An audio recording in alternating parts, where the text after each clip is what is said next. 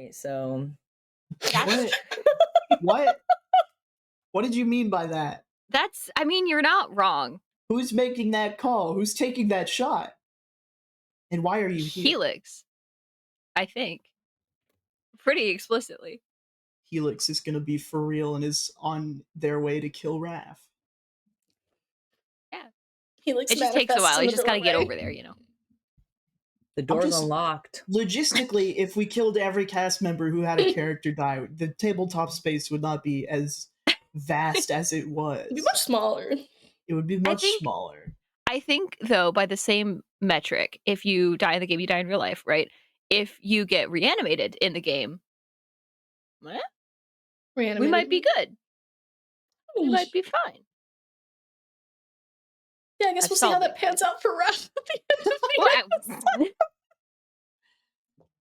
I'm sure he's manifests and kills Raph. Where in the world is Carmen Deloso?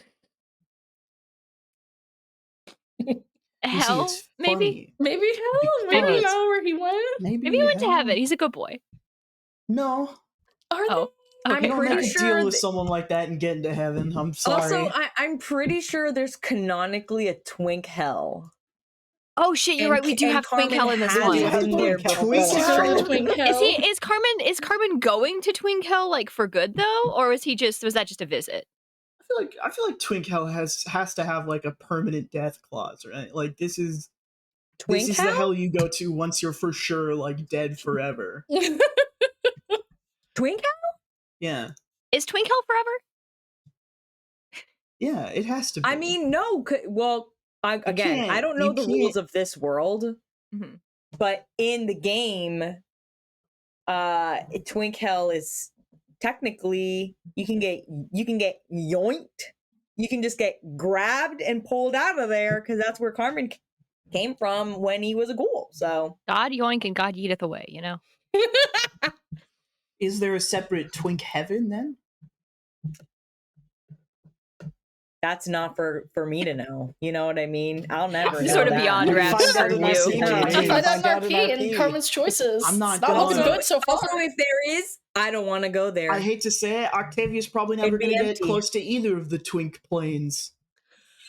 The twink planes. Not even twink adjacent. Do not get it twisted. Twink purgatory. Ooh. Hold on. I'm intrigued. Is that where Carmen is? Twink purgatory? Yeah. We're gonna find out. We're playing to find out. We're always playing to find out. So true. I like how we're all going into this session not knowing where we are headed. I love that journey for all of us. Absolutely 0%.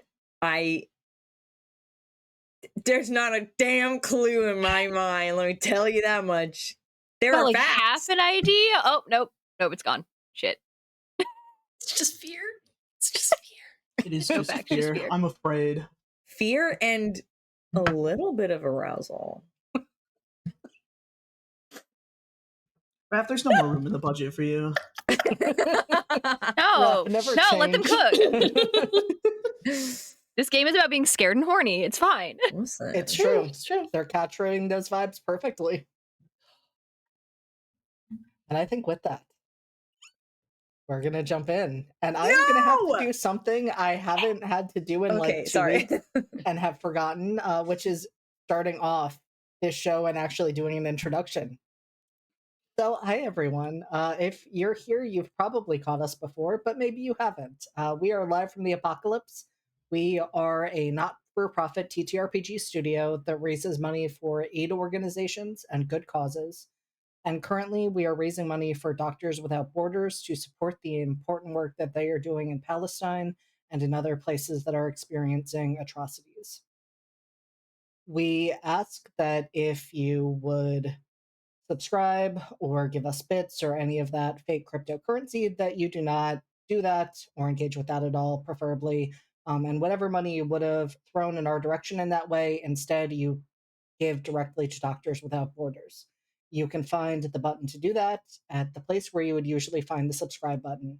If you are on mobile, you can also type !donate at any time during the stream. The link will come up and you can donate that way. There is, of course, no obligation or anything like that, so please just enjoy and watch if that is what you are able to do. If you donate, know that the McElroy brothers will yell specifically at me, so if I am in the middle of monologuing, that is a great time to throw me completely off. You might also throw off the cast because they may also scream in solidarity in that moment. While we have hidden the subscribe button, we cannot completely remove it. And so if you dare to seek it out, maybe you have a Prime sub that you want to throw our way, we would not say no to that. That money will either go directly to Doctors Without Borders or to paying artists for character art for ongoing campaigns and series. If you do that, just know that there will be a consequence, that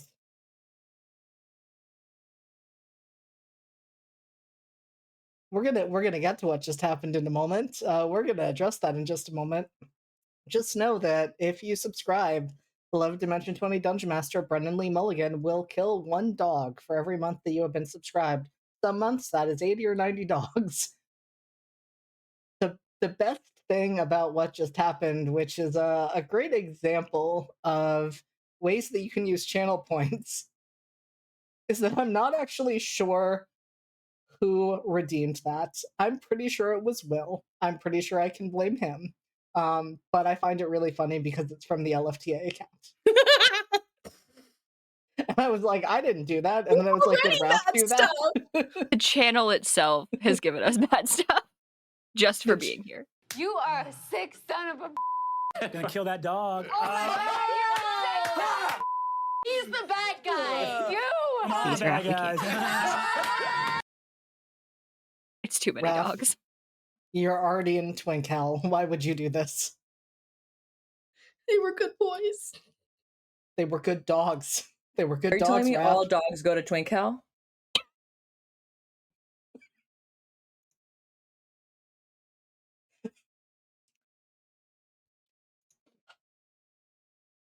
Today's going to be a day. Today's going to be an experience. So, yes, as you have seen, we have gotten a live demonstration of what happens when you subscribe. We have also gotten a live demonstration of ways to use channel points. We have good stuff. Thank you, Cass. And bad stuff. Thank you, Will. Don't give me that look.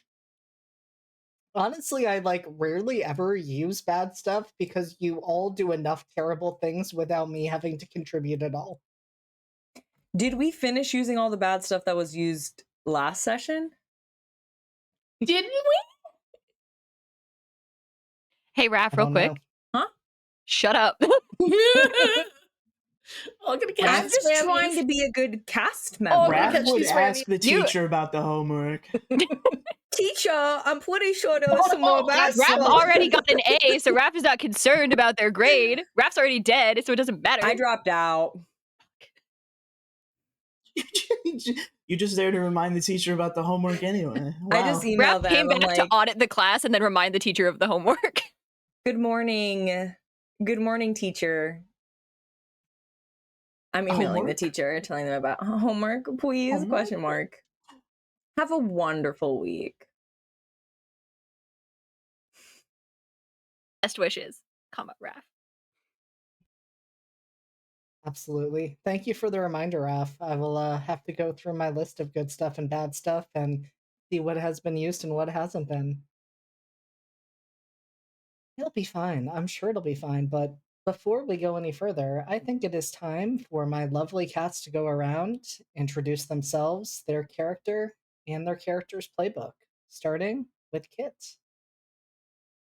Oh, geez, it's me. I forget that I'm first sometimes. Hi, I'm Kit. You can find most places on the internet at Kit Roll. Tonight, I am, as it has become very usual this season, I am Elise Clarendon, who is a vampire and his darkest self and has been here the entire time. We're having a normal one and a regular one, and it's going in ways. And I just need you to know that you are absolutely not going to need to roll to keep your cool. It's fine. I don't know why you would bring that up right now. I'm chill. I'm handling it well. Everything is so fine for Elise. Yeah, everything is coming up, Elise. Truly. I'm not scared. You're scared.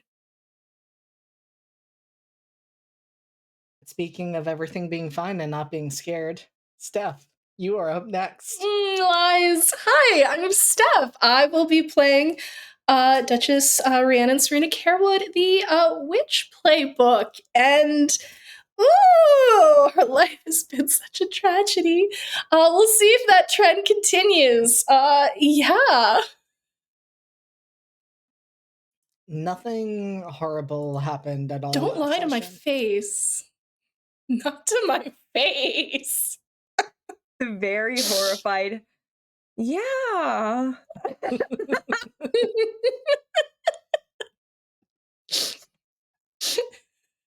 All right, JT, who has never done anything wrong ever in their life. Same with Queen Octavia Frostpin. You are up next. Hello, I'm JT. I'm Queen Octavia Frostpin also. She's a fae, and she's a notorious murderer. What's her body count? 3 so far. Well, I'm gonna say 3 parentheses 4 question mark because we don't know what Damien is up to at the moment. And there was a very clear-cut line of a contract that was violated by Octavia's actions that might be her fault for collapsing. So, 4 maybe. I love that. I love that for all of us. Will also has confirmed that Octavia is indeed a serial killer because 3 is all you need. That's true. And last but not least, the cast member who everyone has questions about. Raph. Hello, I'm Raph, and I can't play tonight. Because unfortunately, Carmen Deloso, who was what was he? The Infernal? Oh wait, I literally have it right here. This is on the day, Literally truly. have it right here next to me. Previously Been viewed. around. I'm not sure what you're asking about, Raph. Like, what do you want me to describe about Carmen? There's a lot of ways There's I can a answer lot. that I was question. He's in I was trying to Twinkle. be That explains enough, smooth. I think. Listen, I was trying to be smooth and be like, Carmen's no longer the blank. He's dead. The murder victim. But I couldn't remember the infernal. All I could remember was the indecent, and I'm like, that's not it. I mean, if the shoe fits. Yeah, he's been wearing Anyway. them this whole time. Yeah, that's true. Okay. So yeah, Carmen is no longer the indecent. He is now the deceased. So what else is there to say? I'm here to just hang out. I'm here to chill. All that bad stuff that y'all are putting in the chat, you guys are cursing. You guys are cursing the rest of the cast. Because I'm just hanging out. I'm just here to I like the idea get that warmed up in Twinkle. So that your character is just permanently dead and you're here as like a peanut gallery. Just like to be here. I'm like the NPCs in the background. Like I'm like the kitchen maid that's like, oh my god, that's Gracie. And then, you guys move on to the next scene. It's fine. Anyway, Diddy? What I've actually decided is, Raph is going to play every NPC that I'm not playing today. So you get to play. Wait, no, that would be you. Unless you're playing one of the other two, would I get to play Damien? Could be. We're going to play to find out. I'm going to make him such a dickhead. As he is.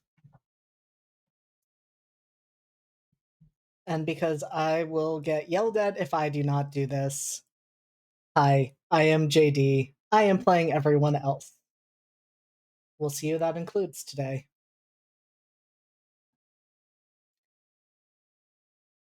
All right. It is time for us to begin.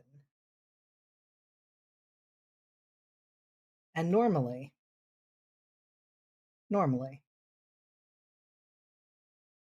we begin by seeing a different part of London, or maybe even an adjacent realm. But that is not where we are going to begin today. We are going to begin where we just left off moments before. It has been an eventful night for certainly the four of you, and perhaps the larger supernatural community as well, but in just these past few hours, you attended an engagement ball that had some variable experiences throughout it. Some of you, encountered the wild hunt as a part of that. One of you made a connection with the wild hunt. Octavia had an alarming vision, though she has not really had the opportunity to follow up on what that all might mean. And Rhiannon and Carmen went to perform an exorcism. And, well, a few exorcisms did happen.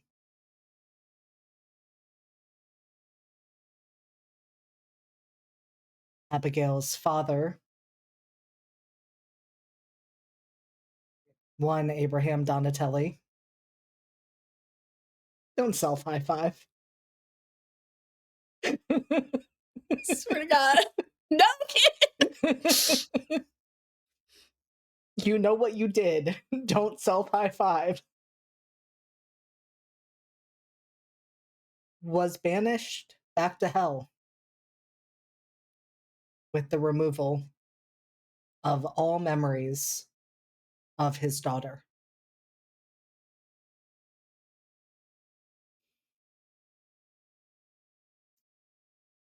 Rhiannon Carewood's father was similarly easily exorcised and sent to hell where he belongs. That does deserve a pat on the back and a self high five.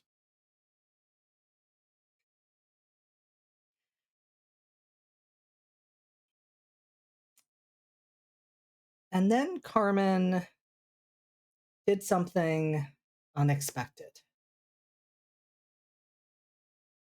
He put a collar on Rhiannon's neck. And that led to a confrontation between Rhiannon, Carmen, Elise, and Octavia, where certain decisions were made in figuring out how to resolve and navigate this situation, with varying opinions on what that would look like, which all came to a culmination outside, right at the project that Carmen had been working on.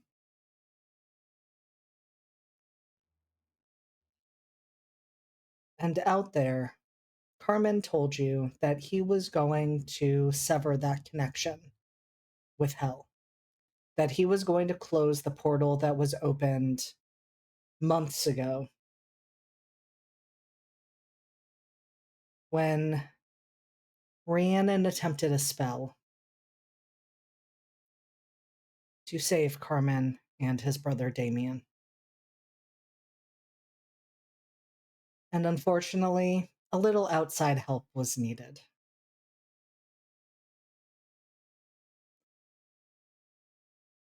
Carmen, though, had no intentions of actually closing that portal,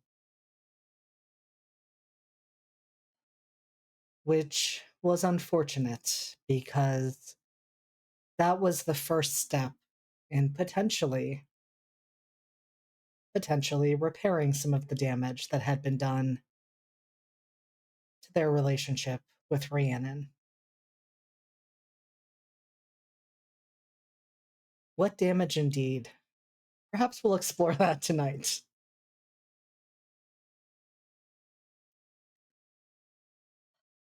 Queen Octavia Frostpin had put some safeguards in place. She had gotten news to the Seneschal.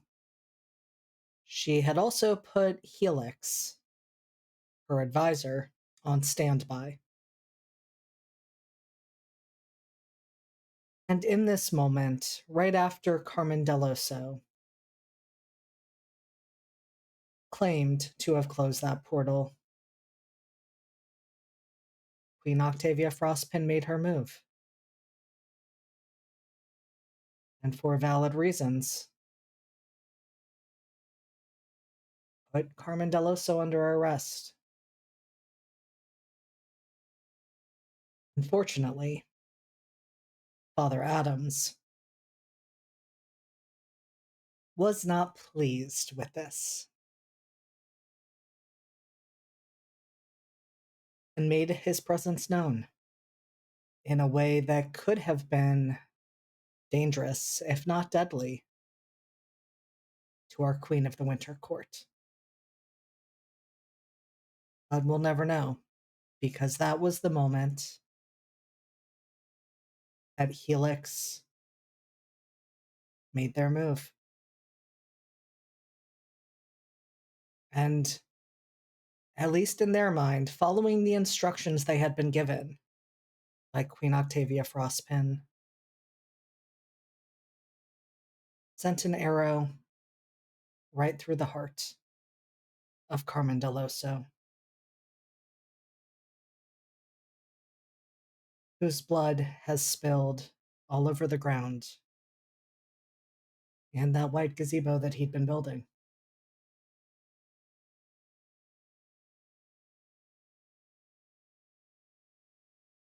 Azazel,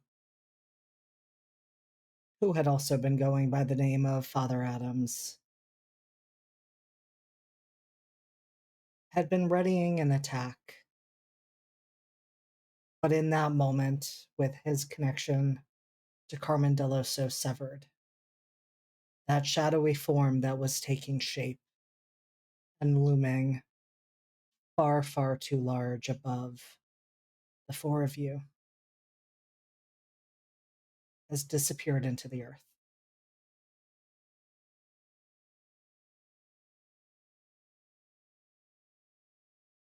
In the wake of this happening, at least there is human blood.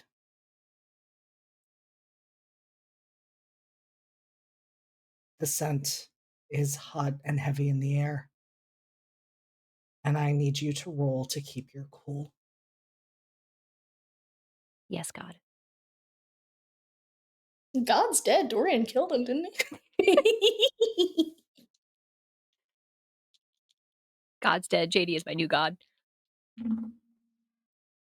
Let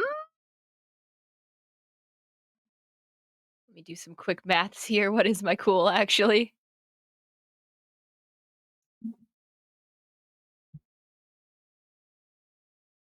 Okay. That's a 9. How would my actions leave me vulnerable, JD? So I am going to give you a choice right off the bat, Kit. Mhm. That is a 9. It is a 9. That is 1 away from a 10. Mhm. Would you want to use the good stuff that Cass has given us to make that a full success? So here's kind of the thing about it. I am darkest self. I don't know that the decision changes so much as how much control I have over it.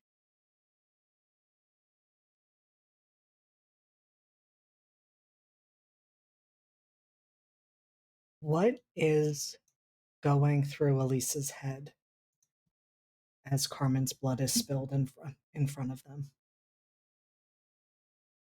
I mean, for a good deal of time, which to the mortals and mortal adjacent folks in the crew is like about half a second. It's a whole lot of nothing. It's instinct. And holding that back by the skin of her teeth, not because she's not going to do it, but because she wants to think about it and sort of be aware of that, do the thing consciously if she's going to do it. And then it's sort of back to that conversation that we had, that Elise and Carmen had, I think, a while ago. I think it was Carmen. It's been a minute. And her thoughts are not very clear right now. But there was a conversation a while ago about what happened to Elise and what other people would want done if they had a choice in a situation like that. She's trying for the life of her to figure out what Carmen's choice would be. And I don't think she can quite get there with where her brain's at. And I don't know how much she cares. It's more of just a morbid curiosity of how much damage she's about to do and how much fallout she's going to have to manage. But I think that's where the keeping her cool is affecting. She knows what she's going to do. It's just how much control does she have over it and how much forethought can she put into it. And some, I think, is the answer.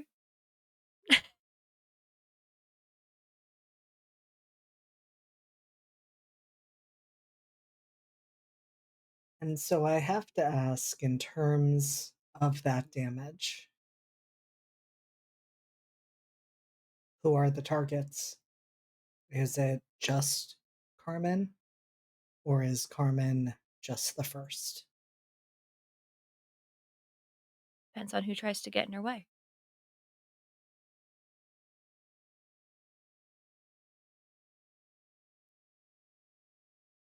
But initially, yes, Carmen. He's the one who is in sort of a weird state at the moment, and we sort of need to get him on one side of the aisle or the other. I'm not super particular of which at this point, but I don't like unknowns. Not when they are unknown to me.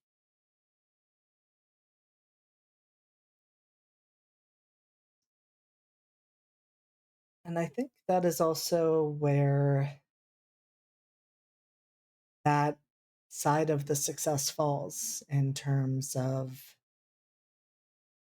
I don't know if I really want to separate it into good and bad, because it's all a blur, honestly. It's all so mixed together. But Elise, you move faster than anyone else can. Even though you have these seconds to think through your actions, to somewhat weigh them out, to consider the factors, you are there beside Carmen, your teeth in his throat. And almost immediately, you know that Carmen Deloso is already dead.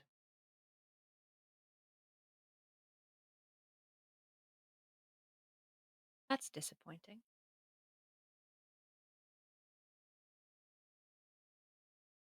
And I think there's a moment, there's several moments of, vampire actions. There's a moment I think that Elise realizes that and just sort of sits back.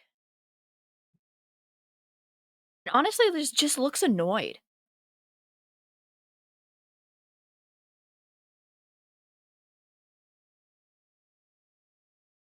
There's nothing I can do about this.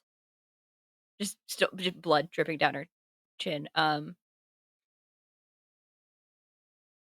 It's honest, like just looking a little bit petulant, honestly. Like she's a little bit pissed.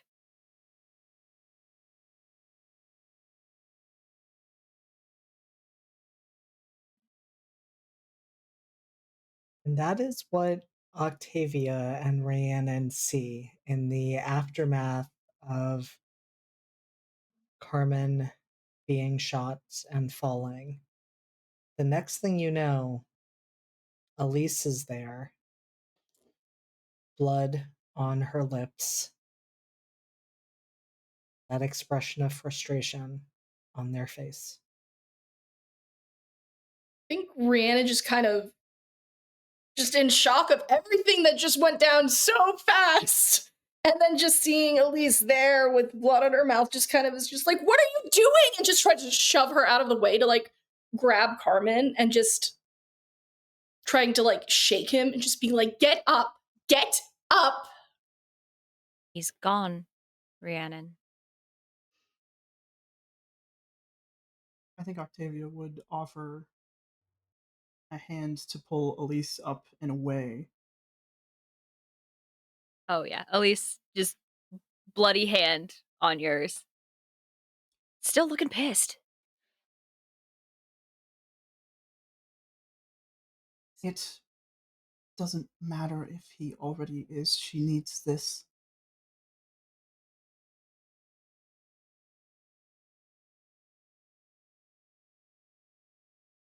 Yes, but what good is it going to do? What good is what you did going to do? Well, nothing now. He's gone. Are you okay?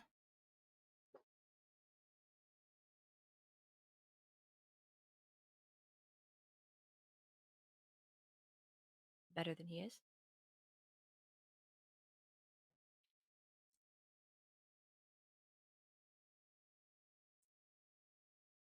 I don't know how else to fix this if he's gone.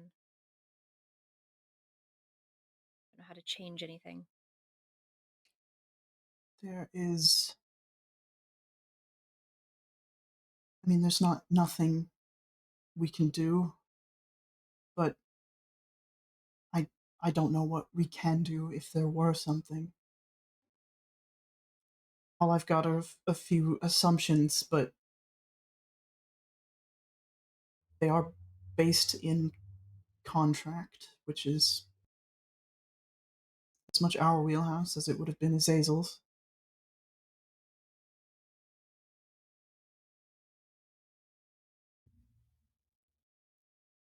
Well, I'm sure Rhiannon would much rather he have a deal with you than with him. I would have traded with him any day of the week, but I don't know that that was possible, and we have to do what we can now, without dwelling on what could have been.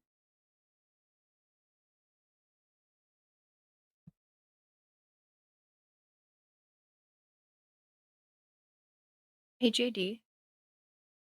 Yes, Kit. So, I have this thing after I fed on someone that I can there's a sort of bond that exists. And I don't know if you want to rule that as with the physical form or with the spirit of the person, if that has any effect because the spirit was gone when I got there. But I would like to see if I can't pull on those strings and see what's happened. I would love for you to do that. I would love for you to gaze into the abyss. Cool. With Do the I dark get of to 3. with the dark Yep. of 3? Okay. Yeah. So he wasn't that dead. Still fresh, had a little air, still in the lungs. Yeah. That is these dice are rolling the same roll every time. However, that's a +3, so that's going to be an 11. Ooh. And so I'm going to ask, what does it look like when Elise gazes into the abyss? I think as Octavia and Elise are sort of talking and having this out, Elise is sort of gazing around the yard. And it's probably not super clear what she's looking at or for, but as we've established, there's something under the gazebo that Elise is aware of. And I think that's sort of where her focus is being pulled. And I think she sort of, as she's talking to Octavia, sort of stepping slowly between Carmen's body and the gazebo, sort of being in the space between the two of them, and just looking down at Carmen and then back to this portal that should exist, and trying to see if there's something moving between them, if there's some trace of something. And I think the whole time just sort of like wiping blood off of her face, but in the way that like when you get messy with wings, you're like, she's not getting rid of it, she's just getting it off her face, you know? It's important. It's material components for the shenanigans we're doing. It's totally not just because I'm a little hungry.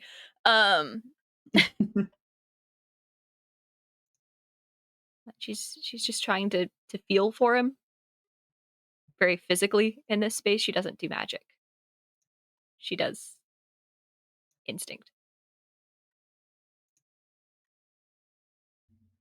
And you're right, Elise, that you, I believe, were the only person who knew that the portal was not fully closed. And so as you move towards that space, you're right, instinct dictates Carmen has had this connection with hell.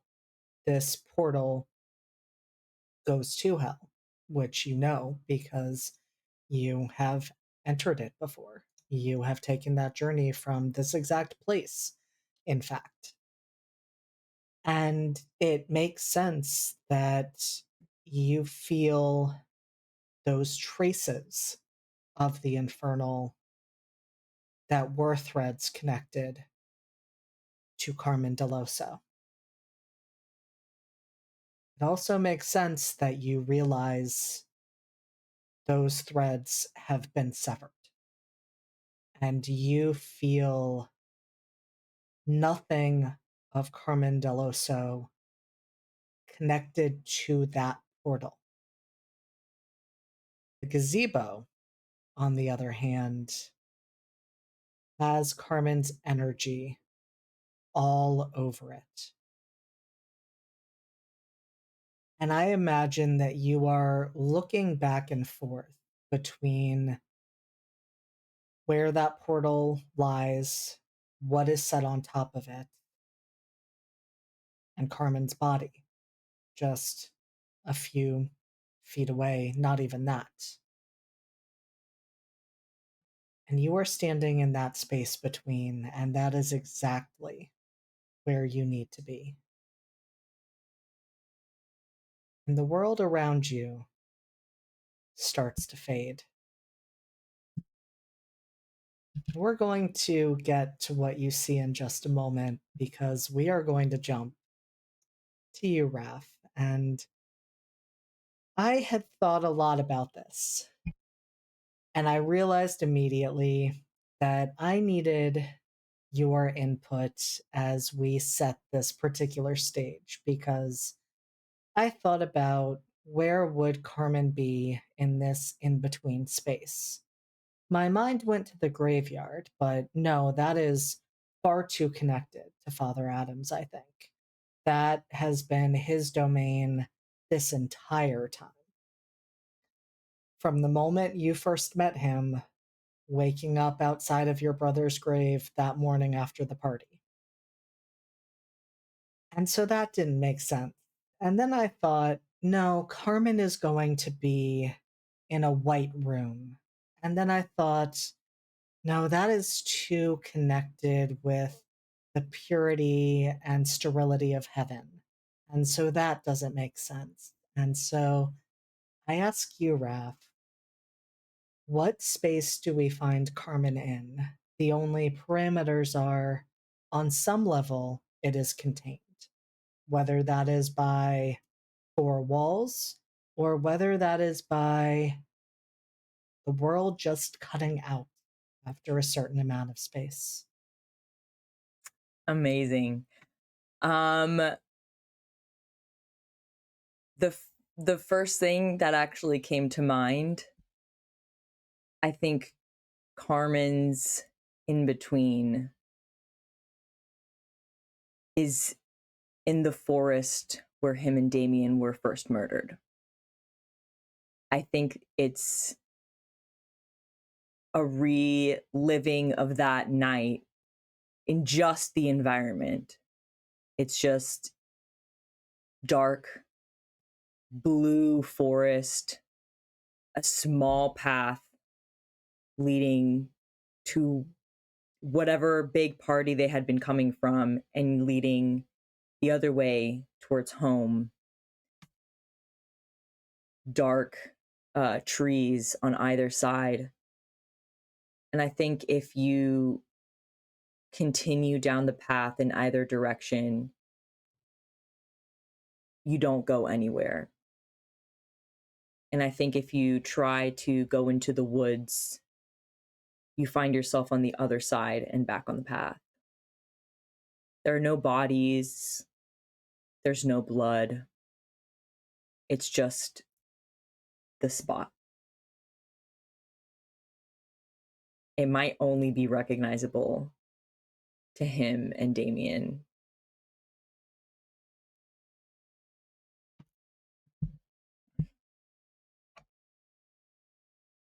And Carmen, well, there are no bodies, there are no signs of violence. Every so often, as you are there, and you are not sure how long you've been there, you hear echoes of sound. You hear screams. You hear the sound of violence. You hear you calling your brother's name, or is that him calling your name? Then everything goes quiet again. Everything goes still. It is just a path in the woods. I think every time there's a sound, Carmen goes looking for it. And every time he appears back on the path.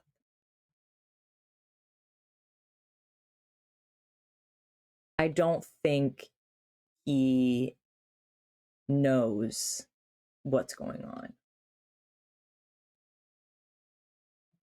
It's almost as if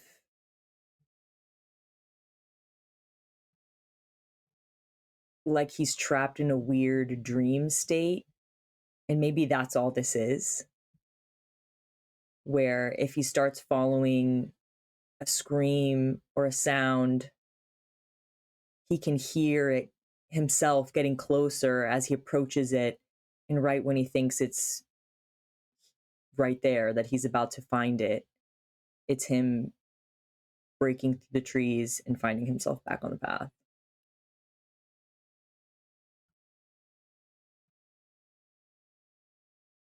And you're not sure how many times you've walked this loop, Carmen. When you go to follow the sound, you go to find an alternative path, you go to find something that is different, and you loop back again. That this time you're not alone. Damien is standing there.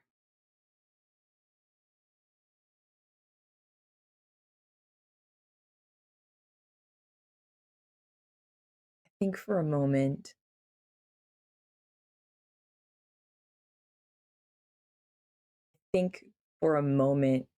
Carmen has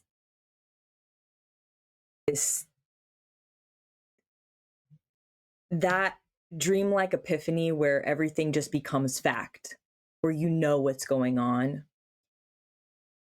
But when he breaks through the trees and he sees Damien, the fact of the situation is that he's back to being a child.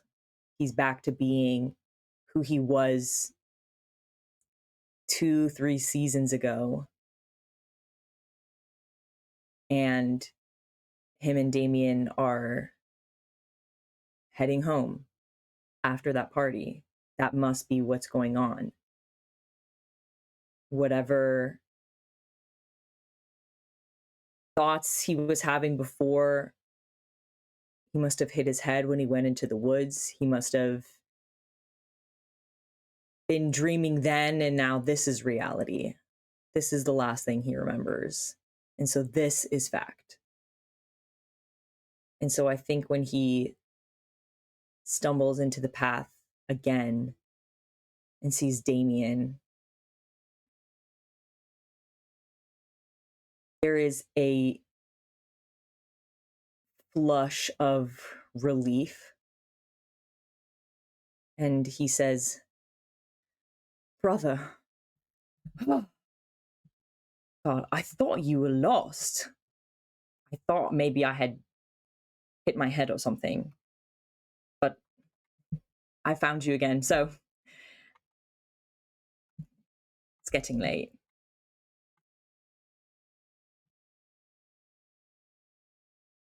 Carmen, when you refer to Damien as brother,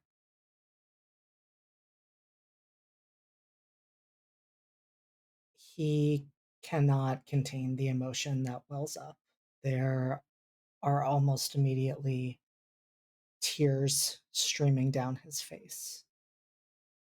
And he moves forward and pulls you into the tightest hug that he can. And very softly says, "Now, Carmen, I wasn't the one who was lost."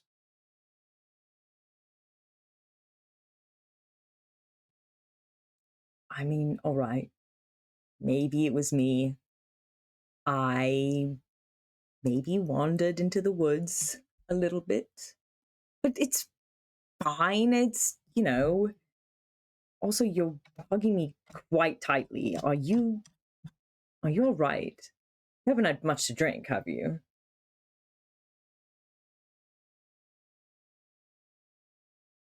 And he pulls back and just looks at your face. And there is a dawning look of realization.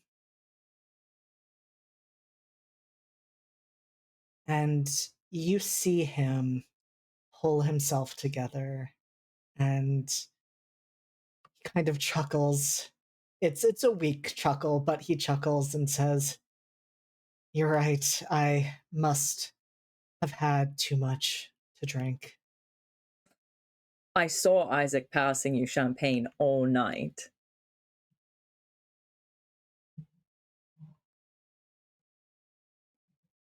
Yes.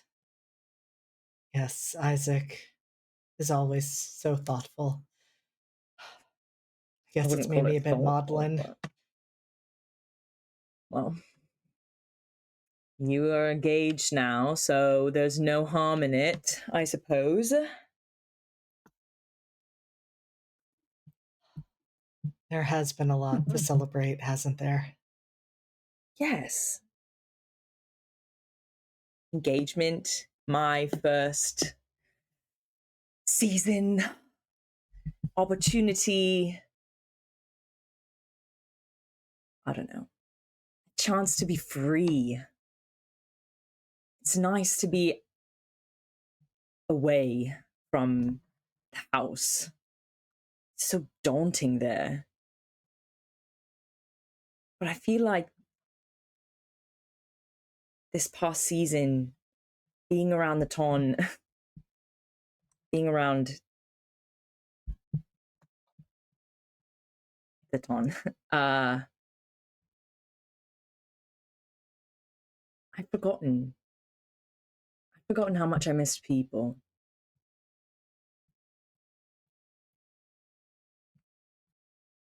I know I didn't really talk a lot.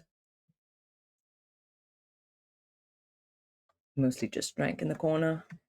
But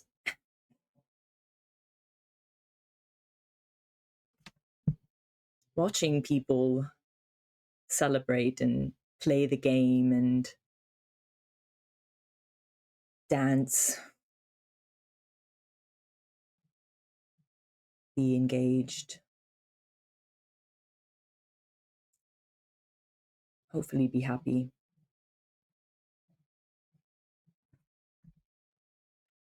It's quite nice.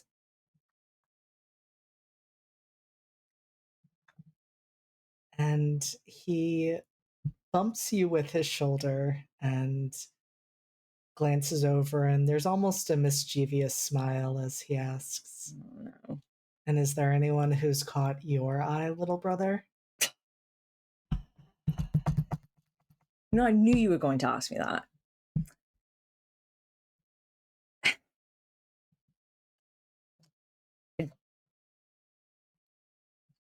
Honestly, I don't know if it matters, really. I mean, she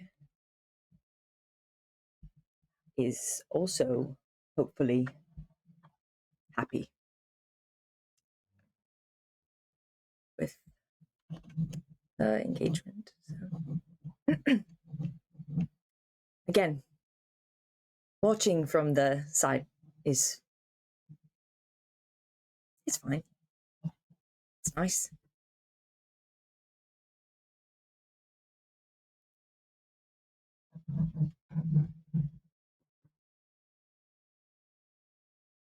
Well, I am determined that you will not be watching from the sidelines for much longer. Come on, let's get home. You know, I thought I would be exhausted by now.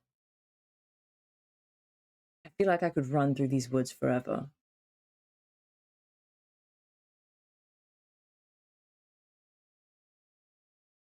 Let's hope it doesn't take that long. I don't know if our parents would be worried, but I suppose a bed and a bath would be nice. All right. Let's go.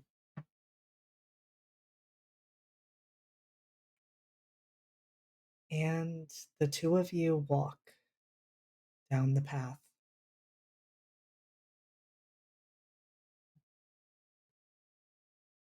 Where do you end up next, Carmen?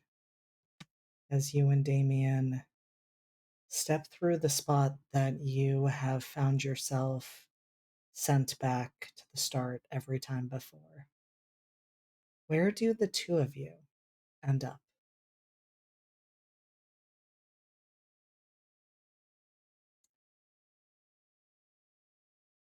I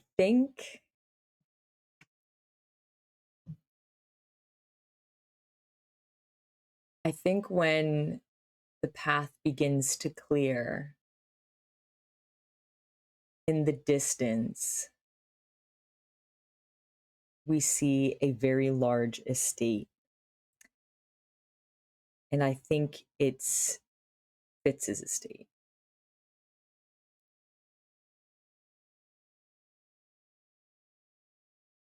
From the night of the party.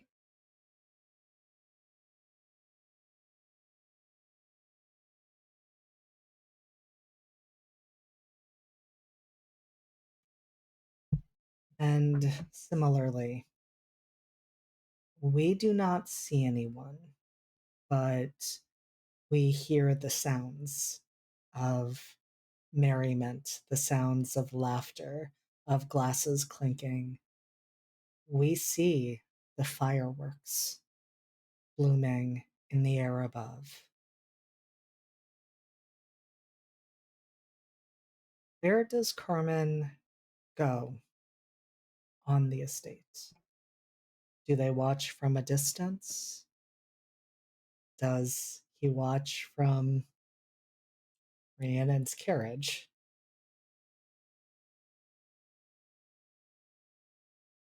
I think, again,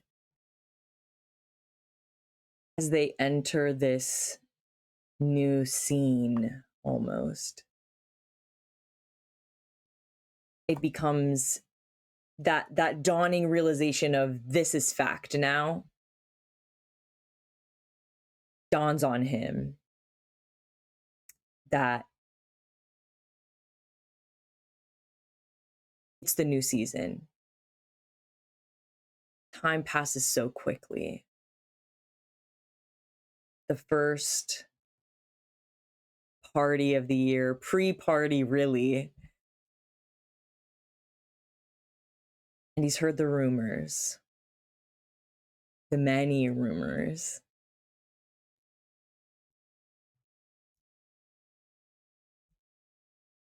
And I think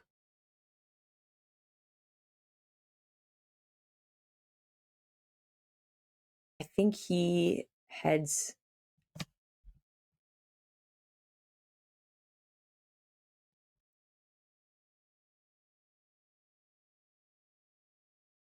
I'm torn, so I'm thinking.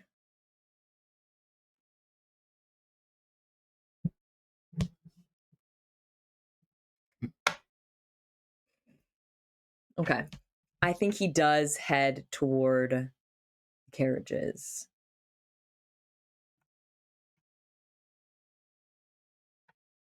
Chronological order dictates. And he searches for Rhiannon's.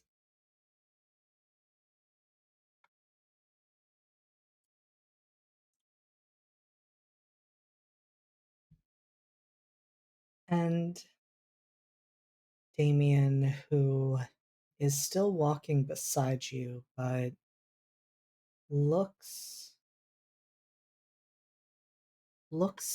much more insubstantial, asks, and maybe he did ask this that night. He was there. He was. You can't remember, though, if he asked this. He might not have been concerned about it, but now and or then he asks, "What, are you still stalking her, little brother?" I'm not. It's called courting. It's not public, but it's still courting. How am I supposed to win her heart if I do not know a lot of things about her? And don't say I could ask, I know, but I need some sort of leg up. He was a prince. I'm I just need I need help.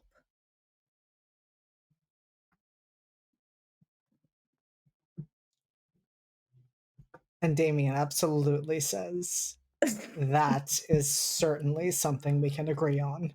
All right.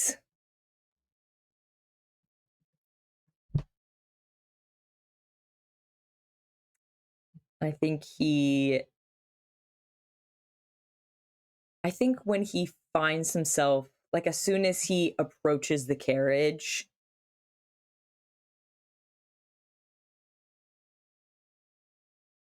there's a moment where he reaches out to see if the driver is there. And then he finds himself walking through the door through the roof where everyone had watched fireworks before.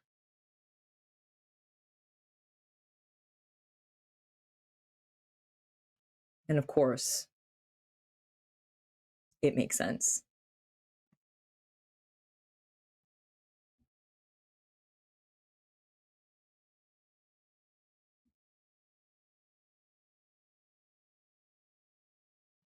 And you stand on that roof.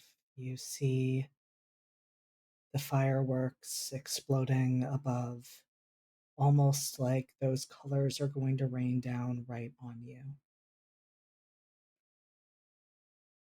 And you realize something in that moment, Carmen. The world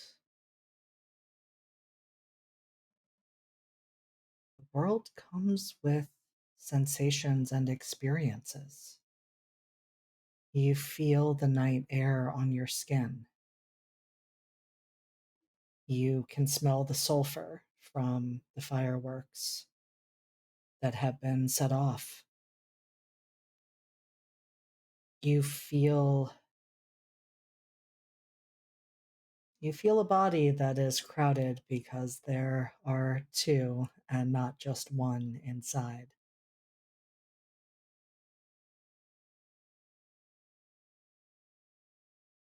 What emotions do you feel towards Rhiannon that you have not been able to feel in many, many months?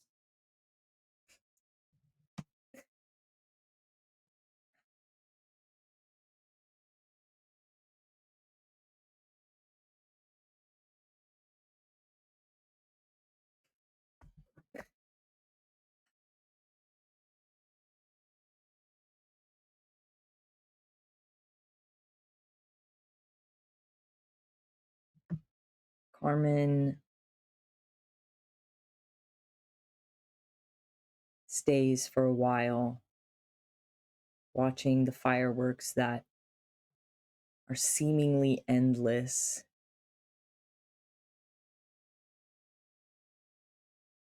in his crowded body.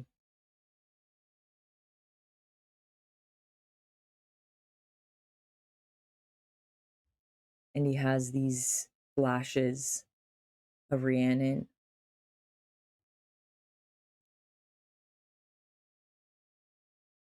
Watching the fireworks with her,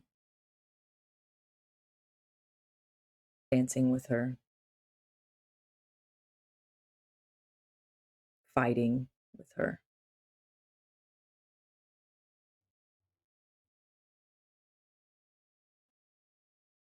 And as he stares into the sky,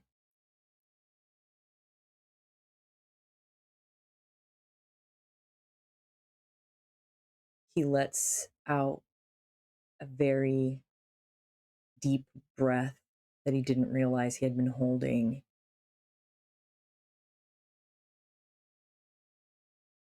And knows that no matter what happens, he trusts her.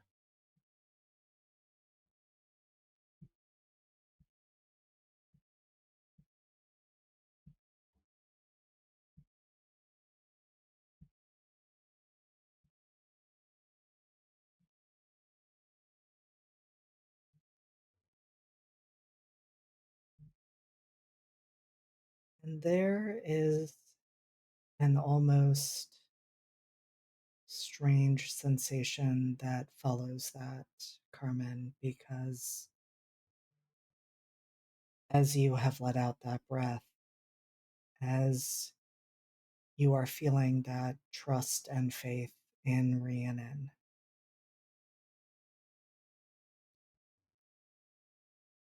Damien's smoke-like form beside you reaches over and cups your cheeks and very gently says, "It's okay. You do not need to remember what happens next, little brother." And your eyes close. And when you open them, you are standing, this time,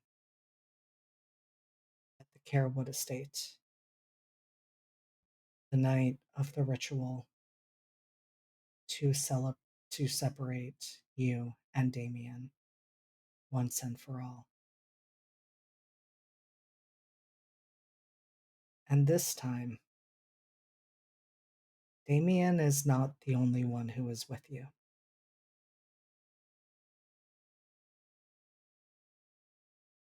Lady Octavia Frostpin and Lady Rhiannon Carewood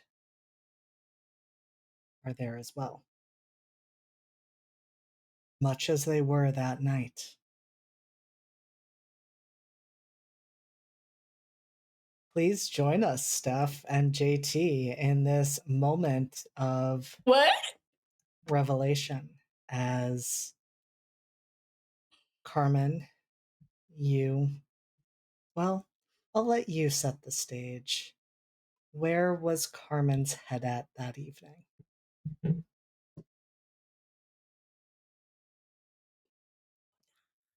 Are you asking me? Literally?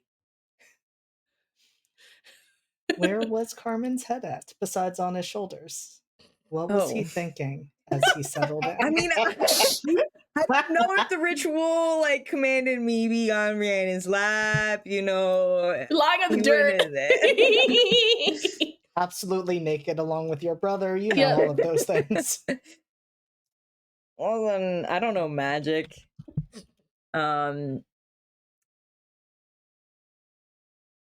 As Carmen wakes up,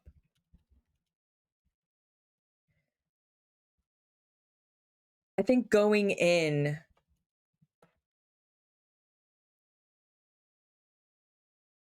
he had confirmed that trust with Rhiannon.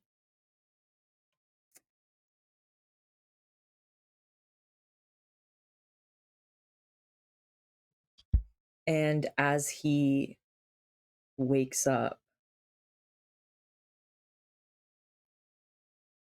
instinctively, the first thing he searches for is her.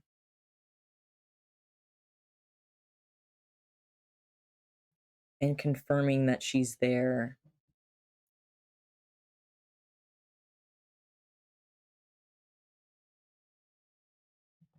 I think he's just filled with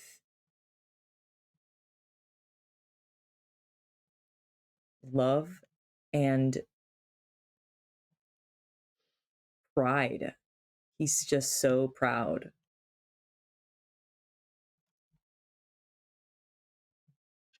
And I think he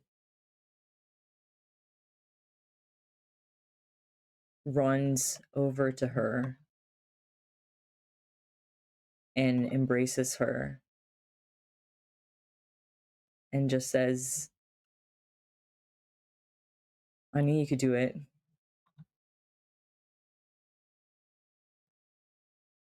You were the only one that could."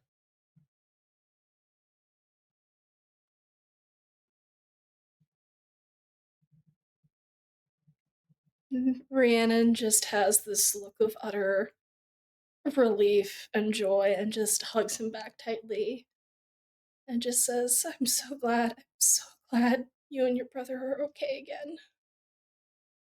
Thank you for trusting me to do this for you. Of course.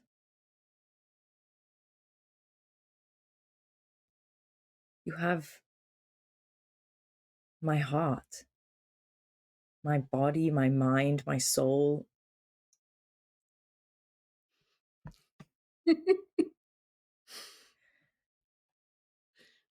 Why wouldn't you have my trust as well? I've never done it before, and it's a little tenuous there for a moment, but Lady Frostpin and Miss Donatelli were there too, and it was a big risk, and there's several things that could have gone wrong, but what matters is that you're okay, that you're both okay.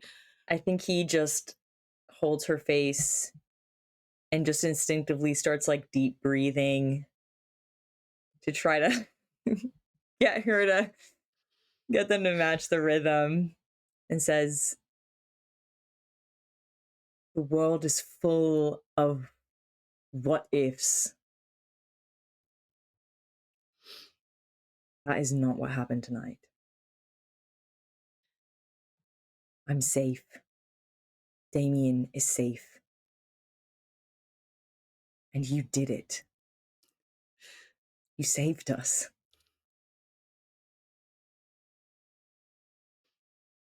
I did. And she just leans in and gives him a kiss, and then hugs him tightly.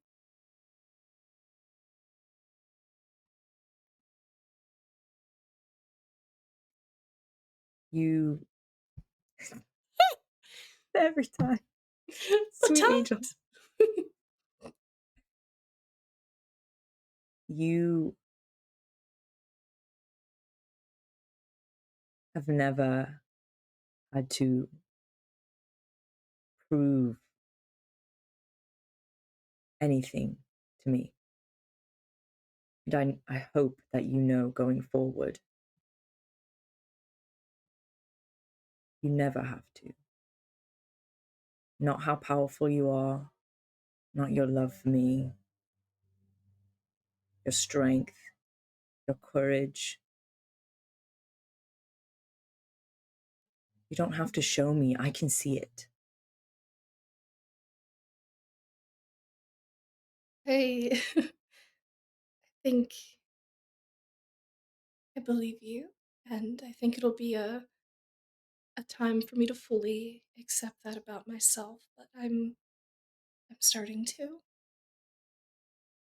And I want you to know, Carmen, that it's the same for me. You don't have to change yourself or be something different. I choose you as you are.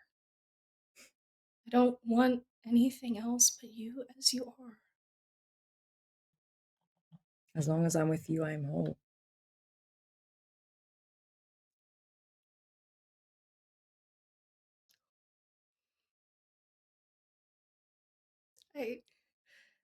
I've never had someone say that to me before.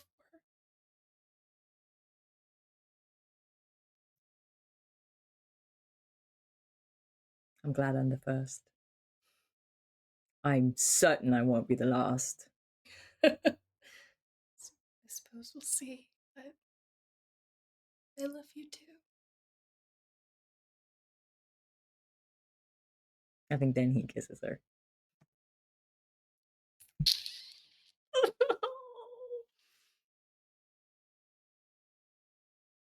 And Damien has given you this space to just be and be together. Though I imagine he is standing near the Octavia Frostpin of that night. What are her thoughts as she observes this? I think that night still feels very awkward to her. She wasn't necessarily particularly helpful. And any help that she did provide after the fact was confined to going inside and letting them be. But I think this go round she's going to turn to to Damien. How are you feeling?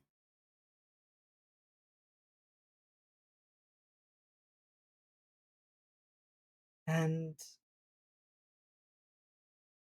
Damien's answer is perhaps a bit confusing because he's looking back on this with a mixture of happiness and sadness and the deepest of regret. And he just says, I was feeling like my own person for the first time in a long time. And I was so proud to see Carmen standing on his own 2 feet, no longer watching from the sidelines.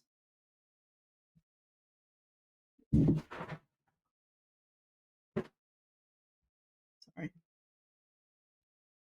Is Tater committing crimes? Tater's committing crimes.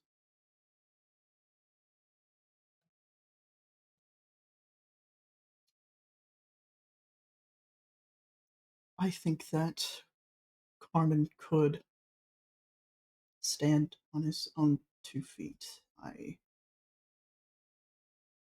feel mostly only ashamed that he never got the chance.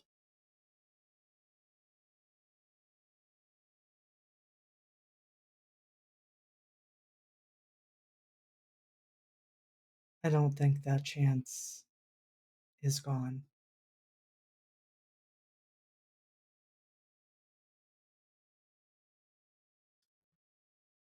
I sure hope not. Everything I've ever done weighs very heavily on my mind, and I don't think I could bear it if this was one of them.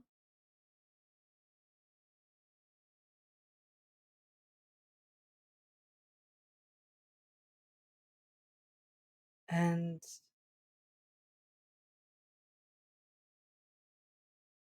Damien, who has mostly been just watching Carmen and Rhiannon, looks over at you for the first time, and there is a strange moment when you realize this wasn't how the night went. This also should not be happening.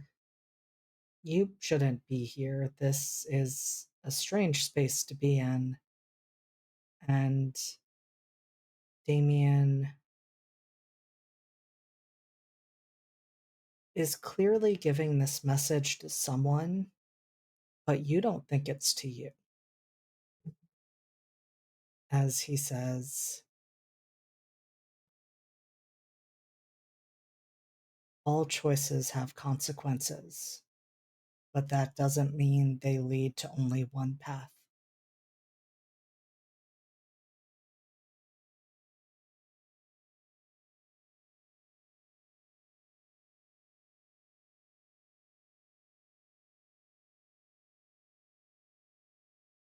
She nods.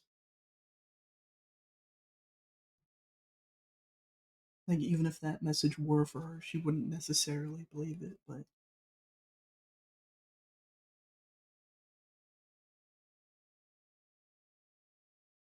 And Carmen, you are getting lost in Rhiannon in this moment, in this celebration, in remembering how excited you were when Damien got engaged, and now you have found this love of your own, this love you weren't sure you would ever be able to get. And that is when the world this time just blinks out around you. You might have closed your eyes. You might have fallen asleep, but now you are in a room beneath the palace, trapped in the middle of a circle, that your brother and your partner, to an extent, have put you in. And that is the moment that we are going to pull back to Elise, who has been watching this entire time. You have seen each and every one of these moments of Carmen's journey. And well, I do not know if Elise, for a variety of reasons, particularly cared about this moment, Elise does know that this was a pivotal one. And I think it is fair to say, on an 11 with gazing into the abyss, you're pretty sure, especially with what you understand of Rhiannon's ability to move to different planes, you know where Carmen is, and the three of you could reach him.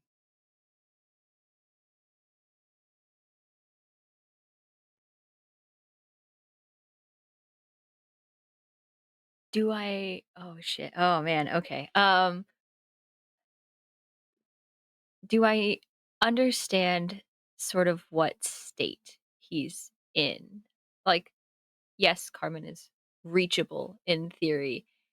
Is he fixable? What a loaded question. Is he bring backable? Is he Clarify. fixable? That is up to him. Is he bring backable? Absolutely.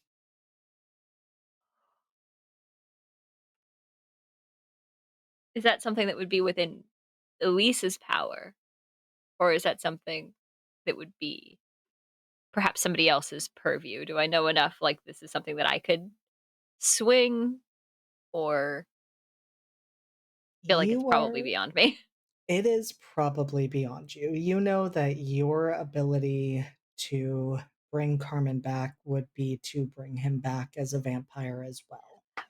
And that is not something that is going to happen in this liminal space that Carmen is existing in.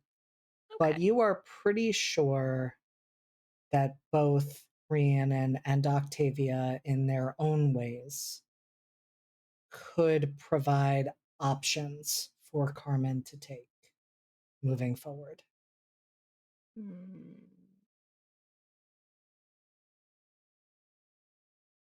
I'm also going to say that you, and you alone, unless you decide to share this with the others, know that whatever happens, wherever Carmen goes, if he is brought back, if he decides that that is not for them, it is going to be his choice. Interesting. Okay. This is something. This is more sway in the matter than Elise thought she had 5 minutes ago.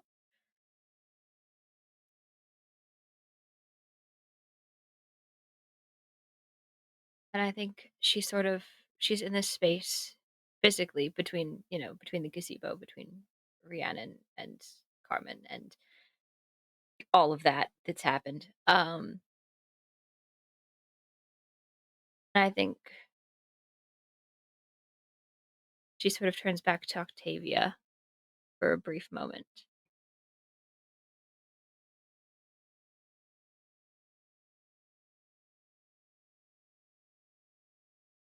Perhaps we can fix this. Or at the very least change it. Then she steps over to Rhiannon, sort of looming over her. And behind, just watching her sort of grieving, I suppose.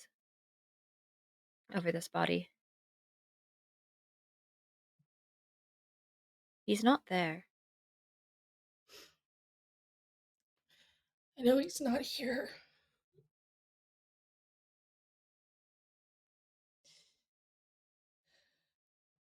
Would you like to go to where he is? You saw him? Something like that. Where is he?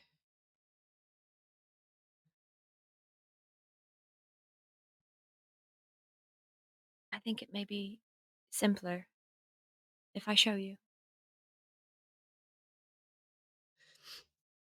Okay, could you get the collar off of me, please? Can I? Is that something that I'm capable of doing? Because I did not put it on her. Look, if that's the fact that we're in a big deal of trouble right now. Here's the JD, do I think I could take it off of her? I think it would be fair for you to reach for the collar to kind of examine it. And Yeah, I at think least could take a look. as you do, like as you run your fingers over it, you feel that there is a way to unlatch it. You are pretty sure you could remove it.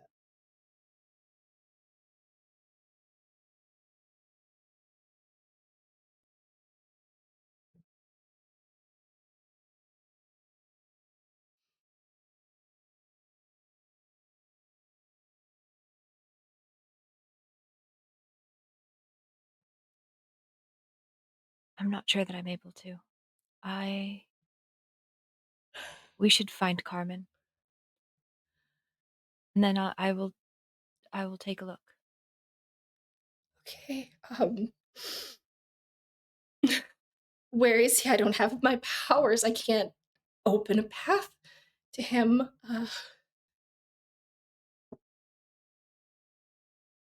Can you show me where he is, please, Elise? JD, can we get there? I guess that's probably a good question. Can we get there without Octavia or Rhiannon's powers, or does one of them need to crack open the planes? I mean, the portal's still a little.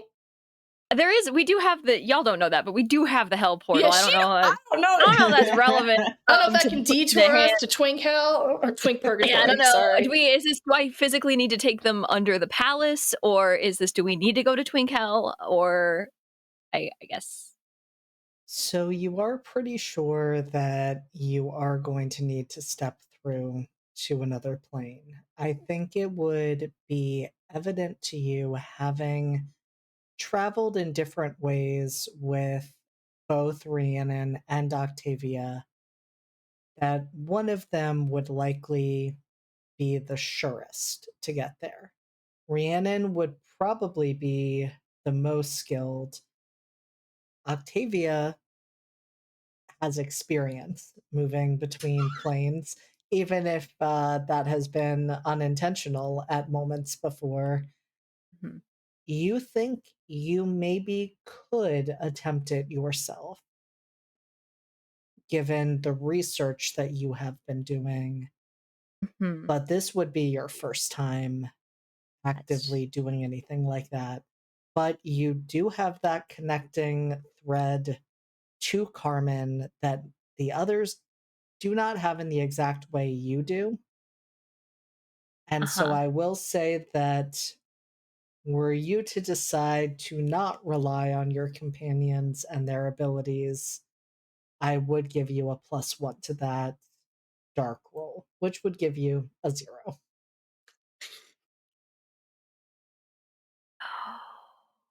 Miss Clarendon, Yes. if you cannot remove Rhiannon's collar, if you could point me in a direction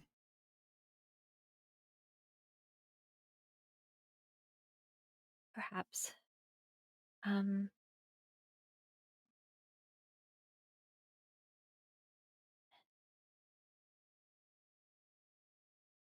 Trying to see. I think I have something.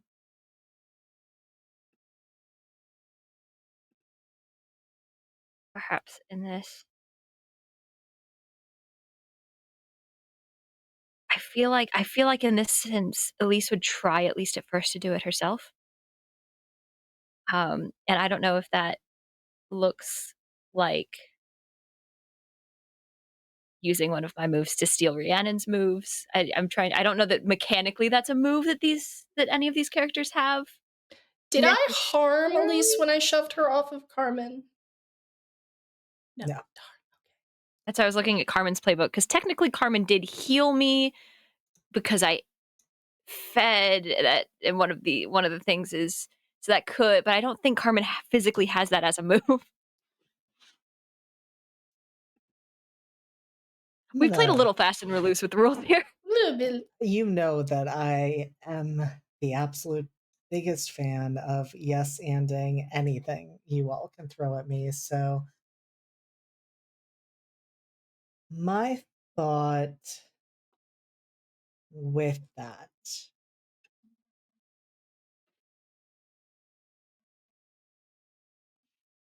I think I will give one of two options. This does not technically fall within the moveset, but I would be open to one of two interpretations. One Okay. is you fed on Carmen, and well, Carmen is not technically in their sanctuary.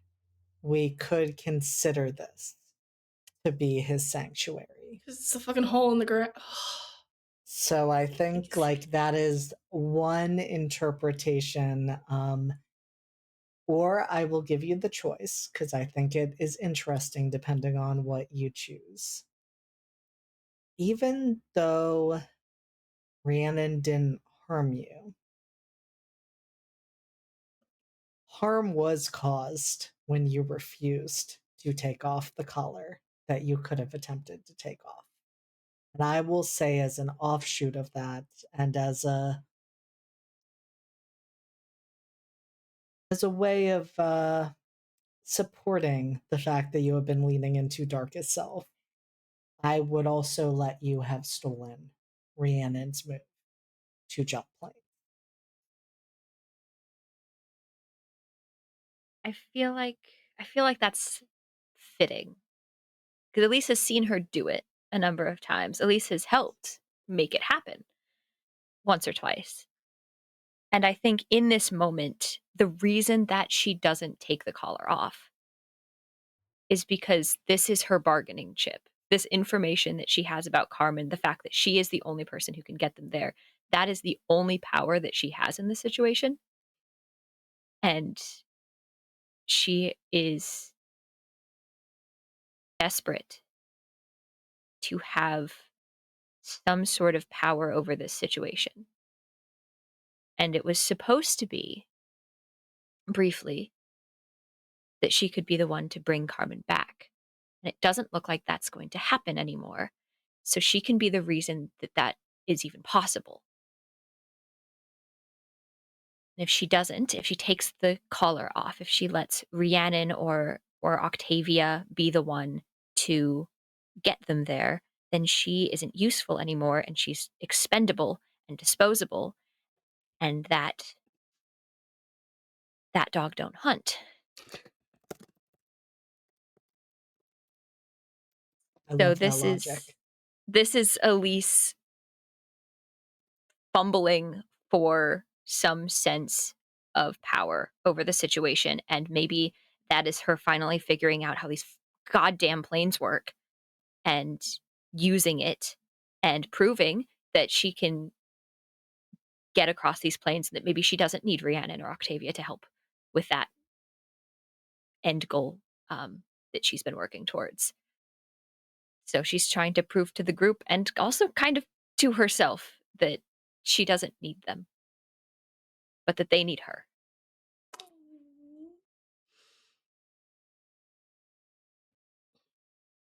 So she doesn't take the collar off, and she kneels over Carmen, and she does a whole lot of really quick math.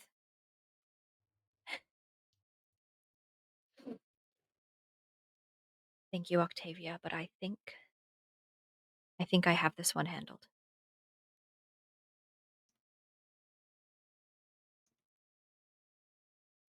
I can appreciate your confidence, Miss Clarendon. I might express a bit of concern considering your reaction to Carmen going down at all. You might. What happens if you do find him? I reckon Rhiannon would like to bring him back. Is that correct? I would. And I believe between the three of us, that just might be possible. You have an opposition, Your Highness.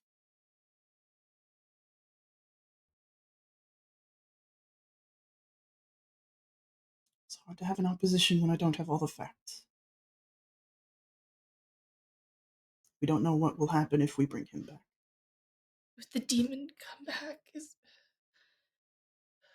I don't think so, but it is a possibility that should be considered.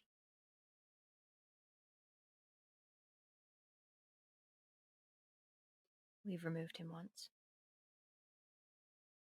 Did you see Azazel when you saw Carmen? I did not. And JD, that may or may not be true, but That is true. You have not seen any sign of Azazel. Okay.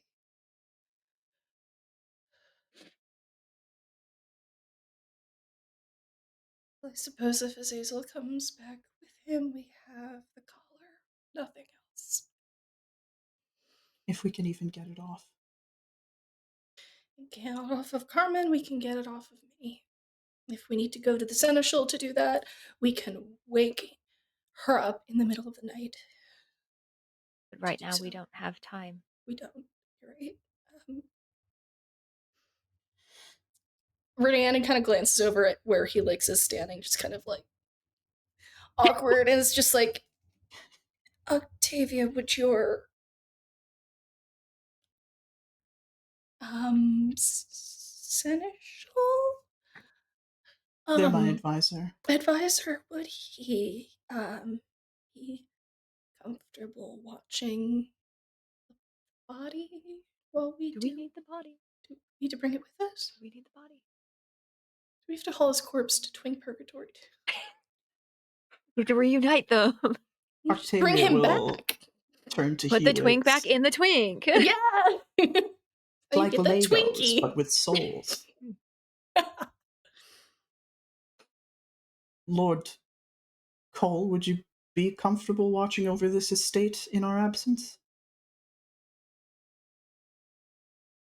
I'm asking you as a friend this time.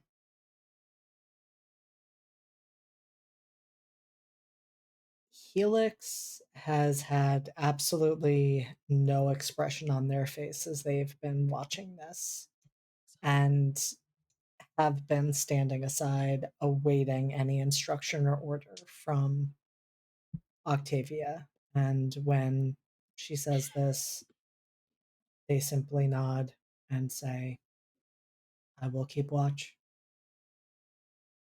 I appreciate it, and I appreciate you. If I don't come back, you're in charge. Don't tell it to this man. Perhaps put a time frame on that. Oh, yes,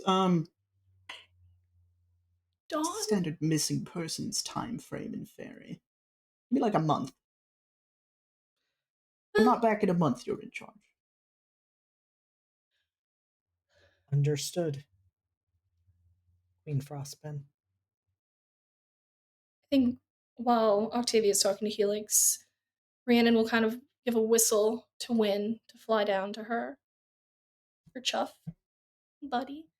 He does, and she just kind of gives him a pet. She's like, sweetheart, you do me a favor? Because you're very good at finding things. If you find anything of Prince Donatelli's in my house, would you bring it to me, please, when I get back? And keep it safe until I do? A little kiss on the top of his head. She's like, good job, Wayne. Lets him fly off. He knows how to get into the house. He's a very clever chuff.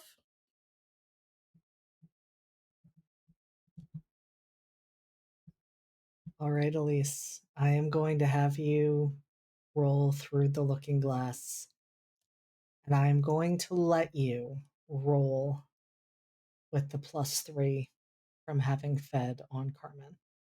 Oh, thank you kindly. Where is this move? It's on my side. I think it's further down. It's through the looking glass.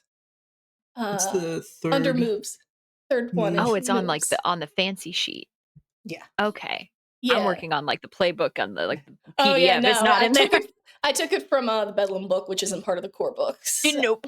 I was like, I know this is a move, but I cannot find it in here. It's a dark. Okay. All right. Cool. We still Cool. have some good stuff too, right? How many good stuffs? Yeah, but keep it feral. We have one Keep it good feral. stuff. We also do have some bad stuff. We don't need That's that okay. right now. Elise is on her shit today. Hey, Carmen. So it's okay because that's an 11 plus 3. That's a 14. So I think That's my girl. That's a joke. not yet. Do something about it. Yeah, put your money where your mouth is, or put your up. mouth where my mouth is. Fuck, I don't know. All things with time. I think Elise. Oh, if I may, I think Elise has seen Rhiannon write these runes, draw these sigils enough that she sort of knows how to mimic Rhiannon's powers in this way. And while I don't have chalk on me, I do have a bleeding corpse, and country girls make do. So Elise takes Carmen's body,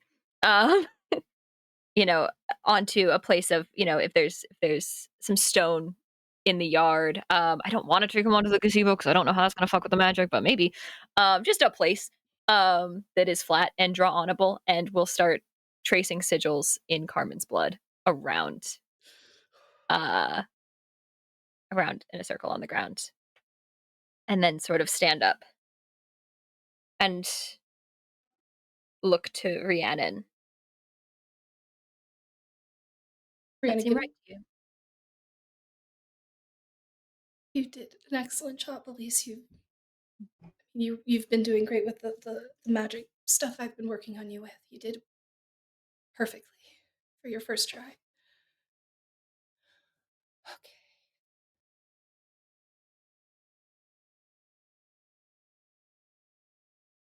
So what happens now? How do we activate it?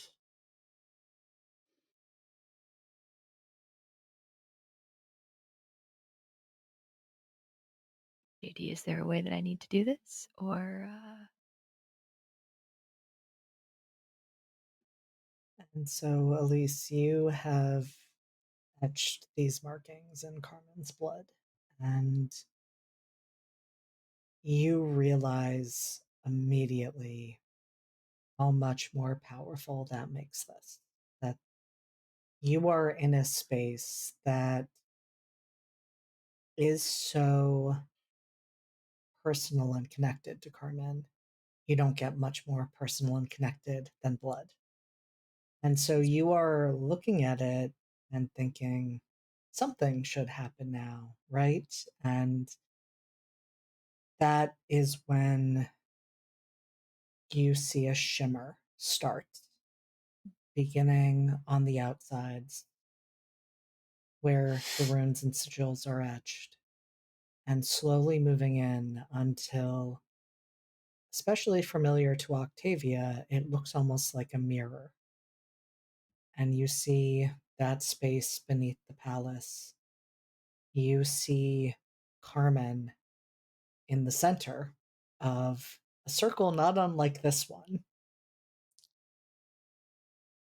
But you also see Carmen standing back and watching.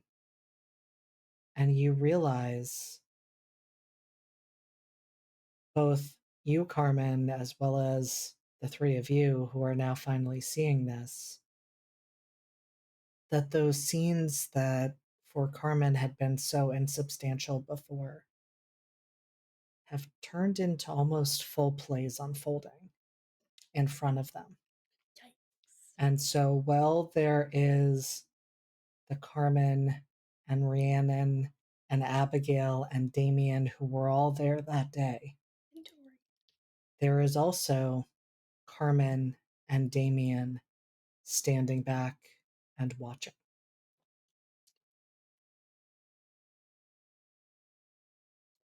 And you know that all you need to do is step through to join the two of them. I feel confident in saying that the contract is broken, seeing Damien there as well. So there is a good chance if we can bring them back, then Azazel will not follow suit. Better not. If he knows what's good for him. Okay. If you're both ready. And Rhiannon will just take a very deep breath and try to swallow back as much hurt and anger as she can, and she just steps on through the circle. I think Octavia will step through with her and offer her hand to Rhiannon and Elise, but the gesture is for Rhiannon. Rhiannon, of course, accepts. She is upset, but she accepts. All of the above.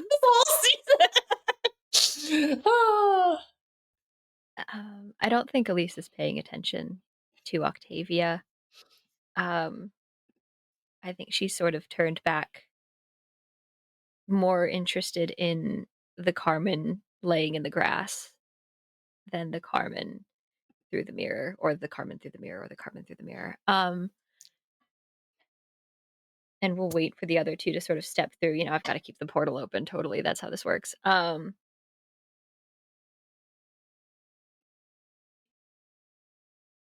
your choice now, brother. And we'll step through after the two of them.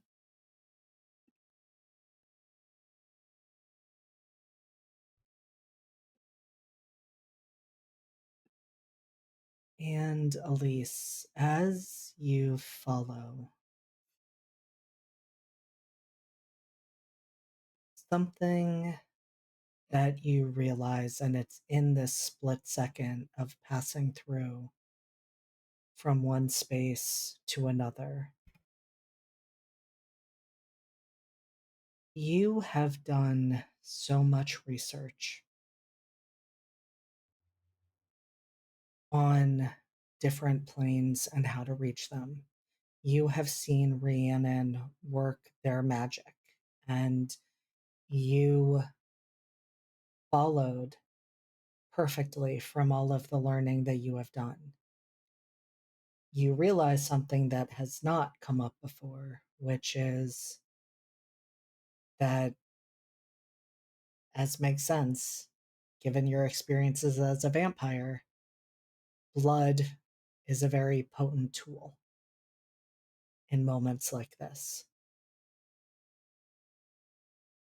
But you also realize the sigils, the runes, even the blood. It is not enough in and of itself. I don't think you even realized what you intrinsically took from Rhiannon when you touched that collar and made the choice to not take it off. that there is something specific to Rhiannon and perhaps others as well that allows for them to make these jumps in a way that you never could. And you also realize, belatedly, that while you had access to that, you could have followed a different path.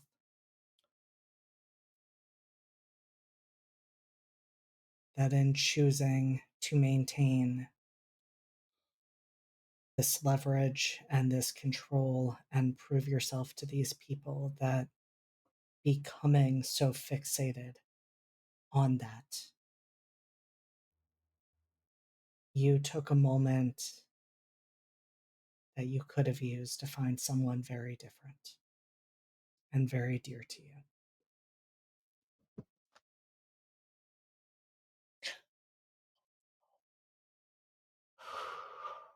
Just have to do it again. Oh no, I'm a battery. Oh, this is real bad. And I think that is where we are going to take our break before we dive into this ongoing saga of what happens with all of these characters and the choices that they will inevitably make before we end this season for them. So don't go anywhere. Brother. We're going to be back in 10 minutes for more emotional damage and drama. I think that you should be taking their opinions on food that seriously. Have you met their cuisine? Yeah, it's okay. Atrocious. It's atrocious. No, it's an L. It's an L. It's an L. It's an L. It's an L. Okay. How fucking dare you? There are 3 W's in the British cuisine industry. Are any of them Number- actually British? Good point. I believe these are. I rest my case. Yeah, Britain fair is enough. good. Britain is good at collaborating and collecting like a good cookbook. Collaborating and collecting. Yeah. No. Colonizing the third C. The three that are lowercase British, okay? Cuisines British. that I accept with my full heart and will never go away from ever again. Number 1, beans on toast. And this is in no particular order. This isn't like number 1 is beans on Okay. beans on toast. Here's the thing. Beans here, different. They are, that's true. They're delicious. Heinz teal can breakfast beans, roasted up, cook them bitches up, and put those bitches on toast. Ain't nothing like that. Ain't nothing like that. Okay. Number two, crumpets. Okay, yeah. Crumpets. You crumpet. Specifically, She, Orange? you crumpet. orange Warburtons. I don't know how it's Ooh. pronounced here. Crumpets. Put a butter on them. You toast them 1 round. Butter. And then you pan, like you let them roast and toast on the Ooh. pan. We'll get them roasty and toasty. I'm literally frothing at the mouth thinking about it. Did I say something perhaps I will be having heinous for breakfast. that I will put you onto? Beans on crumpets. Bestie. I have had beans on crumpets, and they slap, but not as good as just beans on regular toast. And I think it's because crumpets just plain with butter. Mhm. There's God something tier. godly about that. I will give Number you an English 3? muffin with butter. It's pretty good. Those are good, yeah. What is that? Bitch. Is it a, Me too. Oh, digestives. Yep. Digestives. Here you go, chat. You're eating medicine food.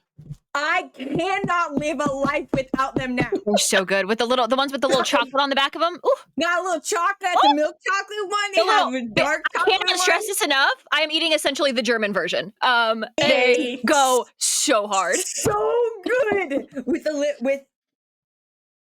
with a little bit of milky tea, a little With a little bit of decaf. milky tea. Oh, it's literally after every meal. Bro, you A get me. requirement. Milky tea. At least 3 to 4, potentially the whole sleeve of digestives. They're so fucking fucking good. They're so good. And those are the only wins I will give Britain. Okay. The rest, don't fucking talk to me. Okay. I don't really go out to eat because I'm disappointed every time. The Indian food scene in Britain was pretty good when I was last there. Okay, but that's not British. It's not British. No. That's not British. It's British. It's Because British. it lives there. Curry they is live a there. national dish. No one That asks why. should say enough, I think, about the everything. Exactly. Anyway, go ahead. Watch me die. I'm going to enjoy this digestive. I can't believe Raph and I are the same. Literally yesterday I had the thought, wow, I haven't had digestives in a minute. I should see if anywhere around here has them. Hell yeah. This is a British store somewhere. They're so true. This was educational, and I love this for I us love education. because we are talking about British food. Well, we are in Britain. Yeah. So, Well, Carmen Okay. is British food, so All right. I mean, at least did eat them, so yeah. I did take a little sippy sip, not gonna Little sip of lie. that twink. My drink? No, sorry, this is my twink. No Common outside misconception. food or treats in the I theater, fully please. understand. No food twinks. Thank you. That's all the time I have. Fuck. Just like That Carmen was for real. good. Fuck, hold on. I'm actually crying. Wow. I am sweating once again. The digestive is melting in my hand. The one downside. What the fuck? God damn it. I need that on a shirt. I need that on some booty shorts. I need that on and a tattoo. I don't know. I just need that. Oh my so god, bad. matching tattoos when? It's a This is juice not my box, drink, but it this is says my twink twink. on it. Yeah. Oh my god. Okay, sorry. Oh, I need to add Carmen to my juice pouch list. Oh, you yeah. do. Which is an actual list that I do have on my character sheet for those at home. It's Carmen's true, they corpse. do. Carmen's Carmen, corpse. okay, Carmen parentheses corpse. Yes, you're Thank correct. you. You're so right, bestie. Thank you. Thank you. I forgot Douglas was on that list. and I Douglas love is that. on that list. You There's drank did from lick the that not horse. horse? I did listen. Lick that horse-shaped entity. Thank you. It's not a horse. Not a horse. Another shirt I need. Not a horse. No, lick that horse. Just like in Lick the that words of like horse-shaped Janet from The Good entity. Place, just like not a horse. Sorry. Same energy. Not a horse. Not a horse. Fucking incredible. Anyway, trauma. I was gonna say, I'm glad we've had these moments of laughter before we jump back That's in. all you're gonna get. If you wanted a funny show, tune out now. Yeah. Yeah, just come for the beginning, the middle, and the end. And That's then really just like all you need. ignore the middle. And then it's a comedy show. in-betweens. Yeah. Come for the unhinged rants at the breaks. That's all you need. Let's go back to hurting each other. I honestly got distracted because I just watched Raph pick up another digestive, and then I was like, still thinking about them going from 3, 4, the entire sleeve, and I was like, that escalated quickly. It does. They're slim and tasty. They go by fast. Just like the twin. I'm sorry, I need to be stopped.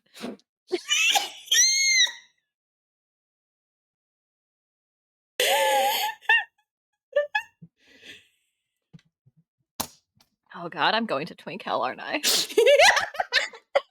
We're on the way. Oh shit, you're right. I thought it Sorry. was purgatory. We don't know. Okay, it escalated. Things got weird. It's Carmen's twink mindscape. Oh god. Oh my god. Wait.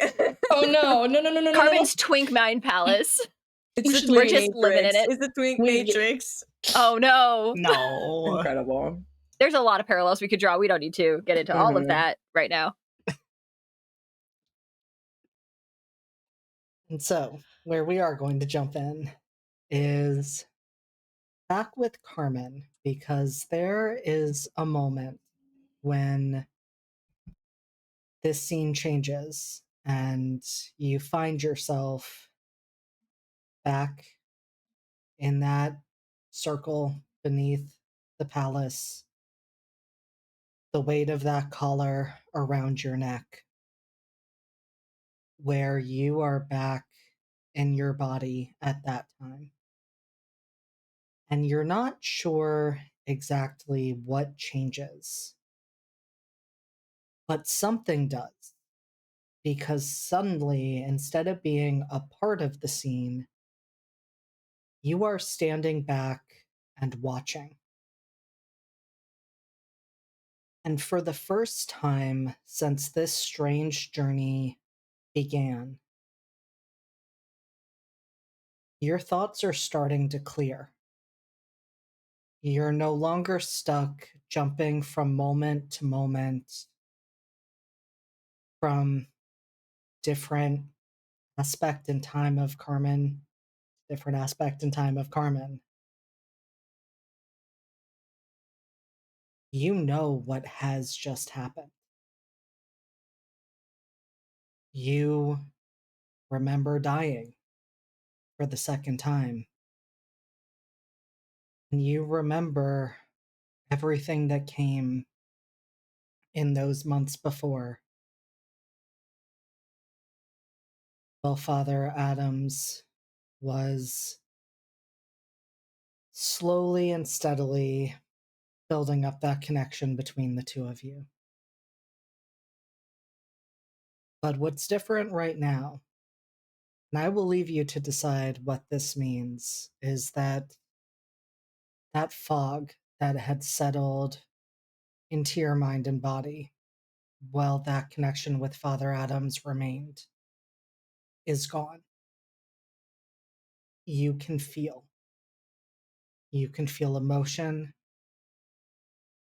You can feel the world around you through all of your senses. You are yourself again. For the first time in a really long time, if not the first time ever.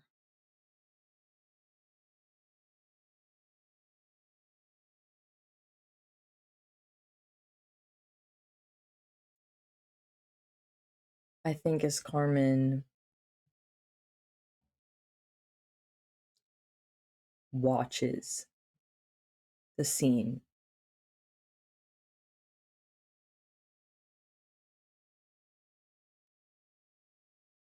when that final moment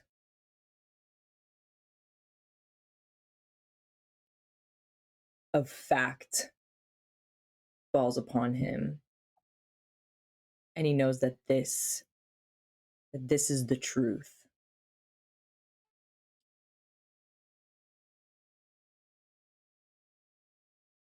He doesn't realize it, but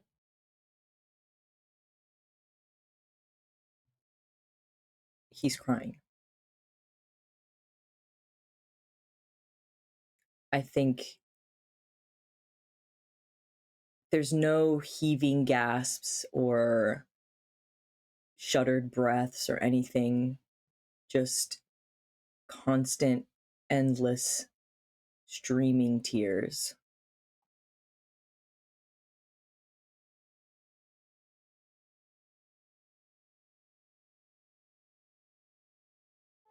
And quietly, he just says, "What have I done?"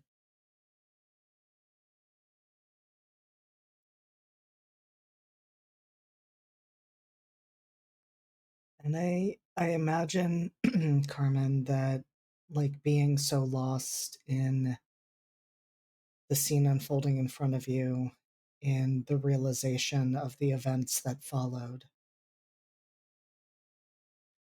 you've lost track of the fact that Damien is still standing by your side. And it isn't until you speak that you feel the weight of his hand rest on your shoulder. And he gives just a little squeeze and says, "Nothing that you can't undo, little brother."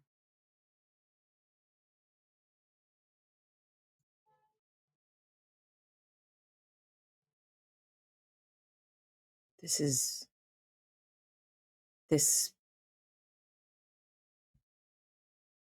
pain, this hurt I have forced upon others, upon you.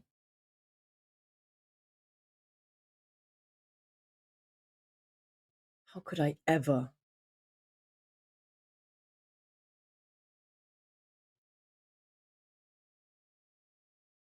I don't know if I deserve to be forgiven.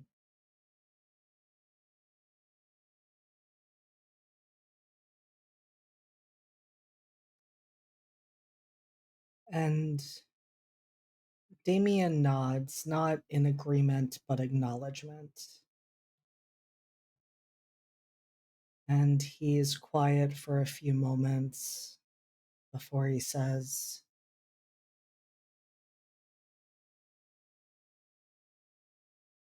well, that choice about forgiveness isn't yours to make.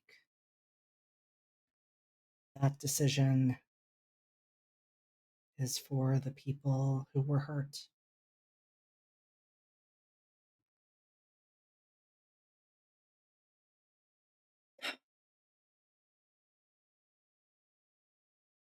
I don't expect you to forgive me.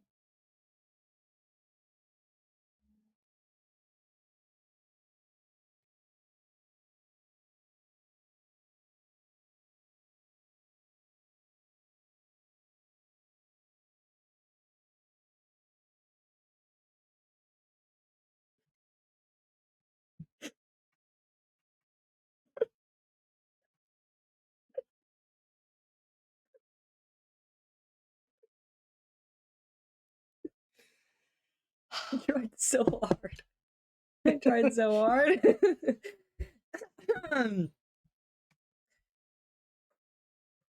We were doing so well keeping it together. So we were good. doing so fucking well.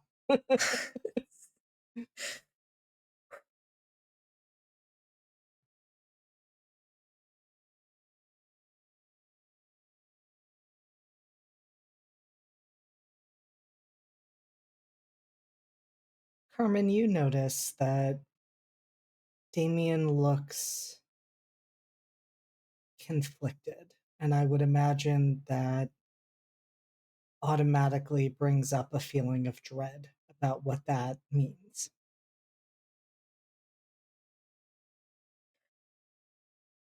And actually, I don't know if it's fully dread he feels.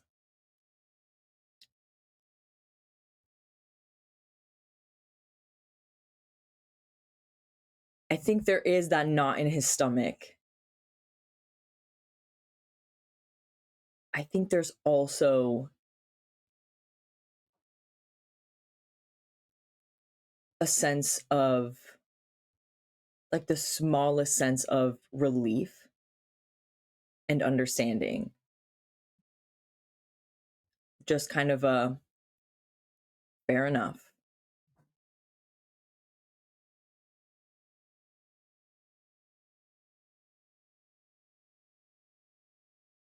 And I think Damien picks up on that as well. And that kind of adds to the weighted silence as he figures out how to respond. And rather than responding directly, he asks, and what would it mean to you, little brother, if I did forgive you?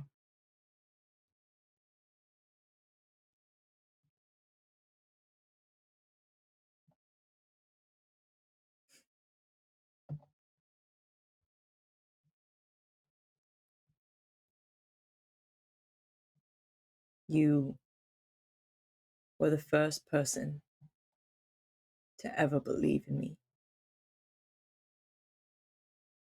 You taught me so much, encouraged me,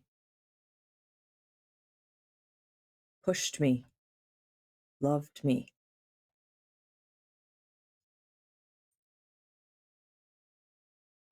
To have the privilege have even a fraction, a path.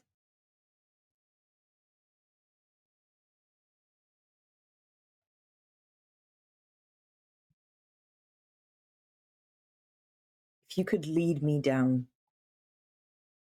once more, down the path, tell me what I have to do, I would do it.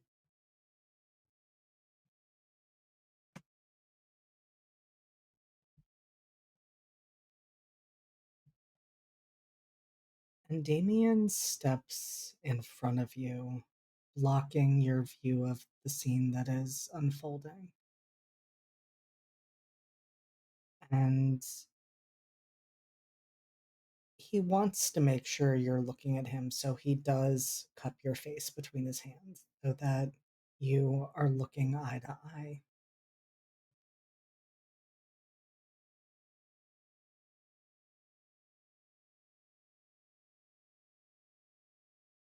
Carmen, the only thing you need to do for me to forgive you is say the words, "I'm sorry." That's all you need to do. Because I've already forgiven you. I know that wasn't you. I've known that wasn't you this entire time. And that was the hardest part. Watching my little brother be slowly and systematically taken away, piece by piece, and being powerless to stop it. And when I did try to stop it, and there's a pause, and you can hear the echoes of those last words that you said to each other hanging in the room. And he winces.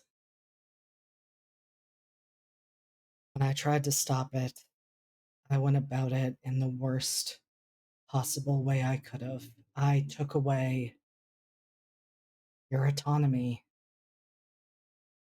And that made me no better than the forces you were being puppeted by. But if you hear one thing from me in this, Carmen,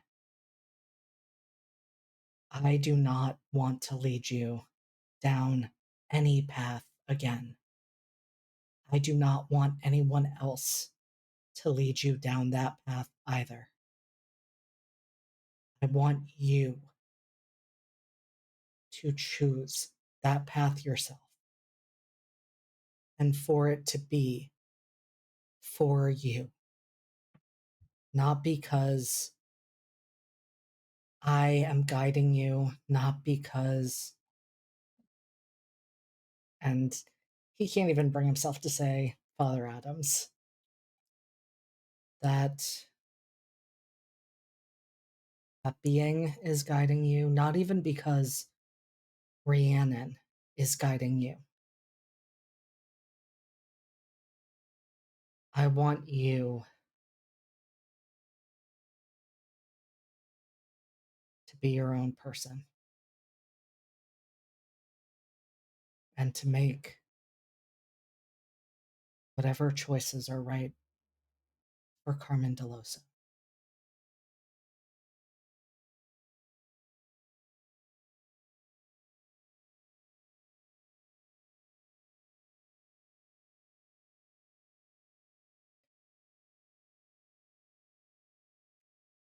That version of me behind you.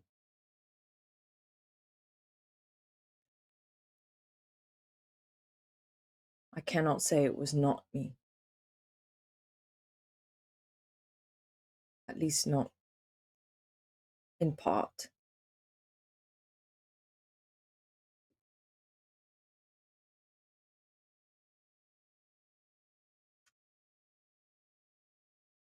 And if there's one thing I tend to be good at, it's being selfish.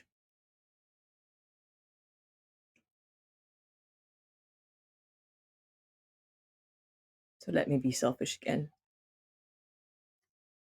I want my brother back. I'm so sorry, Damien.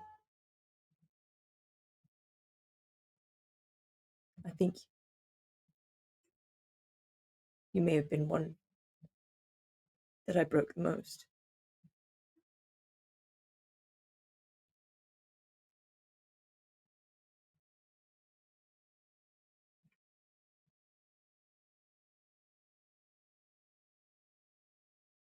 And Damien presses his forehead to yours, Carmen. Just softly says, "You never lost me, Carmen. I was there the entire time when you were ready. And I was going to be there as long as you needed me to wait for you. And you didn't break me. I'm right here. I'm as whole as I have been. But you did not make me shatter. Those cracks appeared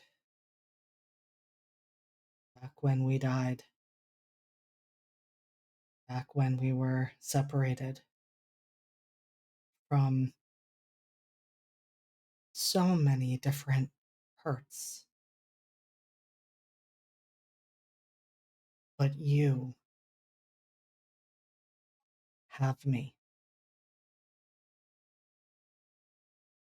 And you are not selfish for wanting that. And you are not always selfish, little brother. You have done so many things for others. When we were tethered, you were constantly acting to take care of me.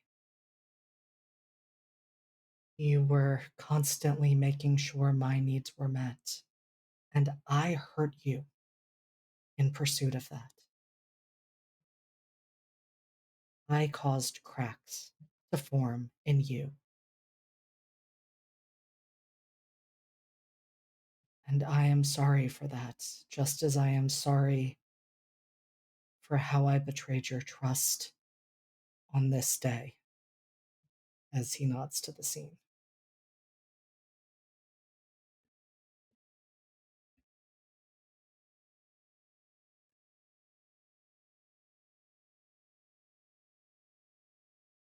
There is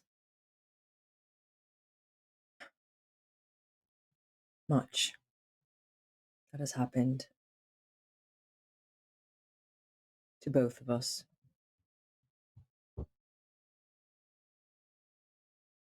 hope that despite the cracks,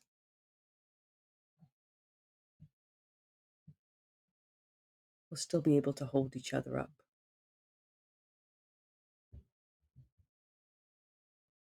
You are growing into who you were.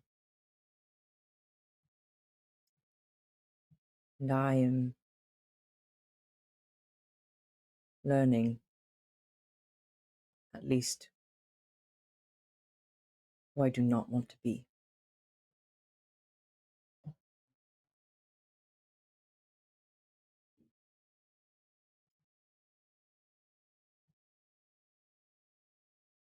And sometimes we need to see the darkest version of ourselves to realize that.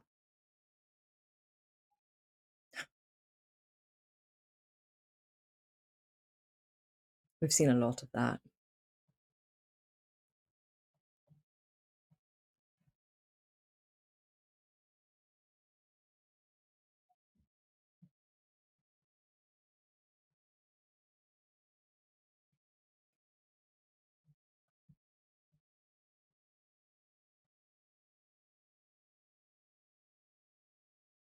Carmen, Brother.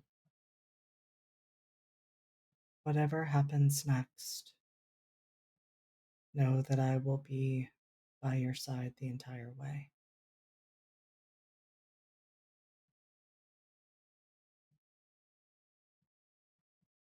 Whatever happens next. Why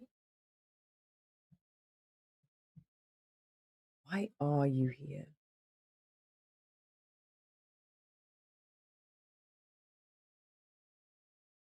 How?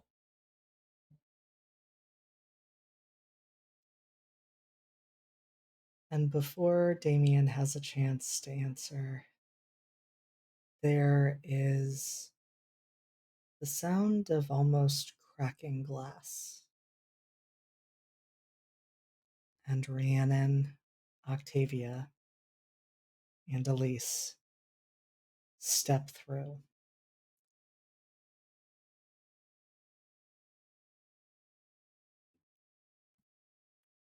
Damien does not seem surprised by this.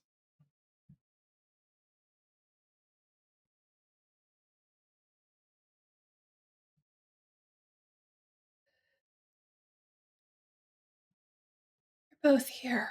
I was afraid of that.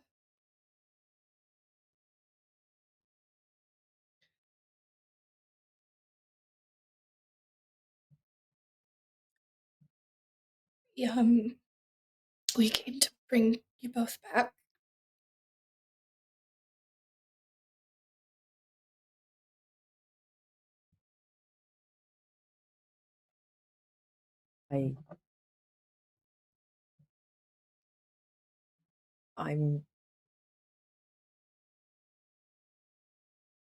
It's not just me. The deal with that demon was for you and Damien. So when you died, the contract was broken. So I was afraid that also meant that Damien died too.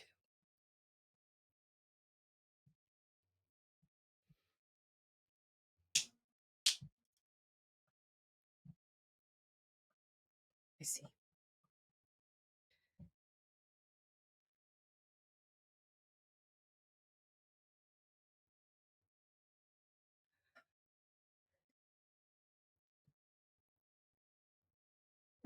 Can Rhiannon still see like or has the diorama played out of the figures? Is it just the empty room with the empty circle? At this point, it is restarting again. Oh! Fun. And it is looping Super. in the background. Oh no. Well, I would say Rhiannon probably would recognize those woods because she did share that vision with Carmen back in season 1 to find out who killed them. So she just kind of flinches a little bit, recognizing the surroundings, and just says, "I'm sure there's a lot we have to discuss. But Carmen, Damien, would you like to come back with us?"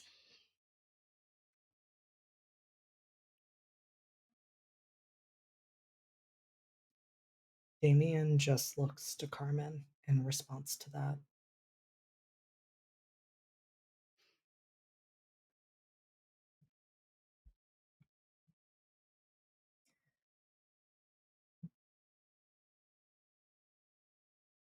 I feel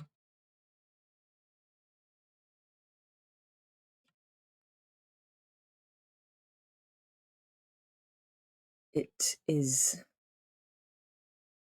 unfair to those that I have hurt for me not to.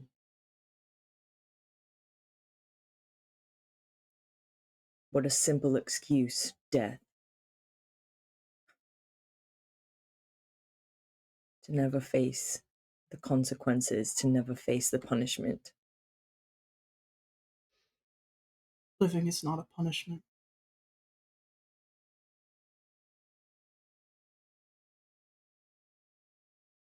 No.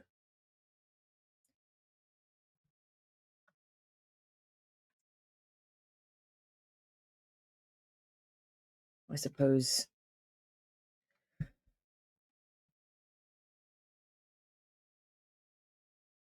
once I've righted these wrongs, then I can start living again. I would I would argue that righting the wrongs and atoning for them can be a first step of living.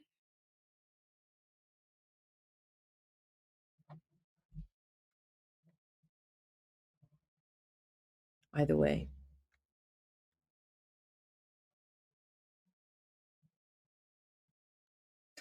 I don't think I'm going to find any sort of answer.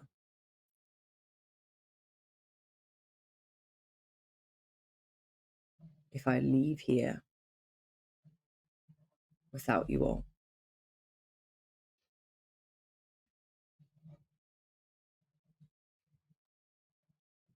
What do we have to do?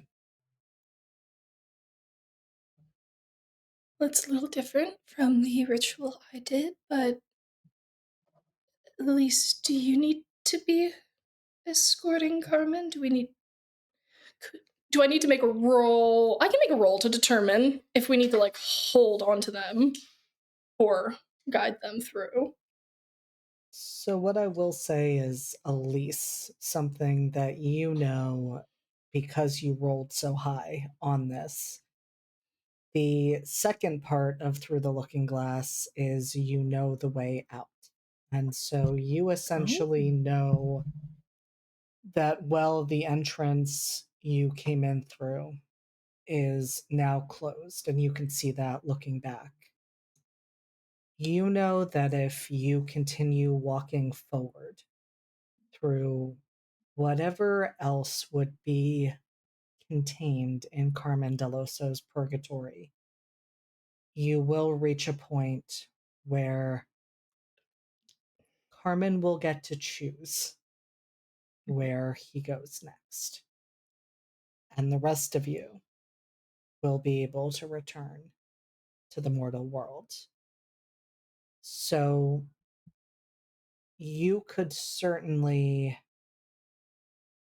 have added boosts and help from the magic available to you. And you're pretty sure Rhiannon or Octavia is going to be important in that final part.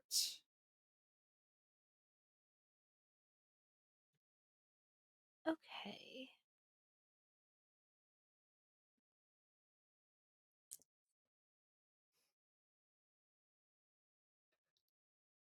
I think Elisa's just been sort of watching this interaction quietly, silently fuming, but nobody needs to know that.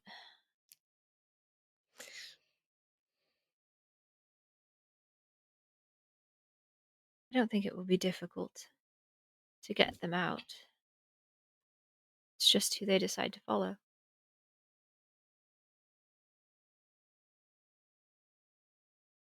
Damien, are you coming with us?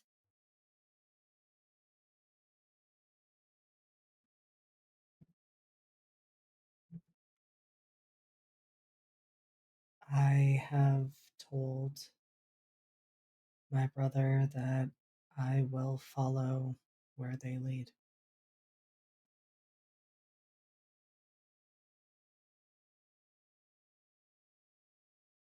Just remember who's waiting for you on the other side.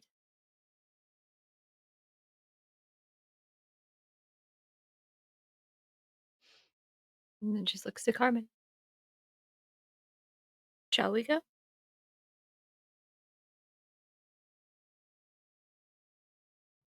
Right. Yes. And where are we right now? Are we still underneath the palace? In this exact moment, yes. Cool.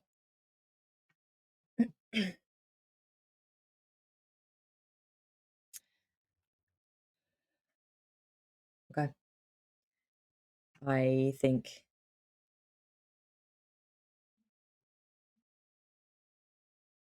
Because Carmen left from a portal in that scene. And I think there is a portal as it replays back to the end. It's not the one that brings them home.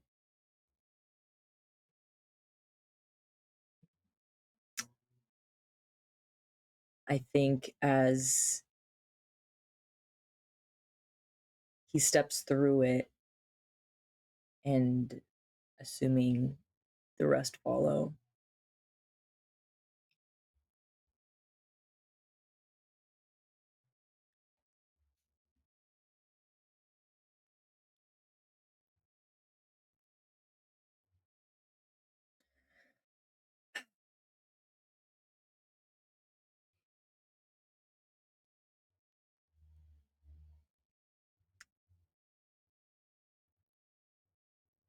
if you'll allow, JD, I think the portal would lead to the graveyard.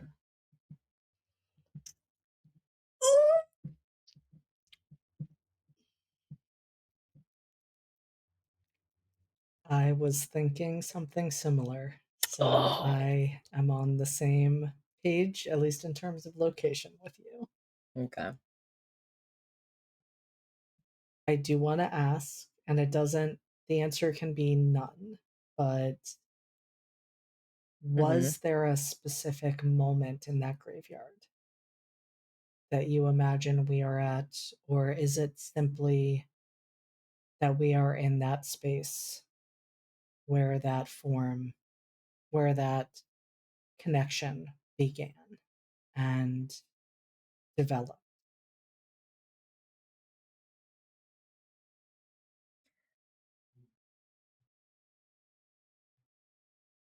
I think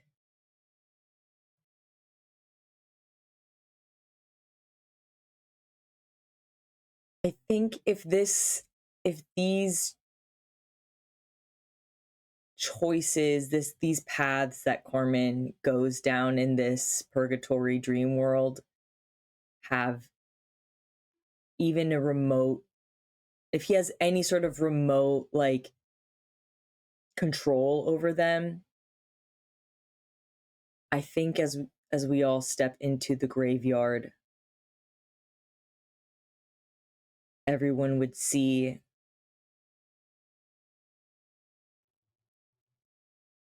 the moments before Carmen made the deal with Azazel.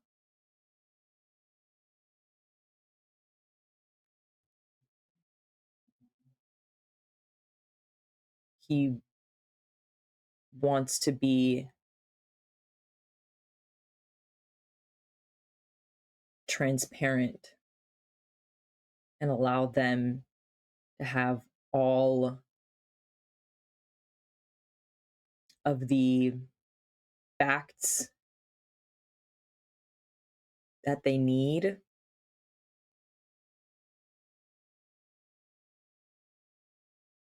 to make the choice whether they want to forgive him later. They can choose if it was worth it or not.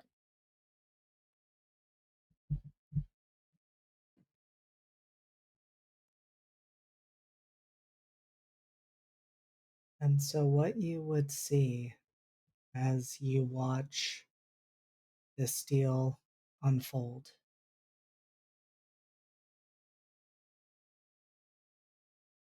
is a Carmen who is desperate, who has run out of any other choices to make, and who is driven not just by a desire to live themselves, but for his brother to live as well.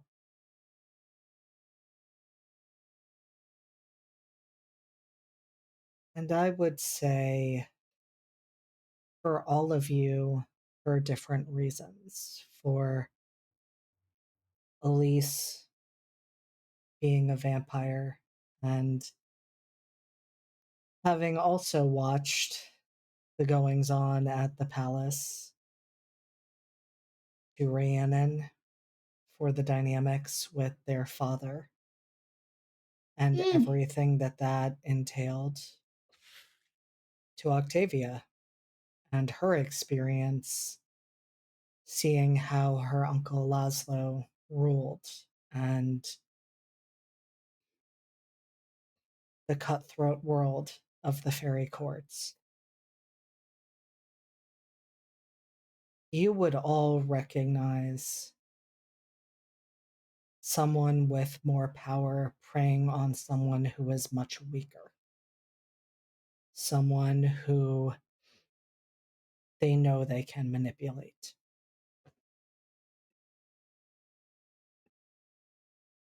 And you would also recognize that does not necessarily change everything that followed. Even if you can tell in this moment, Carmen did not know the exact path that they would end up on.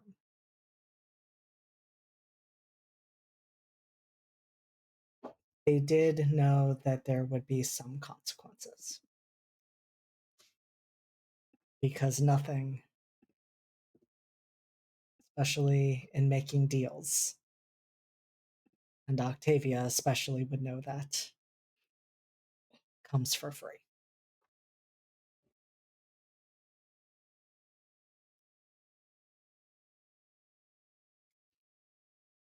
Rhiannon is watching that tableau and she gets the familiarity and she is just angry, just so angry at Zazel, and not anger at herself, but more frustration with herself for her part in what led to this. And she doesn't realize like she's crying because she's just so angry and she's just looking at Azazel and she's like, you bastard. I would have fixed it.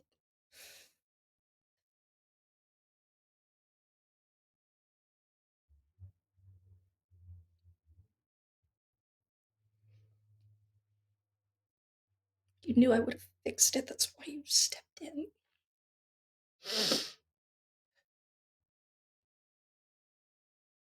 There was no way to know.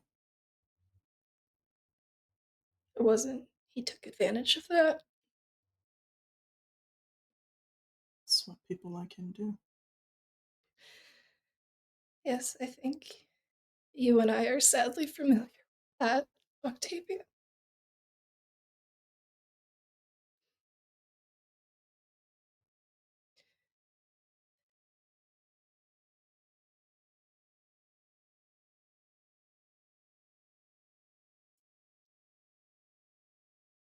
What is going through Elisa's head in this moment?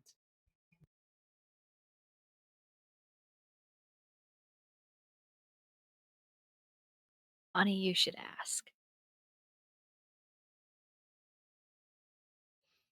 I think as has become the norm, Elise is trying to figure out how to exploit this situation. What can she do to make this come out good for us? Or good for me and therefore good for us by proxy. And she's debating saying some things. But then these two sort of have a moment without her. Sort of acknowledging like, oh, we get what's going on. We've been on the other side of this. And obviously Elise can't expect them to know that she has been on that side of things too. That in a lot of ways she still is. But it hurts. The assumption that they've got this shared trauma that Elise must know nothing about.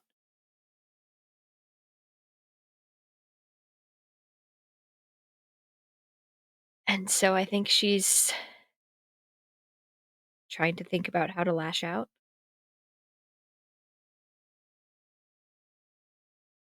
Just sort of fuming in the back as she's been doing, as seems her place lately.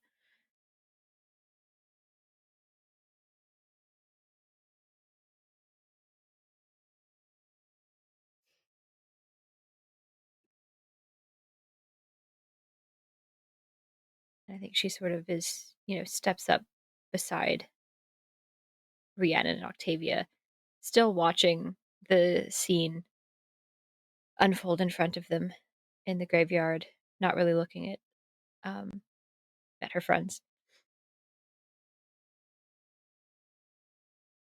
He had a way of knowing what was going on.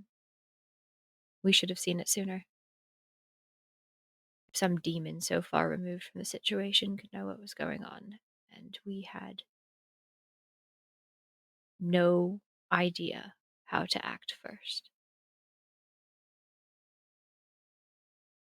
We should have fixed this.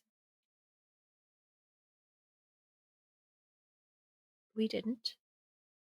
And now we're here, and we must go through it. Or we can sit here and mope for, I imagine, all of eternity. No, you're right.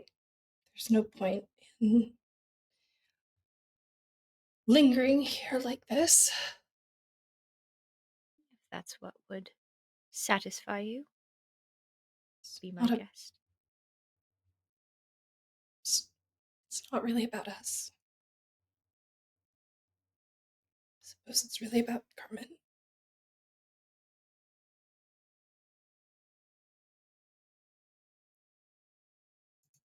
I brought you here so you could see.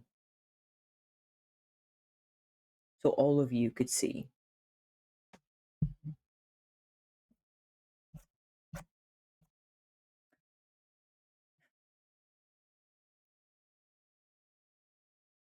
He Yep. may have played his tricks, but I fueled them. He saw a vulnerability, and he knew he could win. I take ownership for that.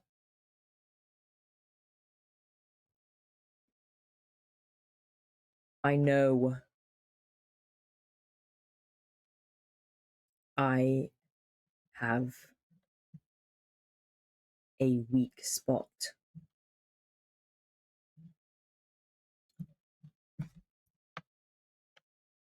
For power. Someone else telling me what to do.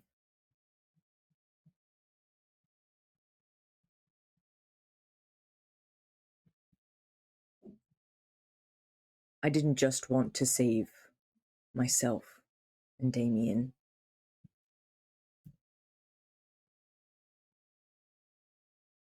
I wanted to be like you all. Honestly, I wanted to be better.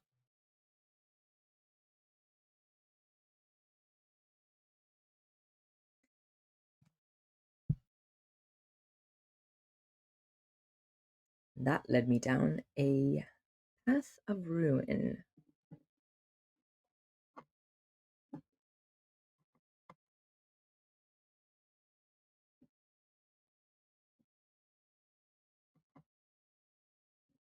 I can see how you would get there. I think a number of us have spent quite a long time having poison poured in our ears. I don't know what your situation was in the palace, at least, but you at least had a family that very much loves and protects you. I'm glad you had a better one than the three of us have had.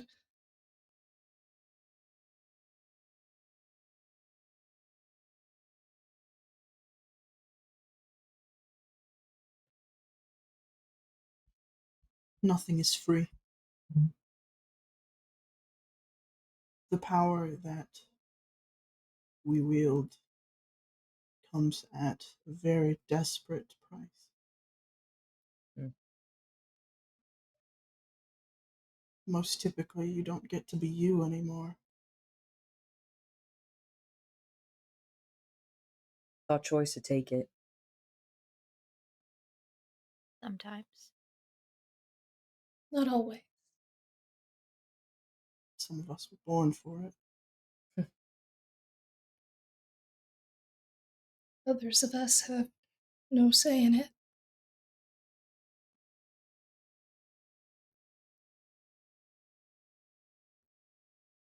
I apologize if that was too forward of me, Elise.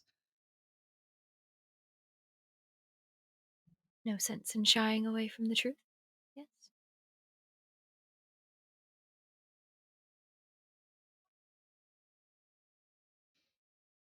Would you do it again, Carmen? If the same offer was put forward? If we bring you back, what will you keep and what will you give away for power?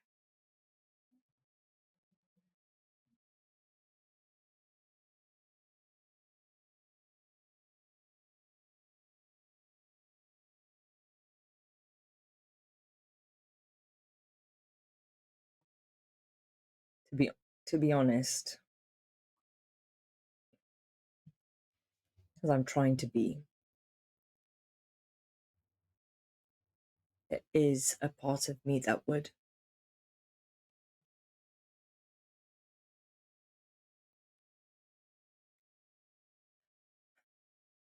I can't just shut away that piece.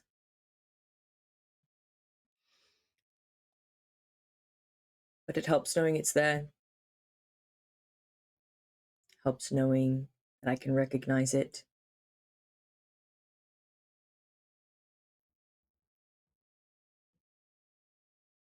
Perhaps with that information this time, you can choose a better master. I don't want any more masters.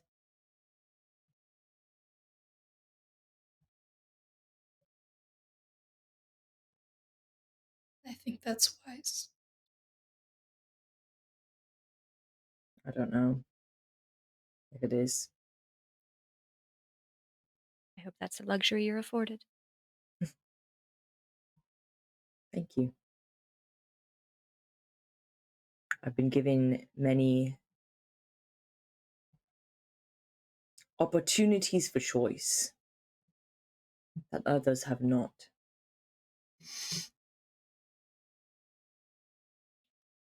And I continue to be gifted these opportunities.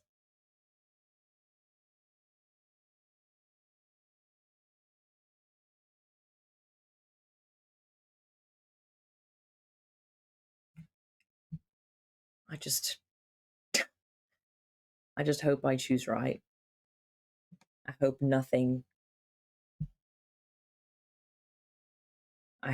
by choosing nothing,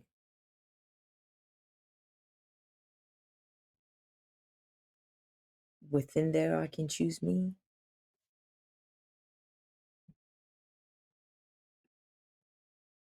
But what of you? Those without choice. Where do you stand?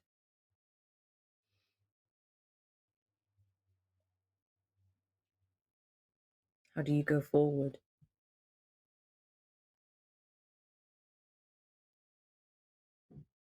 Because if I don't, someone who shouldn't will.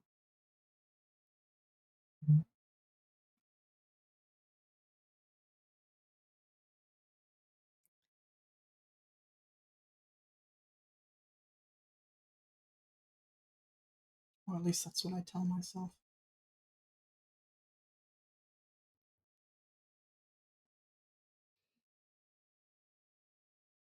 Do you like it? What's not to love? I only have the blood of 4 people on my hands. I've only ruined 3 other lives to boot. And even still, I have 2 more lives that I can either save or let die. And I can't even make the choice that I want to make because I'm afraid that it will ruin her life too.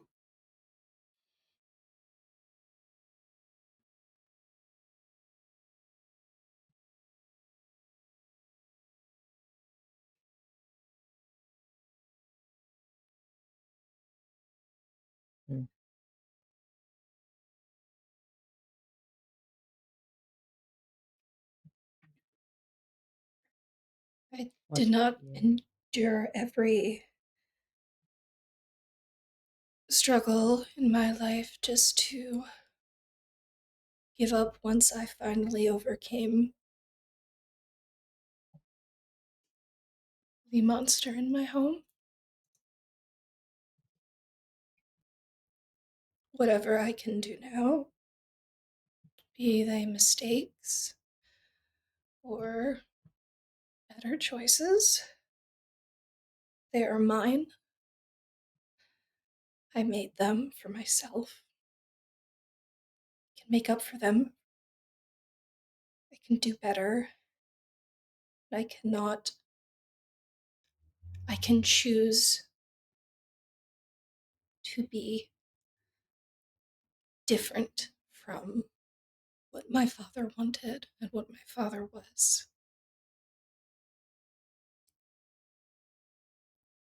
Because I want to be. Not despite him or not because someone says I should be, but because I want to be.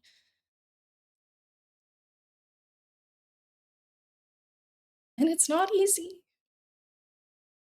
But it is better than what I had. And it's mine.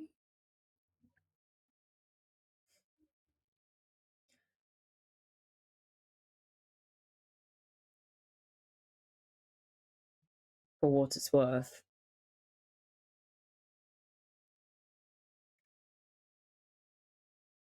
I became a monster in your home as well.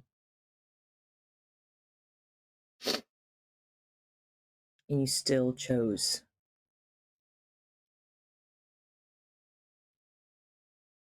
You still chose yourself.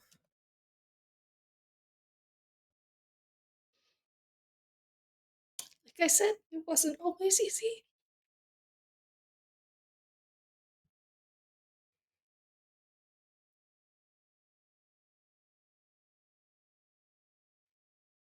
I know.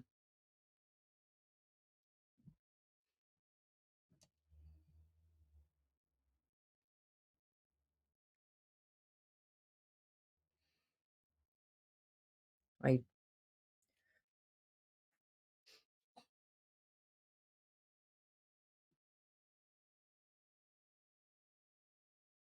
don't know if I have the words to ever properly apologize for what I put you through.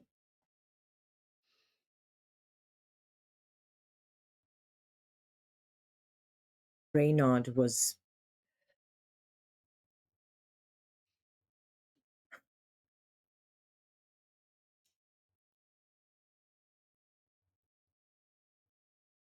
Self-centered, spoiled.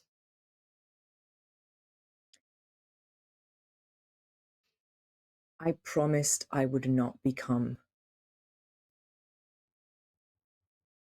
another monster in your life.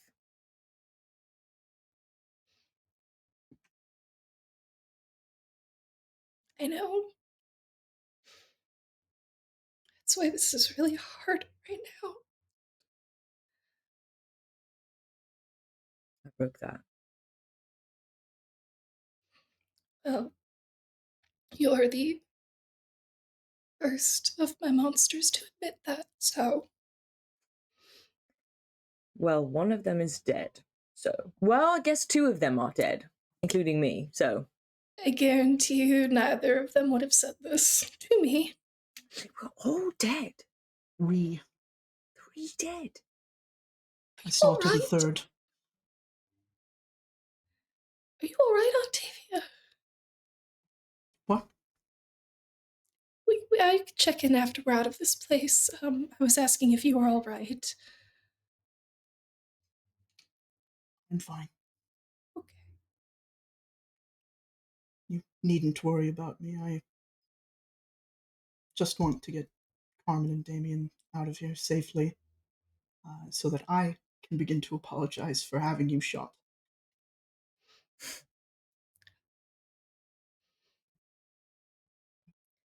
It's kind of funny.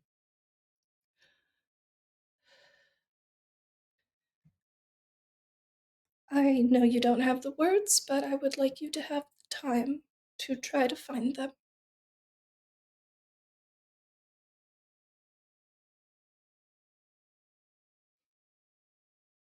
I will. And Carmen, I think it is also in that moment that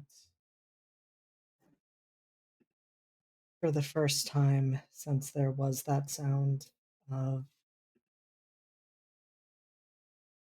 the mirror cracking and the three came in, you see that the collar is still around Rhiannon's throat. And you do realize that while you may not have the words, you do have an action you could take right now.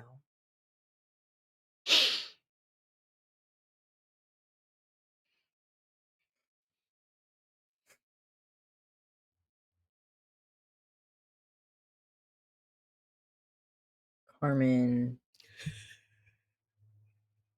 Sorry, kid.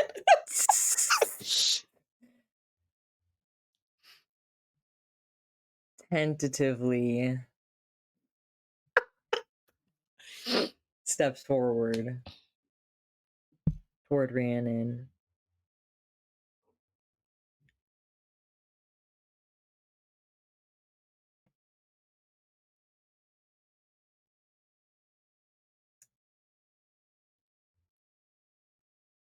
I put you down on more than one occasion and in more than one way. I will not use Adams as an excuse.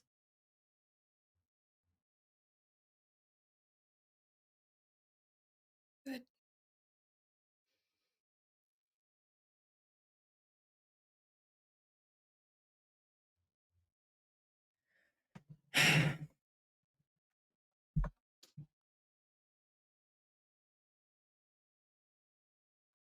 You know, you came through a portal last time as well. You tried to save me. I did. The irony is not lost. To the same scene, too, even.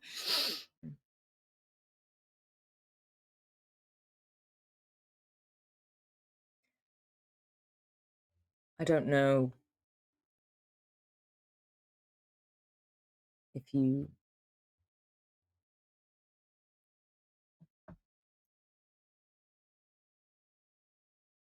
I don't know if I could have been saved. But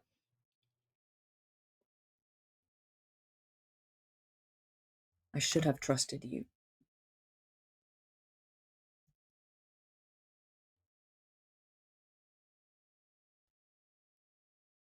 Damien said I shouldn't have any more guides.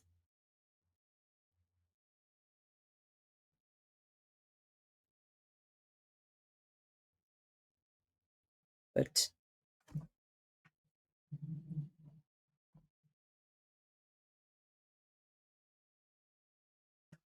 you're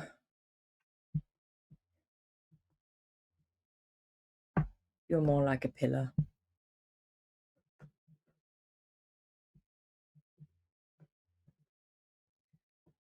You've never tried to lead me anywhere. You've always just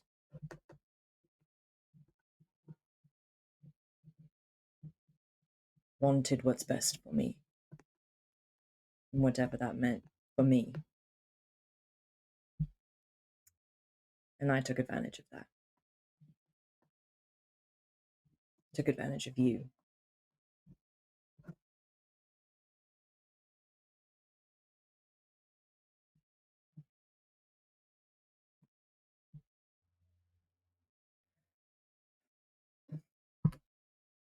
Rhiannon, her instinct is to immediately start being like, of course, but I also let you down. I failed the ritual. I didn't make the better choice, as she has said repeatedly, but she has said it before, and she just kind of very hard, she bites back the words of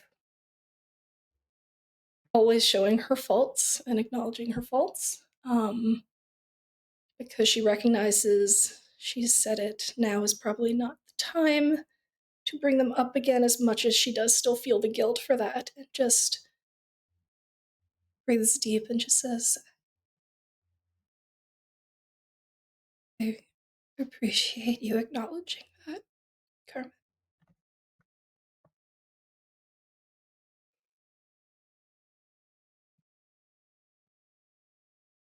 I'm so sorry, Rhiannon. I'm so sorry. This was not what I wanted. But it is what I chose. And I can't change that.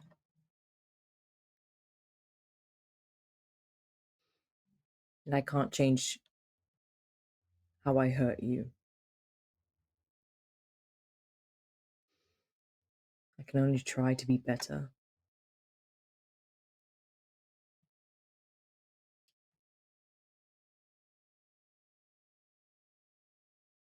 And if that is not with you,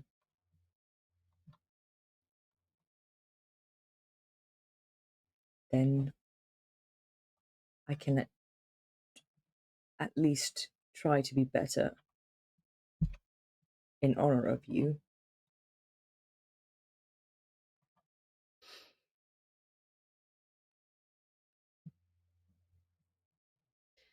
I'm sorry. And I think that's when he leans forward and takes the collar off. She's just fully crying at this point, and just the moment the collar is off, she just kind of, the tension she didn't realize she was having in her body just from the lack of magic and how weird and wrong that felt just kind of releases, and she just kind of takes the collar and just grips onto it very tightly and puts it in the pocket of her dress and just says, "Thank you."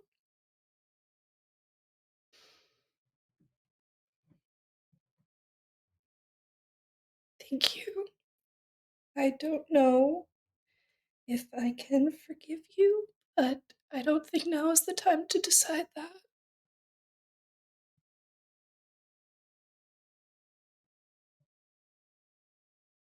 Thank you for actually apologizing.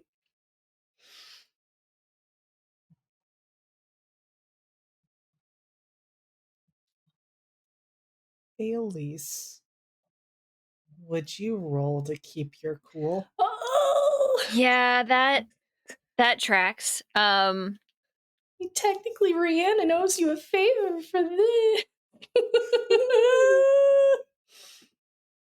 This is fine. Let's see about that. This is fine. Oh no. No, what is What's my it? cold again? What's my cold again? Just remember, the dice are telling a story. Isn't there The good dice stuff? are telling the story.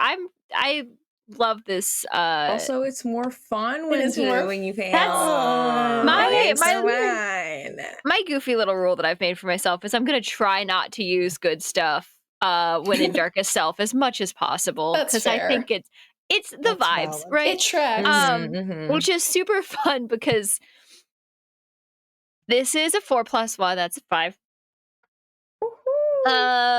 So not super cool. Which is funny because I did just put in my notes how like Elise is thinking about trying to steal that collar and how I can get it off of Rhiannon's person. And so that is exactly where I'm at, which I feel like JD was reading my mind about. I literally looked at it, saw your face, and I was like, this bitch is gonna try to steal the collar. I listen, I have my reasons and they're all totally fine and good and above board, I promise. I don't think you're allowed to say that. I don't care. I do what I want. So no, I'm not cool. Nope. Sure aren't. Nope. Seething behind you two, having a touching moment, just fucking. And so I'm gonna give you 2 choices. Mhm. Once again. Mhm. One choice is you are fast and they are distracted. Mhm. And you move to grab that collar before it goes into Rhiannon's pocket. The other choice Mhm. is you lose your temper. And whatever that would lead to is what happens. Oh no. Oh no. Oh. This is the bad place. This is Twinkle, guys. This is Twinkle now. We've done it. We're here. We've moved out of Twink Purgatory. No, We've we're in. moved We are down into Twink Hell. solidly, firmly in Solidly. Twink Hell. Twink Hell. Hashtag Twink Hell. Get in the comments. Oh man, I don't. Here's the thing. I don't know what Elise losing her temper in this moment would look like. That's a lie. I think I know what it would look like, and it's not great. It's not good. In any sense. I think I will she's just going. say keep the story feral, Kit. Okay.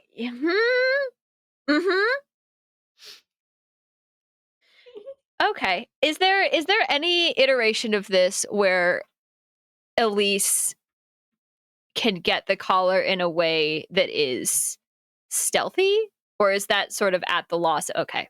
Cool. That's part of the loss, yeah. If you Yeah, okay. had kept your cool, you would have known Okay. the right moment to do it. But Cool. this is going to be impulsive and volatile, however it goes. Great, my best stats. Oh boy, my The stats that I'm super good at, I promise. I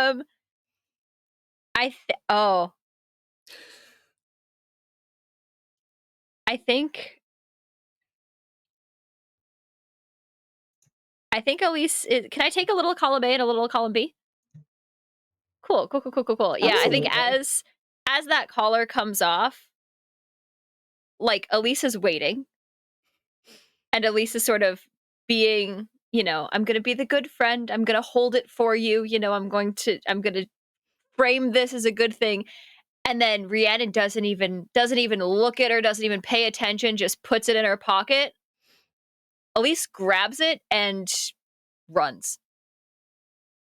Elise knows that the way out of here is to keep going until there is a decision to be made. And Elise is going. Because I guess we're not doing this.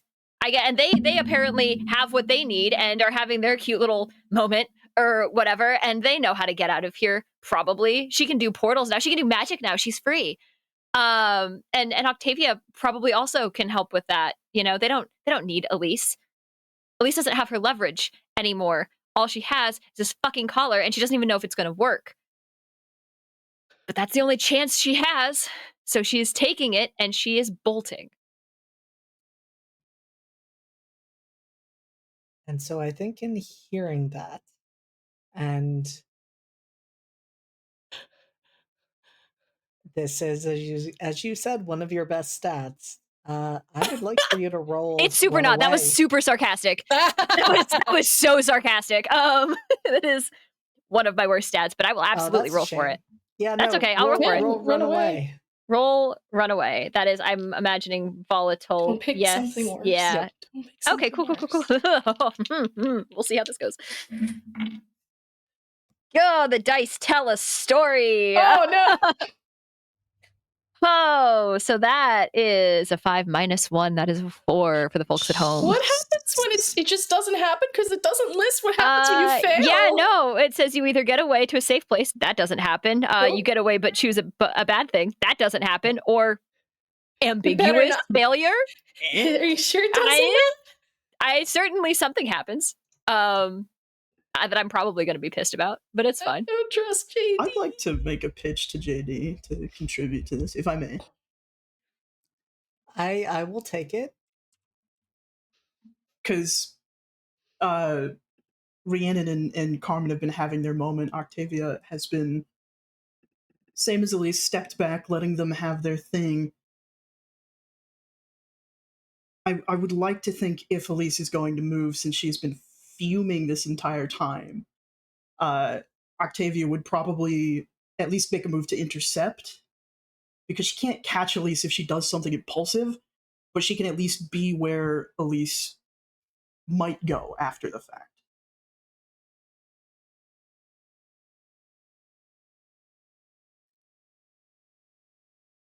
And what I'm gonna say with that, and I will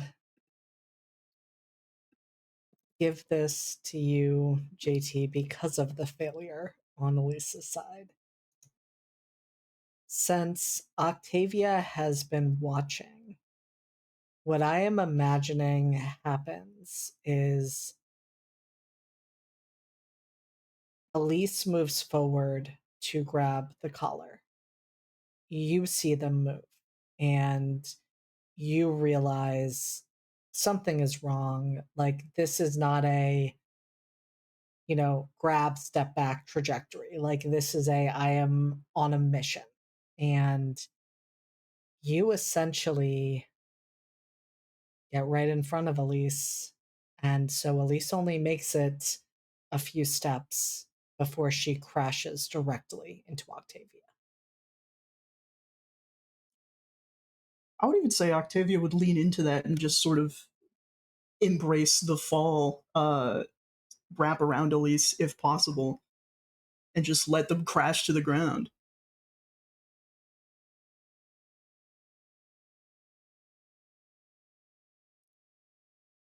What happens next is not very ladylike. Good. Nothing ladylike happens in Twink Hell. That's right. It's like Vegas. Vegas law. What happens stays. In Twink Hell Vegas. Oh, man. Oh, here's the thing. Elise failed to keep her cool. That's why we're in this predicament. Elise is taking any opportunity to get out possible.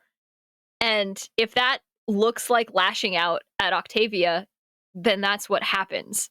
Because right now Octavia is in the way of what Elise wants, which is to not be here. Would you like to lash out physically? I feel like I have to. I love that for you. Roll with volatile again. Octavia hasn't taken any damage or harm in any sort of way prior to this, right? Okay, cool. Just checking. Is it for no reason?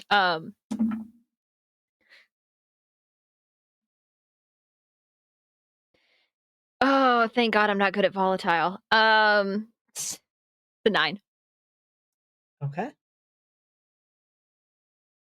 And so on a 7 to 9, you are going to hurt Octavia. But you have a couple of choices. I do. You have 2 choices. I have 2 choices. One of them Because you're still kind of already. Yes, I have been the whole season. Thank you. I think I feel like the first is zesty, because I feel like the thing that she could learn about me is why I can't make that third choice. I think Octavia realizes that Elise is not all there and hasn't been maybe for a bit. And I think that comes with mechanically a string. It does. Yep. Gonna get 2 strings on you. Ahaha, and then what? I guess I'm gonna ask JD, with this learning about Elise being a darkest self, does that come with the condition that one could intuit how to help them out of this? I am going to say roll with dark. Luckily, Octavia's the darkest of the bunch. It is super. Oh, I'm actually not bad at dark. I was really hyping that up, but that is a 6 and a 4 on the die for an 11. And so I am distracted by the pause. Sorry, she's helping. So what happens here is I'm gonna first ask you, Kit, Yeah. how does Elise lash out physically at Octavia? Does she bite her? Do they claw? Is it like lashing out with fists? What does that look like? I feel like, because I hate to get very dry about it, but I just ate. I'm good. I don't think the immediate reach is to bite because that takes too long, and I don't have another reason that is the thing to do. And I've gotten control over it. I'm super good at being a vampire now. I think it's clawing. I think it's trying to just sort of shove her off physically. Trying to just get her off of Elise so that she has that space to move. And I don't think she cares. I don't think she's being particularly careful about claws and, what she shoves Octavia into. She's not really in her right mind at this point. But I don't think she's immediately going for the bite. And so, Octavia, first of all, you are going to take 1 harm from this encounter. Yeah. Sorry. No, it's okay. And the thing with you, Octavia, is you are perceptive. And there has been a growing unease with what you have been seeing from Elise over these hours. This is not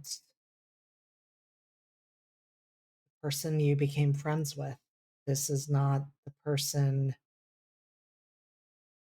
you have been feeling complicated emotions for.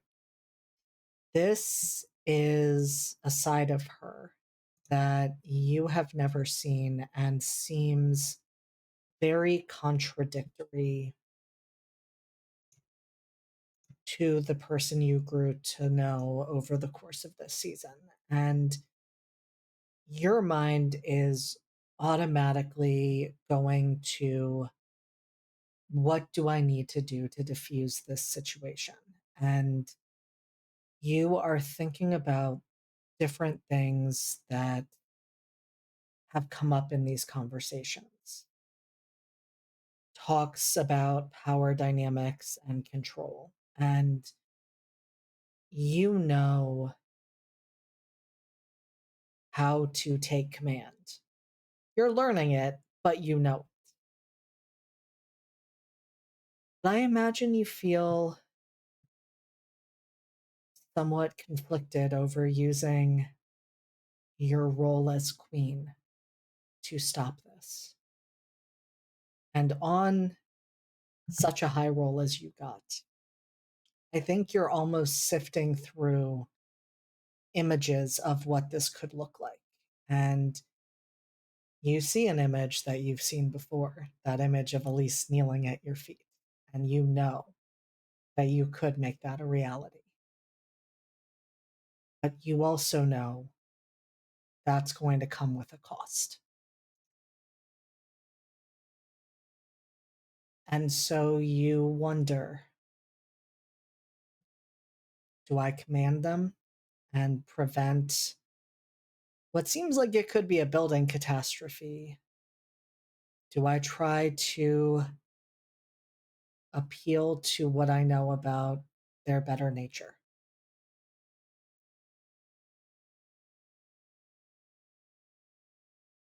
I think Octavia has always known that she doesn't want to pull on that concept of Elise kneeling. But with her lashing out and the way that things have been slowly escalating with her, I think Octavia maybe believes that Elise thinks that Octavia is weaker than she is. She's not going to command Elise, and she's not going to try to appeal to her better nature. She just wants to prove to Elise that she is not, for all intents and purposes, a pawn to be pushed around. She's Octavia. She's not the queen, and she's not a face in the crowd. And so I think she is going to try to catch one of the swings that Elise is putting out and use that momentum to trip Elise and push her down.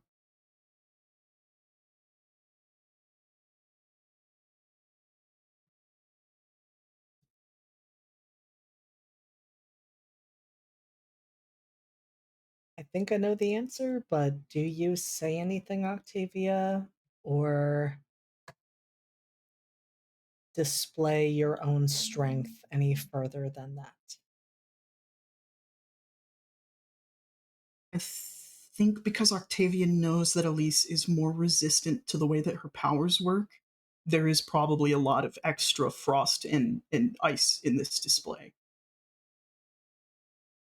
Where Elise would hit the ground, the same frost pattern that she generated at the funeral while searching for Elise would sort of emanate out from underneath her.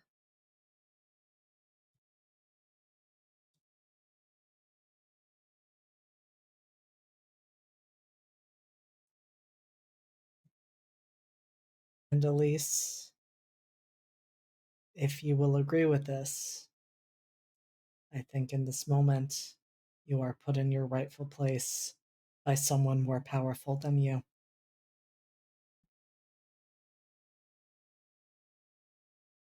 I feel like that's a fair interpretation. I think we see Elise as she's wont to be this season in a very bloodied gown, sitting on her flat on her ass in this circle of frost, and she's pissed. She is livid. And then something in her face just breaks. And she's crying. And she's looking up at Octavia. Quick as Octavia's face softens and she moves to comfort Elise. I am so sorry I didn't notice it sooner.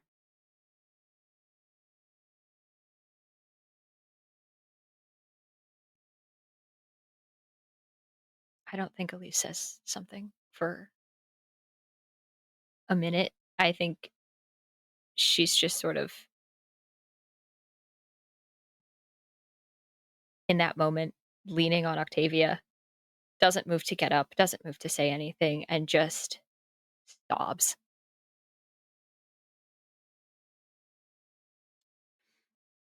was a little gentle kiss on your forehead. I thought I had a way to fix this. You did have a way to fix this. We're with Carmen, and we're going to get out. Not this. There's so much more going on, Octavia. The planes are a mess. London is a mess, and I had a way to fix it, and I couldn't. It was never your job to fix it alone. No one else is going to do it. No one else cares, and this is the one thing that I was able to do. This is the one thing, the one decision that I was able to make out of all of this. And we got Carmen, and we got Damien, and you got your crown, and what do I have?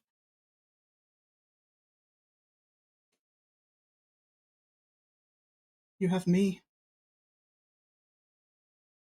Deeply and wholeheartedly, I would like to help you fix this.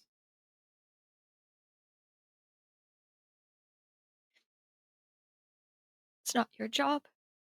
It wasn't your job either. But if you care about it, I care about it.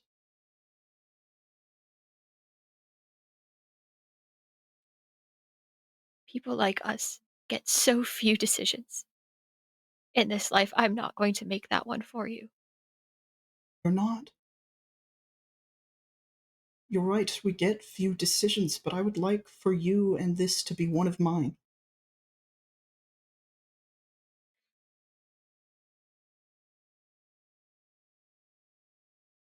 Don't know that you realize what that means. I don't care. I'm not my uncle, and I'm not some uneducated Ton member who only sees the parties and the fan service of how gauche everything is. I set out to fix my court, and I did, and we can set out to fix this.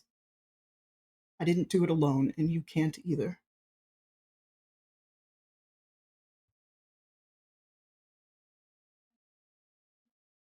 What if fixing this has to hurt something else? I don't want that to be you. I have come to terms with my place in this and what I am willing to give up to fix what is broken. You've already done so much. I haven't done anything. You fixed your court, you just said. I haven't fixed it yet. And you can't I killed if you... 4 people. I have a lot that I am still running from.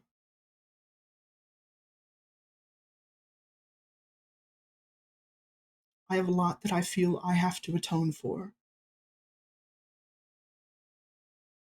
And being apart from you for so long after the party is one of them. I know what I'm getting into. Might be dangerous, but I am not some helpless queen. No, you're not.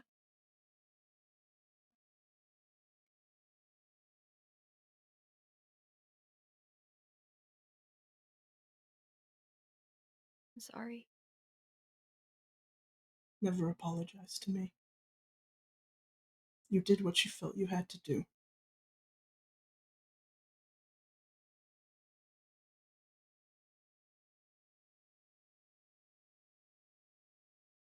Is it terrible that I still want to fix this? Even As though long it's as- hurt everyone to try. Sometimes the hardest things in life have to hurt before they're right.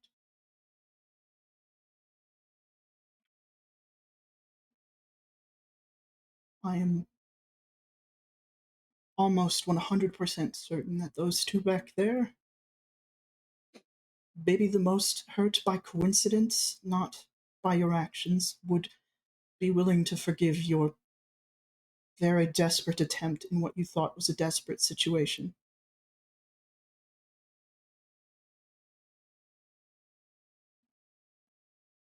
They would be right not to. Having good reason does not absolve us of fault. But it does help. I suppose it could. While we were in Fairy, I think we both saw only two paths, one where I kneel to you and one where you kneel to me. And I don't want to do this unless we are doing it standing and facing each other.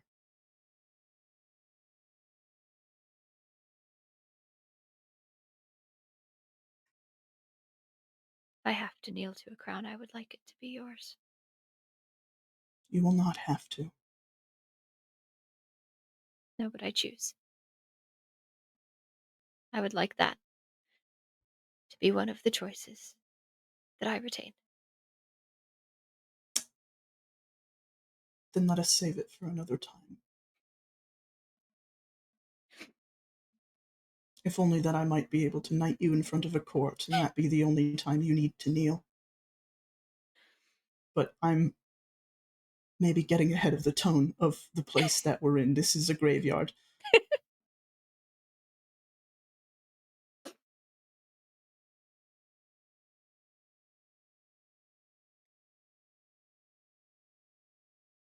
Thank you. No. Thank you for bringing us here. For maybe severely indirectly helping me fix one of my biggest mistakes.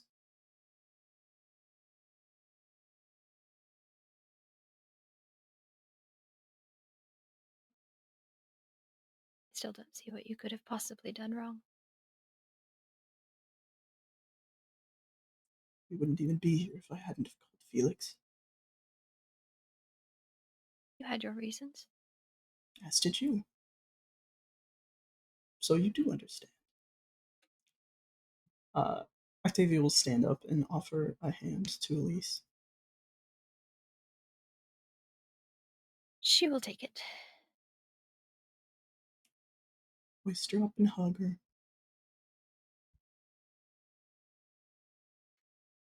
It's in moments like these that I realize just how messy Elise always is. I'm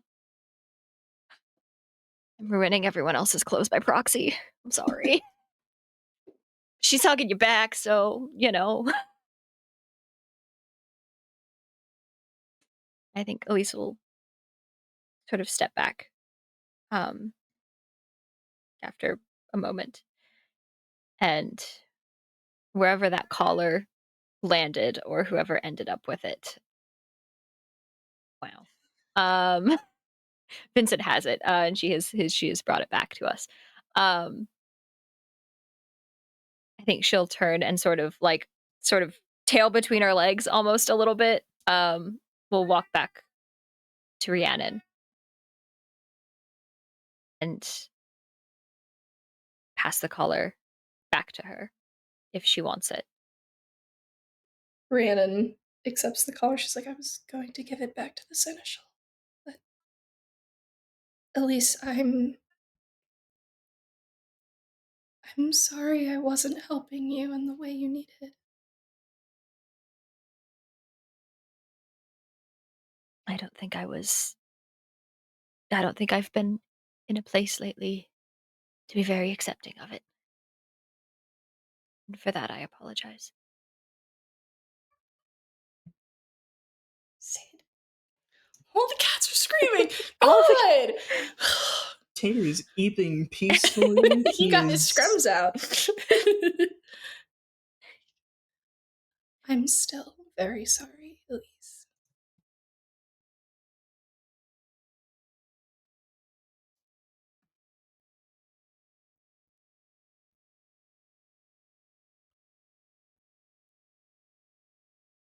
There is a use, I think, for this.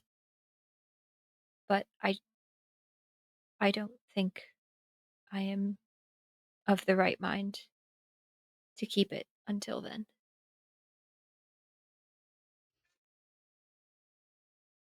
But I think there may be a way for us to fix things, or at least to try. And I think that may play a role in it. We may need the Seneschal's help, but You're my friend, and I will do what I can to help with it.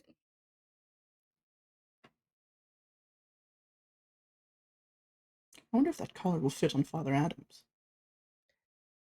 Well, if he comes back, we'll find out, but he hasn't shown up, so let's, not give him the chance. Fit me, so it'll fit him. Oh, do you have the same neck? We were... yes, but he's not anymore. He turned into a giant smoke creature. Oh, A shadow creature? He did try to kill me. That is... Yes. Speaking of necks and the one that you share, I should apologize before we return to the plane that we were on. In my misguided attempt to save your life, I may have made a mess, and I apologize. Just sort of glancing down at there's still blood. There's always blood on Elise somewhere at this point.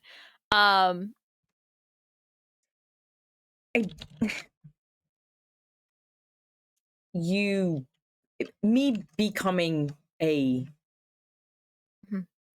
I was not in my right mind. No, me becoming some sort of beast through my passing is a small way of repaying everything I've done. Truly, it's probably not enough, and if for some reason I come back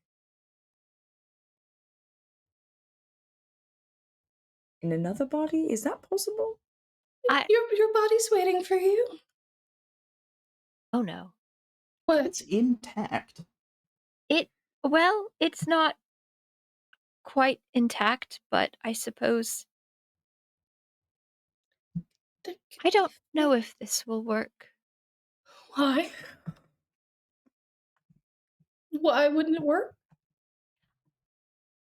I think Carmen can come back, but depending on where exactly he comes back, my attempt may not have been so misguided at all.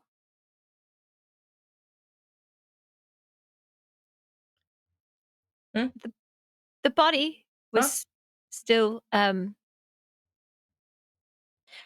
just saying I don't know if you will be like you once we put your you back into you, or if you may still be affected by what I did, and ergo perhaps be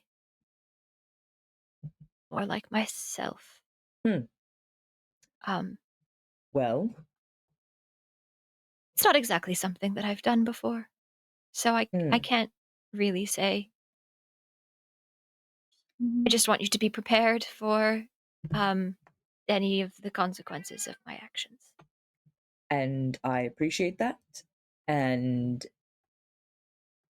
I've been able to personally see your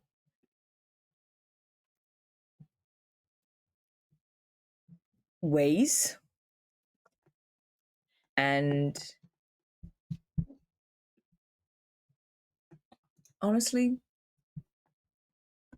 I think the most important thing is coming back.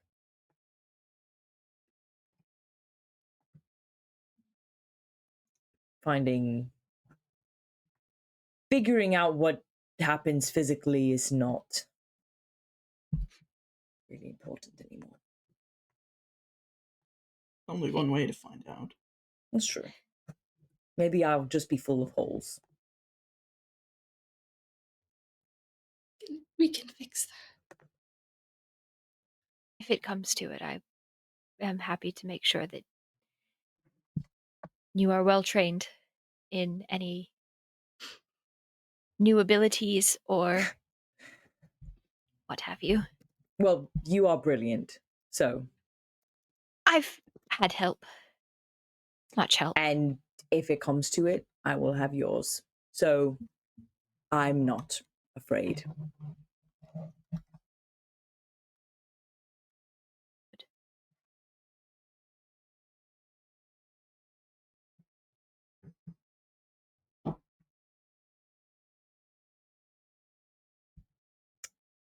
I had to send Raph a message very quickly. Oh, What? sorry, I didn't even notice. Fred Vamps. Oh, interesting. JD. Why does that always happen? Because JD's a. What does Sorry. Well, Raph, I'm gonna unfortunately throw two things at Raph at once Oh, shit. because I want to be clear as we're moving forward. It sounds like Carmen has made the choice to return. I think the first thing we need to know is if that is true or if Carmen has made a different choice.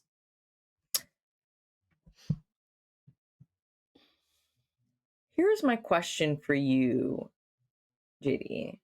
Are we at that, like, are we at those crossroads yet? As soon as you tell me the answer, we will be. You cannot see the paths right now, but Okay. as these conversations have been unfolding, as accountability has been taken and apologies have been given, and in some cases received and accepted, we are at that deciding point. And wherever Carmen is at in their decision making is going to determine what paths open up and where. Okay. Here's what I'm thinking. So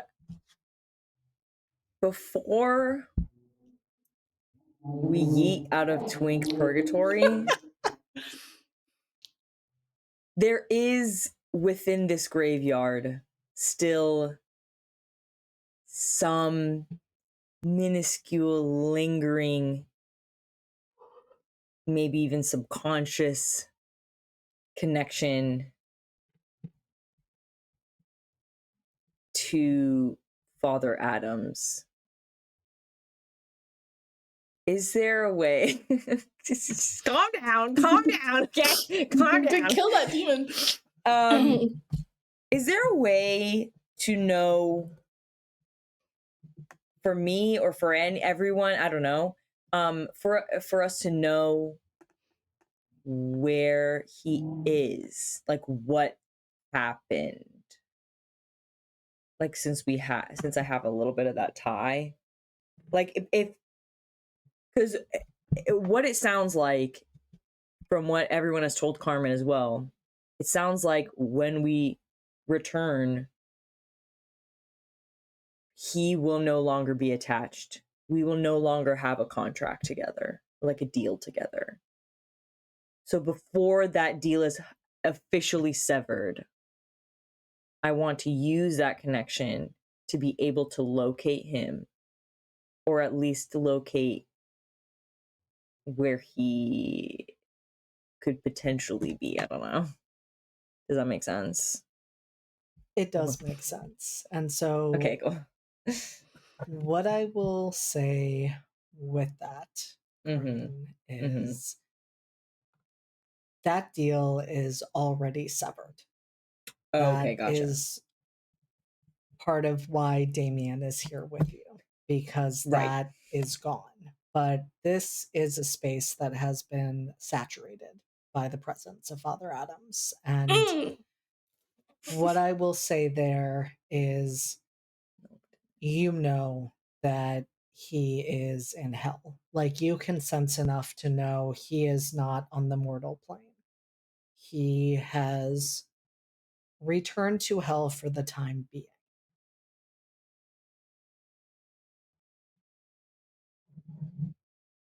Okay. And I will also say, like, if you are trying to follow that thread, the path to hell is not going to be open to you. Unless I choose to die? Even if you choose to die. Hmm. That contract is gone. True. And the universe is not telling you that you are heading in that direction. Gotcha. I just have to wait for Abigail to send me there. And then I can Correct. go full doom on his ass. Okay. That's all I wanted to ask. Then the answer is yes.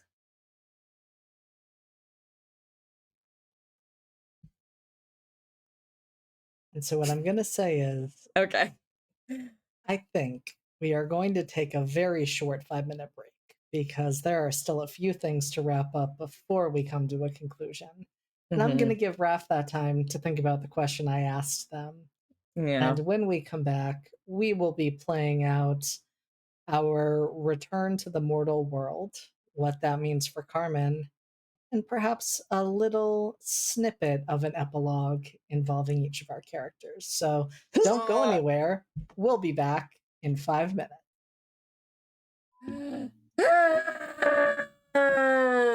Yes. Anyway. We're doing great here. Having a good one. Coming up, Carmen. Yeah. Especially Carmen. Carmen. Crawling out that Especially grape again. Definitely Carmen. Carmen is doing fabulous. And so I do have one question, and I should have reminded myself of this both when we were off air and probably before, but Raph, is the graveyard, is it graves or is it a mausoleum? Where we were, okay, sorry, those weren't words. Where we decided during season 1, which has only been a year technically, right? Almost like a year and a bit. Like barely, I think. Okay, because what we decided in season 1 was that a mausoleum was being built because the Delosas were like fresh new money, and Damien and I died before the mausoleum could be finished, so thus we were in like the normal graveyard until the mausoleum was fit and then transported. So whether within that year the mausoleum has been completed, I don't know how long mausoleums take to make, so I'll leave that up to you. So I think what's interesting here is this is also your image of that space. It is not only that space. So what I am envisioning happening in this moment as, again, conversations that have needed to happen for a long time have finally happened. Revelations have been made, and most importantly, perhaps, at least in terms of what the paths forward look like, Carmen has decided to return to the mortal world. And it is clear the moment they make that decision, because the space around the graves that you have been standing near starts to shimmer and change and becomes the mausoleum that has since been erected for the Geloso family. And it stands there, large, grandiose, and the door swings open. And through that door, you can see that backyard part of the Carewood estate. the white gazebo that has been splashed with blood. Helix doing as they have been ordered to, keeping watch and standing guard. And for those of you who have experienced some connection with different planes, which, well, is now all of you, you understand that not only is this the path for Carmen, but this is the path as well for you to step out and through and back. Same for Damien, or does he have a different one because his body's with Julius? Oh, Julius! Oh no! For those of you who have an understanding of the dead, which essentially I think would just be Rhiannon and maybe to an extent Elise, but not necessarily in this way. Vibes are different. You're pretty sure that as Carmen has made his decision, and as Damien also steps through, he will go back to where he needs to go, i.e., his body. Julius is once again having a night. Yeah, I'm gonna need like he can't I need like retire a away cut. from us. I need a jump cut to that exact moment, and then him popping up again and being like, "All good. It's good. It's good. It's good." I will say, and I will give all of you a moment for this as well, that before you step through, Damien hugs you, Carmen, and tells you, I'm proud of you, little brother. The hardest thing to do is to admit when we have hurt someone. It is a lot easier to walk away and not have to face those actions.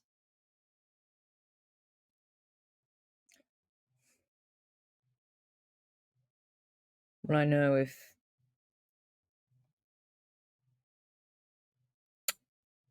there's anyone else in this world for me, I know it's you. I'm proud to be your little brother."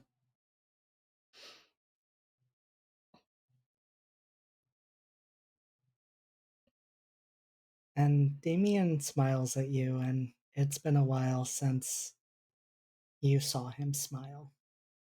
And he just clasps you on the shoulder, gives one last squeeze, and then says, I'll see you on the other side. And he walks through and disappears.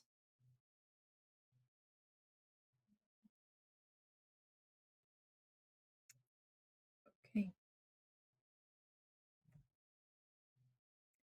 I think Carmen stands in front of the portal and just turns to everyone and says, whether I am become a brilliant vampire or am just full of holes,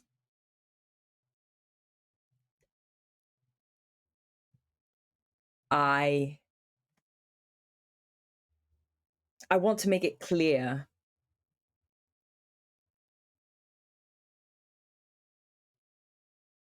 that these choices we make,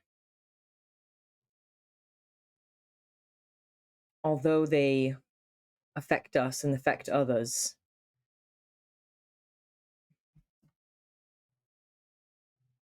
it's led us here. And it's led us to have at least known each other. And I'm grateful for that. So thank you. And then he's going to walk through the portal.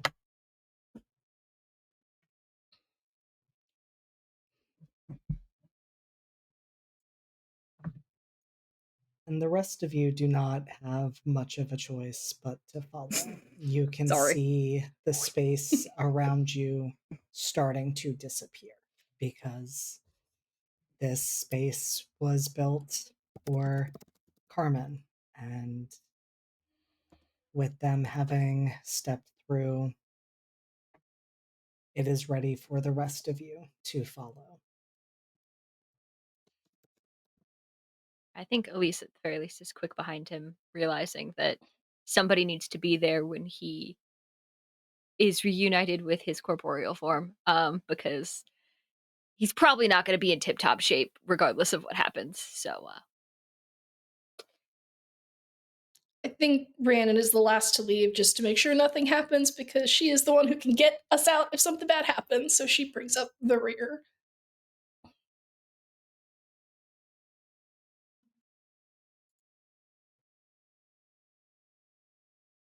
And so, one by one, you all step through. And there is a moment of panic as you realize that you can no longer see the version of Carmen you were just standing with. You can see his body in the condition that it was left in. The wound in the chest, the wound in the throat, not breathing. And I need to know, Rhiannon, how many of Carmen's gifts to you do you keep on your person? Well, that's a funny thing to say. I want to ask why. Well, she's technically has 2 that she'd made into a little pendant that she wears. It's the it was the mothwing and the petrified spider, because why not? So technically she does have that on her. So she has 2 there. And I think because she thought everything else was fine, she wasn't carrying any, well, because she was worried about him coming back. Probably only one other one on her, because she was relatively sure everything was fine.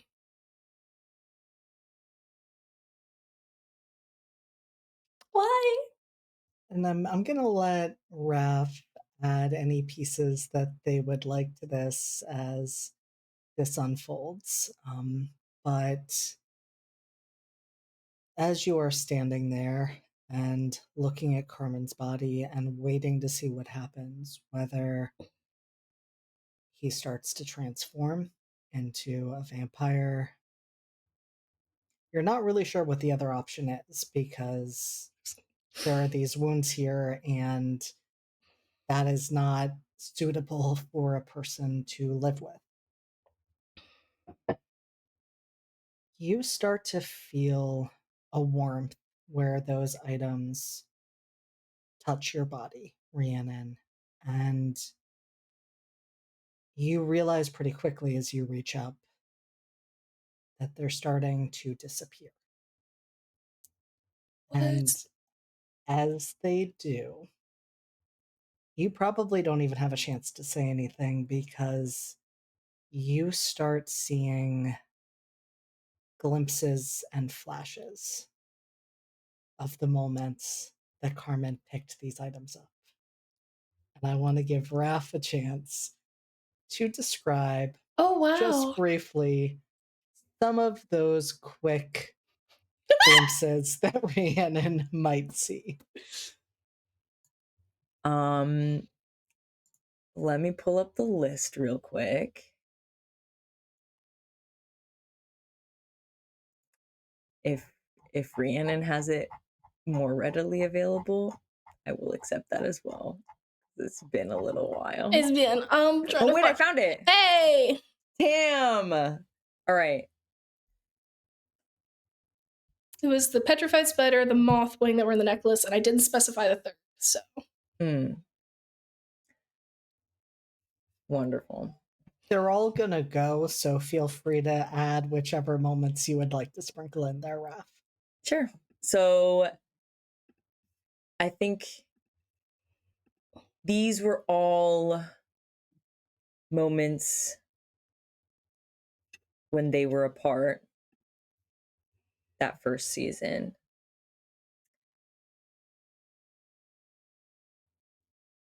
I think there's one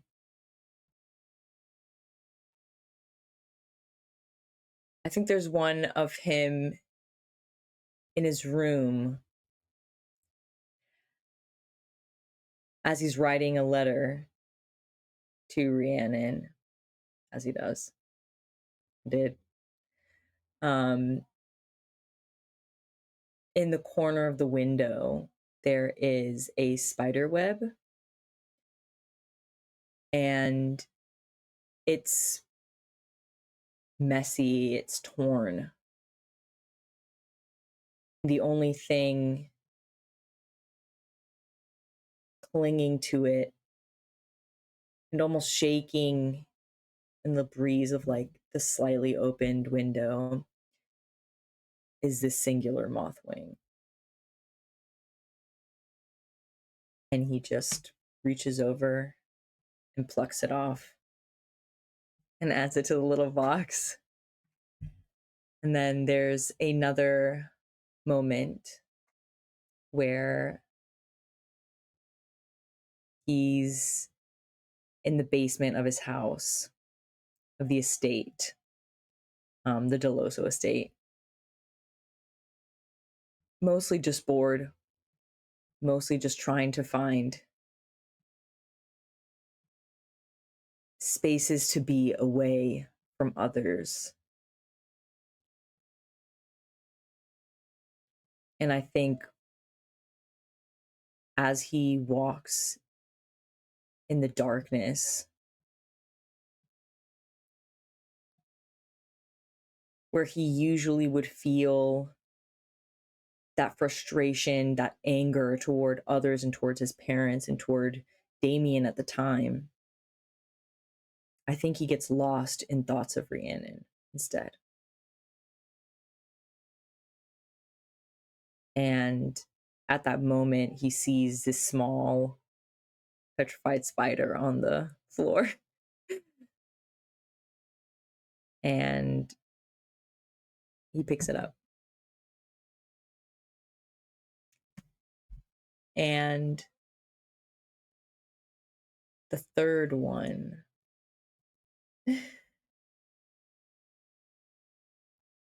I'm going to say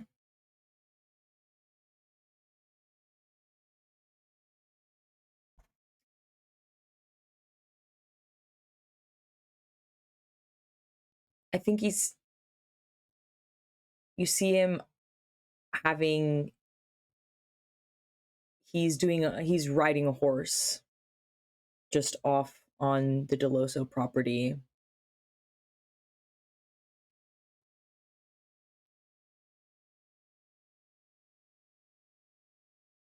Perhaps with others of the Ton, doing a weekend ride. And there's a moment where they pass by a lake.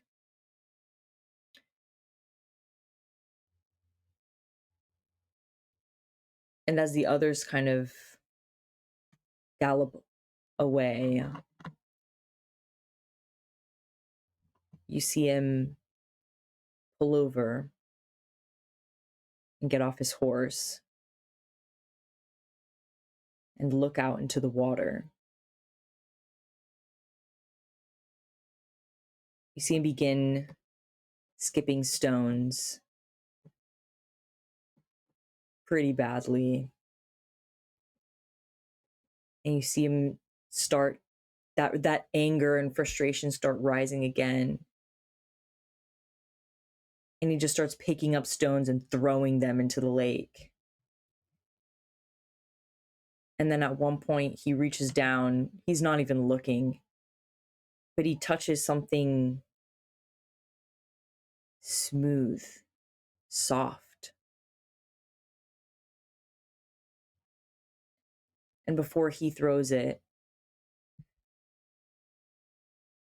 he catches himself and he looks in his hand, and there's this smooth piece of green glass. The green of Rhiannon's garden, of her dress, of the flowers and thorns in her hair.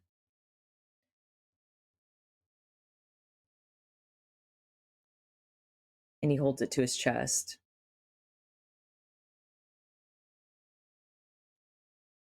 And then gets on his horse and rides away with catch up with the others. I think there's like maybe a small montage of just random bits. These little mundane, sometimes strange, sometimes forgotten, sometimes dead pieces of nature that are constantly overlooked.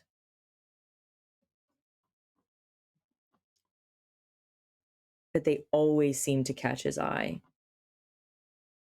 And they always bring him back to Rhiannon.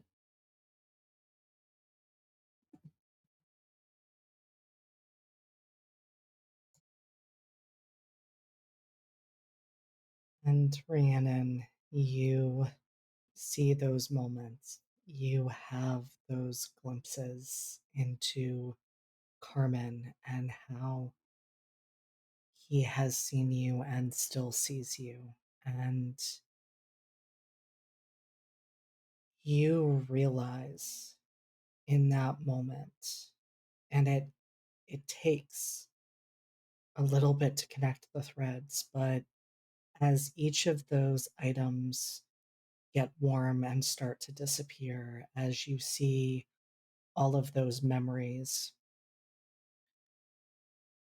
you see the wounds on Carmen's body starting to heal. And you realize that even though you weren't intentionally completing a ritual, that you weren't even meaning to draw on your magic, in seeing the condition that his body was in and knowing that a person could not survive that, at least not a human, you completed the ritual that you failed to complete. Ooh. Okay. Yeah, Rhiannon's just kind of watching initially, just trying to figure out what's going on, and then that clicks for her, and it's just kind of like a gut punch, because that has haunted her for so long of what are the consequences? How do I fix it? Why isn't he letting me fix it? And it's finally like she was able to finally keep that promise she made to him and Damien. And she just bursts into tears and just kind of runs over and kneels down to where he is and just kind of grabs his hand, and she's not forgiven him yet. It's complicated, but in this moment, just feeling that guilt almost dissipate, just like the fog in the morning when the sun hits, is just such a relief. And she's not just crying for Carmen, she's crying because that guilt is finally off of her. Because she did it. And she didn't think she would.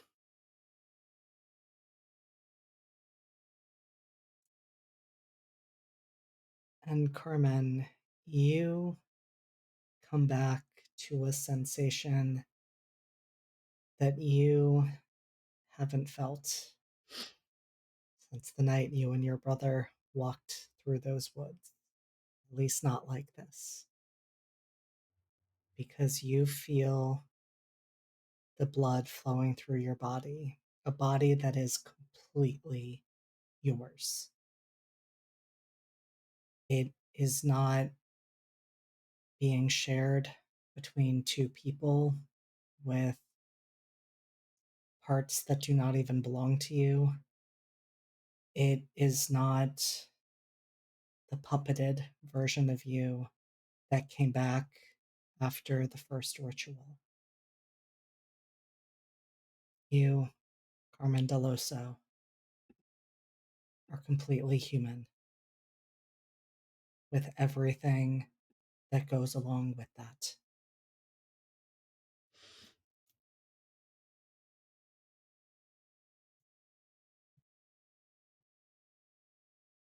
I think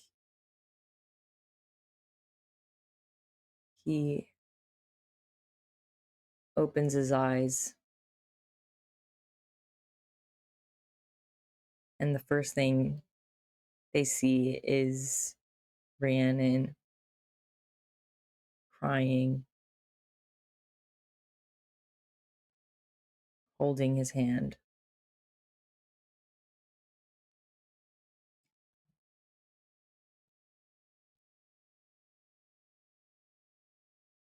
And he says very quietly,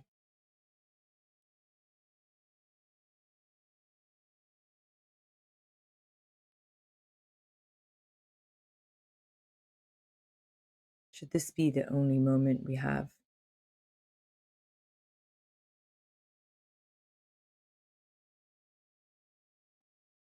I am grateful for you."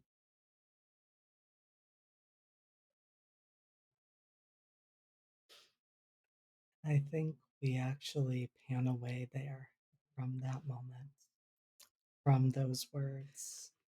And while I cannot allow you, because we have another table and whatever chaos they get up to affect the world, I can't have you going too many days in advance. But I would like to hear from each of you a moment that we see of your characters in the days that follow this incredibly taxing 4 to 6 hours of time. Jesus! Christ.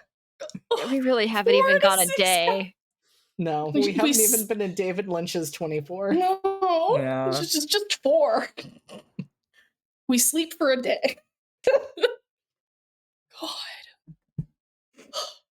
We all take a nap for a calendar year. Yeah. As Wake me you next deserve. season. I'm done.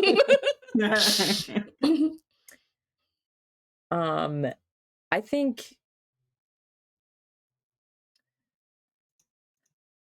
Carmen would return to the Deloso estate.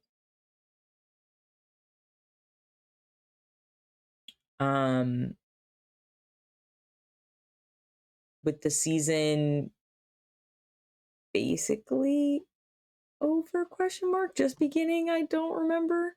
It's late autumn, so I think. So it's ending? Okay. We are reaching the end, and we will see. I teased the cast with this, but we may have another 8-person one-table Yeah. event with a final ball of the season as we all wrap this up. So yeah, I think he returns to the Deloso estate. And he goes back to his old room that he basically has not been in by himself for a long time now. And I think you see him as he walks over to his window, wipes some of the dust away, opens it to get fresh air, and then sits at the desk with a little vase of flowers.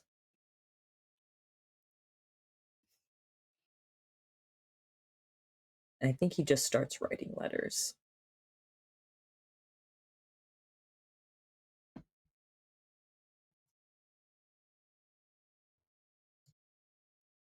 Incredible.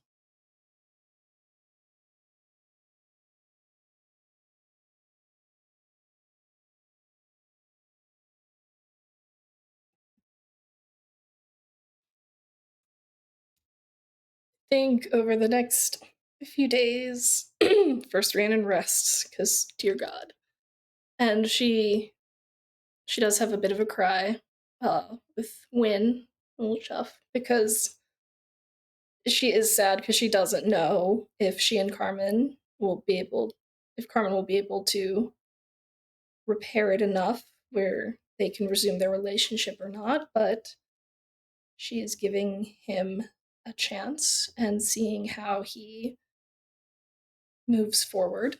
So that's all she's kind of wanted him to do, was make choices for himself. And some time apart would probably be good for the both of them. She said she would help Elise, so she's probably going through what she has on hand to help help Elise and Octavia with the plane situation. She was Wynn able to find anything of Abraham Donatelli's still in the house that was left behind?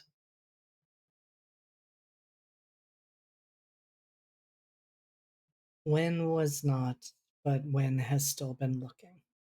Okay. Okay. Because I'm trying to fix that, because I have that spell I made that I haven't gotten to use because shit went wild. So yeah, she's going through that because, well, friends help each other, and Abigail did a lot for her, so she doesn't know exactly what happened with Abraham unless Carmen told her exactly what he did after everything. But if not, she's trying to see what she can do to fix it. Or help. If not fix it entirely, help. So that is also what she is working on. But I think she also...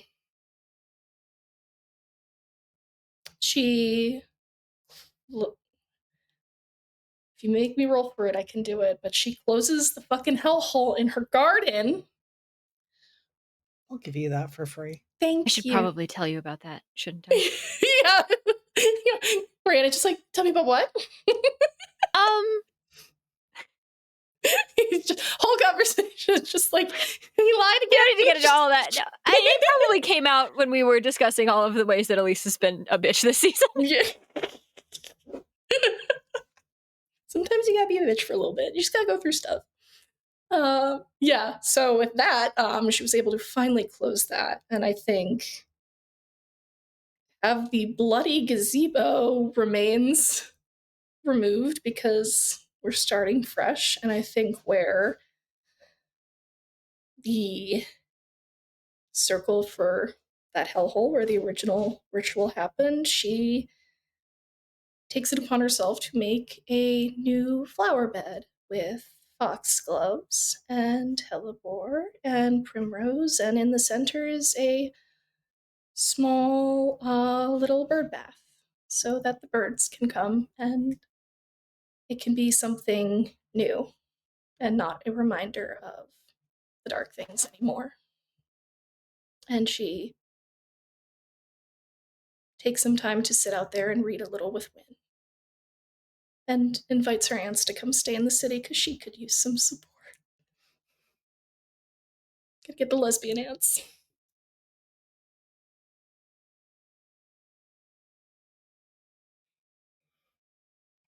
That is how she heals, or starts the process of trying to heal. Beautiful. Octavia is, I think, finally ready to stop running from all of the things that she has going on that she's been actively trying to ignore in favor of being petty, and making impulsive choices. She would contact the summer and autumn to let them know what she saw, and will bring two uh, icy rings to offer up as an alternative, because the rings that they have, for whatever reason, aren't going to work. And this is as best as she can measure the solution to that. Uh, she will officiate Helix's promotion to being a member of the court and have them assigned an estate, um, and will do her best to try to be a better friend to them. Um, if she can, she will try to find Emery and bring her back in a fully exonerated person.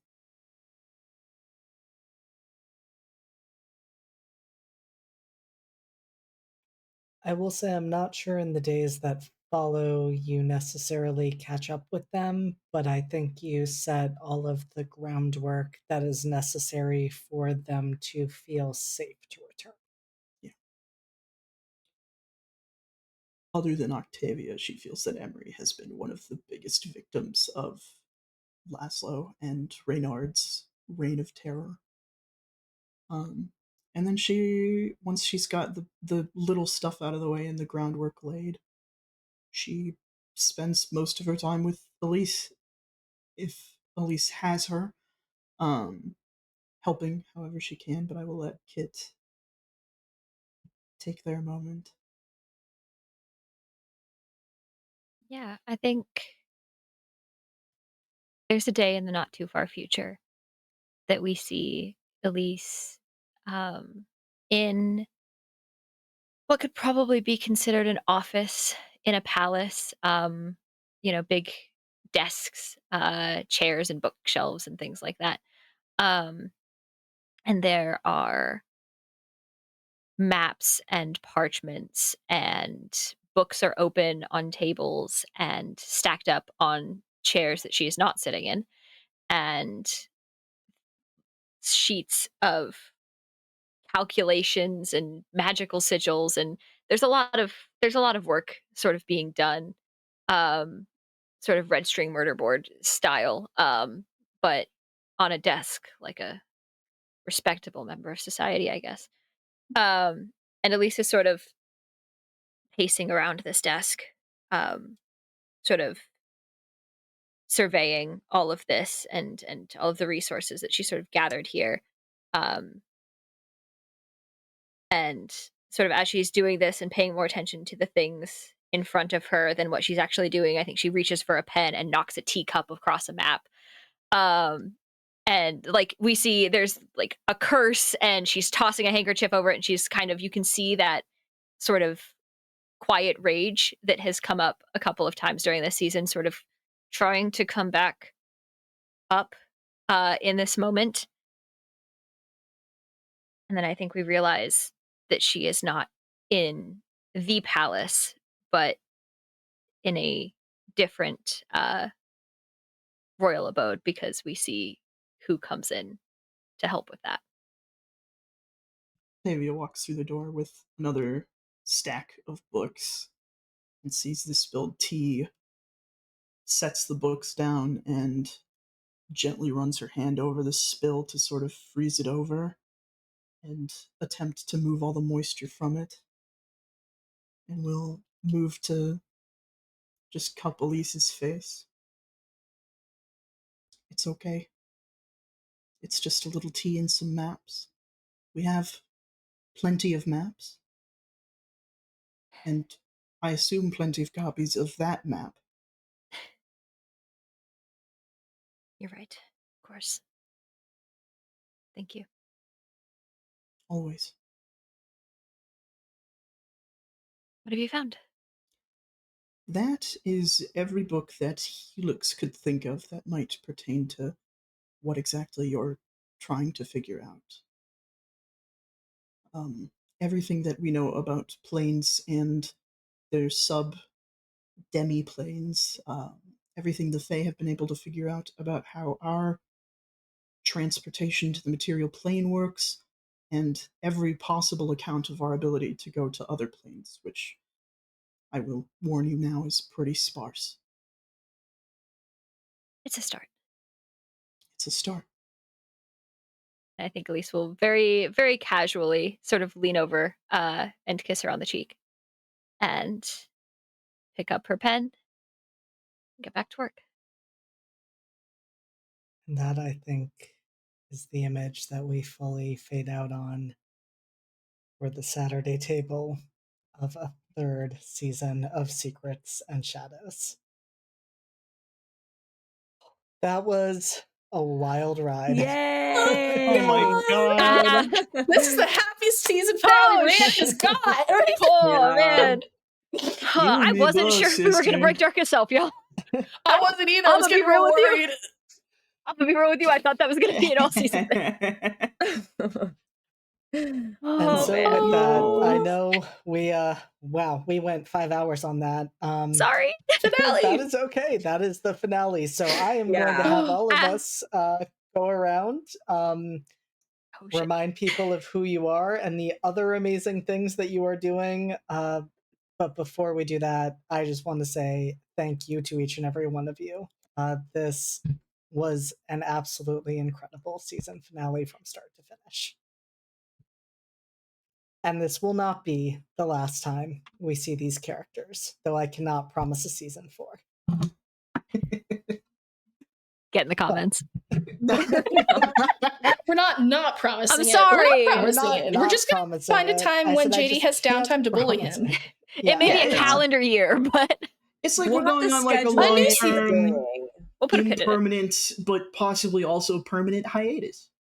Exactly. Gotta keep them And guessing. so, Kit, I'm going to have you start us off. Remind us of who you are and the other amazing things you are doing. Oh, geez. Wow, who am I?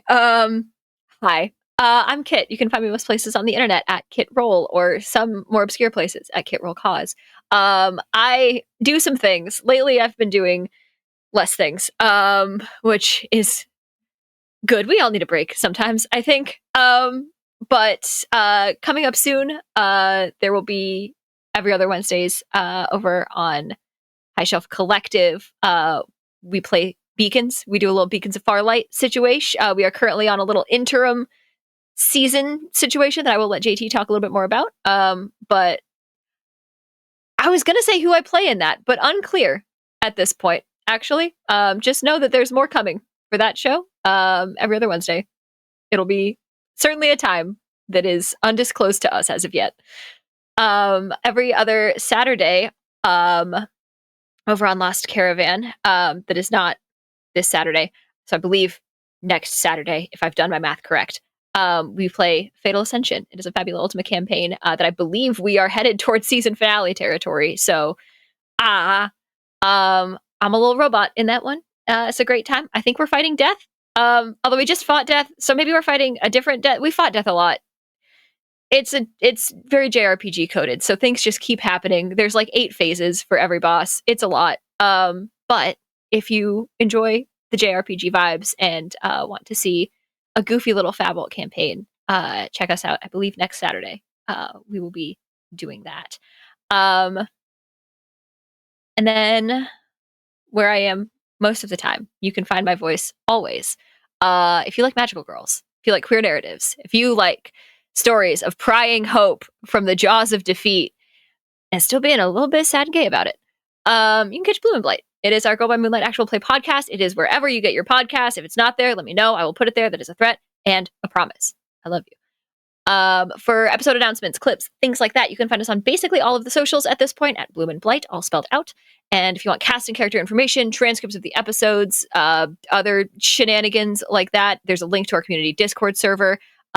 Soon we will be putting up some downloadable content. What? You can check out bloomandblight.com. It's awesome. We are also headed towards season finale territory for that as well. It's a lot of season finales are happening all at once. the vibes are wild, y'all. But definitely check it out if you like magical girls. It is. I am biased, but I love the show with my entire heart. It's so delightful. I think that's all I can legally talk about for now. But keep an eye on socials, and I will be dropping more stuff as I am allowed to talk about it. We love to see it. All right, Steph, you're up next. Hi, I've been Rhiannon, finally getting a better ending than the previous 2 seasons. Good for her. Good for her. You can catch me live from the apocalypse in August, I believe. I forget the exact date when we return for Redacted. And then you can also catch me at Entropy Emporium. Is it this Tuesday? I've lost track of time. This Tuesday. It is, yep, and it is August 22nd. August 22nd. Oh, that's further away than I thought for Redacted. We're full of ghosts on a haunted ass island. And over on Entropy Emporium in JD's Horror Masks game, they call us villains, where I just play a little doom named Scylla. She bite because she has superior teeth, and we might be having a guest who is gonna be totally normal and fine, and there's nothing to be worried about with Mother, so we'll see how that goes. And yeah, I think that's all I'm doing. I can promise that it's gonna be fine. Oh, you're lying. Okay. It's gonna be a normal time in both games. All right, JT, you are up next. Oh, buckle up, everybody. I think I might have more things than JD right now. Hi, I'm JT. Tonight I was Queen Octavia Frostpin for not the last time, but close. Maybe. You can find me all over the internet at WeebJeet. I'm gonna do this in a different order than I normally do, because I get confused between the stuff that I'm in and the stuff that we're doing over on Entropy. You can find me next Wednesday and every other Wednesday after that, running the extended Beacons game, Beacons Royal Flush, for the next 2 sessions, and then we will be back to regular Beacons, which is my post-apocalypse Warhammer 40k inspired world. It's gross and weird, and I love it a lot, and the players are all really phenomenal. You can find me on the off Wednesday in Nova as Caldwell, a sad little robot who might have friends again. You can find me on Thursdays in God Complex, our Neon Genesis Evangelion. What's the other thing? Pacific Rim inspired Girl by Moonlight game run by Will, who runs this channel. You could find me on every other Friday, including last night, running the Weird Wilds War, which is our 5e homebrew game set in a world that is just a little bit to the left from where it was about 10 years ago. You could find me tonight and every other Saturday for the foreseeable future in Blooming in the Rot as Stellan Faust, a deal maker who is super nice to everyone that they meet. You could find me Monday the 29th on High Shelf Collective in a Royal Blood one-shot run by Turk for their Summer of Games event that they are doing. Hold on, there might be more. I am scanning. I don't think so. I think that's it for personal, for everything that I'm participating in. You can also find me all over the internet at Entropy Emporium. I run the channel over there. That's my place where I let my friends run cool games, and also now officially I run my own cool game over there. We have They Call Us Villains every other Tuesday, run by JD. Horror Masks, they've talked about it. JD will talk more about it. We've got God Complex, as I mentioned. We've got Weird Wilds War. We have a Means of Magic campaign coming up that is getting very close to being ready. And we have Blooming in the Rot. And we have a few other very special fun things coming up that my partner is putting together that I'm very excited to see come into place. And if you have any ideas, or you want to run a story, or you just want to hang out, we have a Discord, or you can email us. We've gotten a couple really cool, interesting emails, which is fun and new for me because people are like, we want to collaborate with you, which is cool. It's awesome. I love it. And I am very proud of it. And I'm very proud of my friends for getting those things up and running. That's all for me. I'm going to stop talking now. I'm done. I'm out. You are not quite at JD numbers or cast numbers, but you are getting there. Almost. All right. Last but not least, Raph. Hello, everybody. I'm Raph, and today I played Carmen Deloso's soul. Who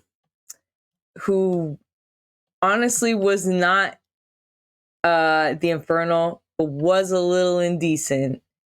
And now is human, which I think is mortal.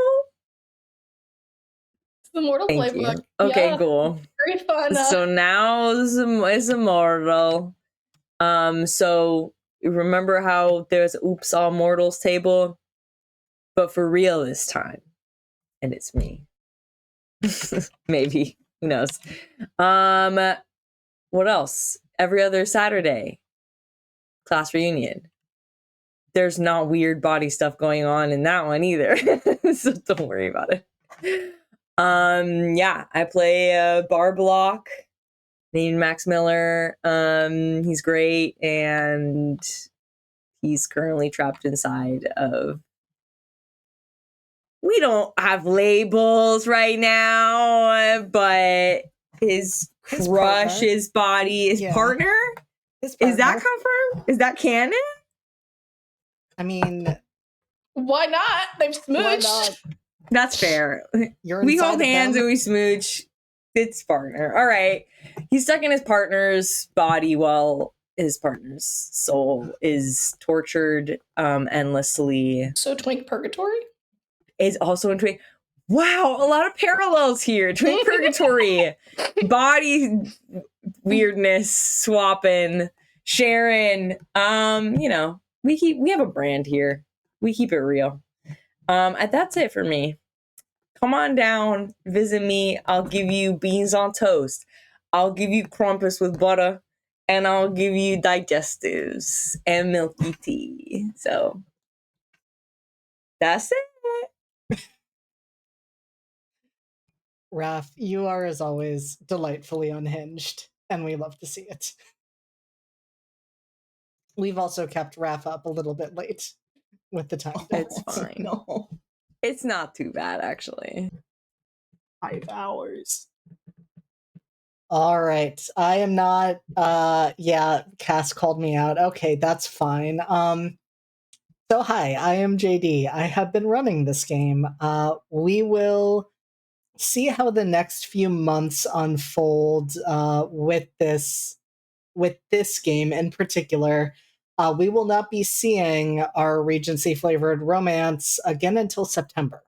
That is when the other table will have their finale. So there will be a bit of a hiatus of about 2 months before we complete that. But in the meantime, you can find me in/running a few other games with Live from the Apocalypse, where I am one of the organizers, storytellers, and players. You can find me in Class Reunion, where I am not currently Hunter because they do not have their body. Instead, I have been playing Lindsay Ardane, who is a warlock. No, yes, a wizard. Can't remember what he is. It doesn't He's matter. a wizard who's happy He to be doesn't included. remember. He's happy to be included, and that is the only thing to care about. He's happy to give you money. That too. And that is every other Saturday, namely next Saturday. You can find me in Thy Kingdom Come, where I play Saint Soren Augustine, who is a revenant, in our dystopian theocracy game, Thy Kingdom Come, every other Monday, namely in 2 days. You can find me in Never Ember's Enigma, which has been on a bit of a hiatus, which is our heist game. And I play a very normal rogue named Riv, who also maybe goes by other names sometimes. It's fine. Don't worry about it. That will next be on August 1st. And you can also find me in Academy H, our Masks Actual Play podcast, which we will be recording 2 episodes of tomorrow night, where I play Casimir Bright, aka Spectral, who does bone magic. I also run the aforementioned Redacted, which is on hiatus until the end of August, give or take. And I think that is it for Live from the Apocalypse. You can also find me with Entropy Emporium. I will be there in about like an hour at this point, where we will be playing Blooming in the Rot, where I play Alistair, who is a completely normal person who is filled with demons. It's fine, don't worry about it. You can also find me running They Call Us Villains every other Tuesday, namely this Tuesday, which is our Horror Masks game. And you can find me with Lost Caravan every other Wednesday for Nova. The next time will be the 31st, where I play Corbin Calloway, who just likes to reanimate the dead. And it's fine and normal, and don't worry about it. You'll also be able to find me in something else on Lost Caravan, but I can't talk about that quite yet because the promo hasn't dropped. That's going to be happening in August, though. And last but not least, and the only other thing I have to disclose, I think, unless there's something I'm forgetting, which I probably could be, is that I too will be in Royal Blood over on High Shelf Collective. And it is going to be a normal time. We're going to have a normal one. It's going to be a heist that goes perfectly well and nothing bad happens. You've got me beat by 4. Fine, don't worry about it. It's fine. Step it up. And half of those are with me anyway. Hey! And so, with that, I am going to. I don't now have to drop the socials link because that happened automatically. So it's okay. I only have one home game, Cass, so it's fine. And that's about to finish with its finale next Wednesday. It's a normal amount of games, and everybody can agree on that.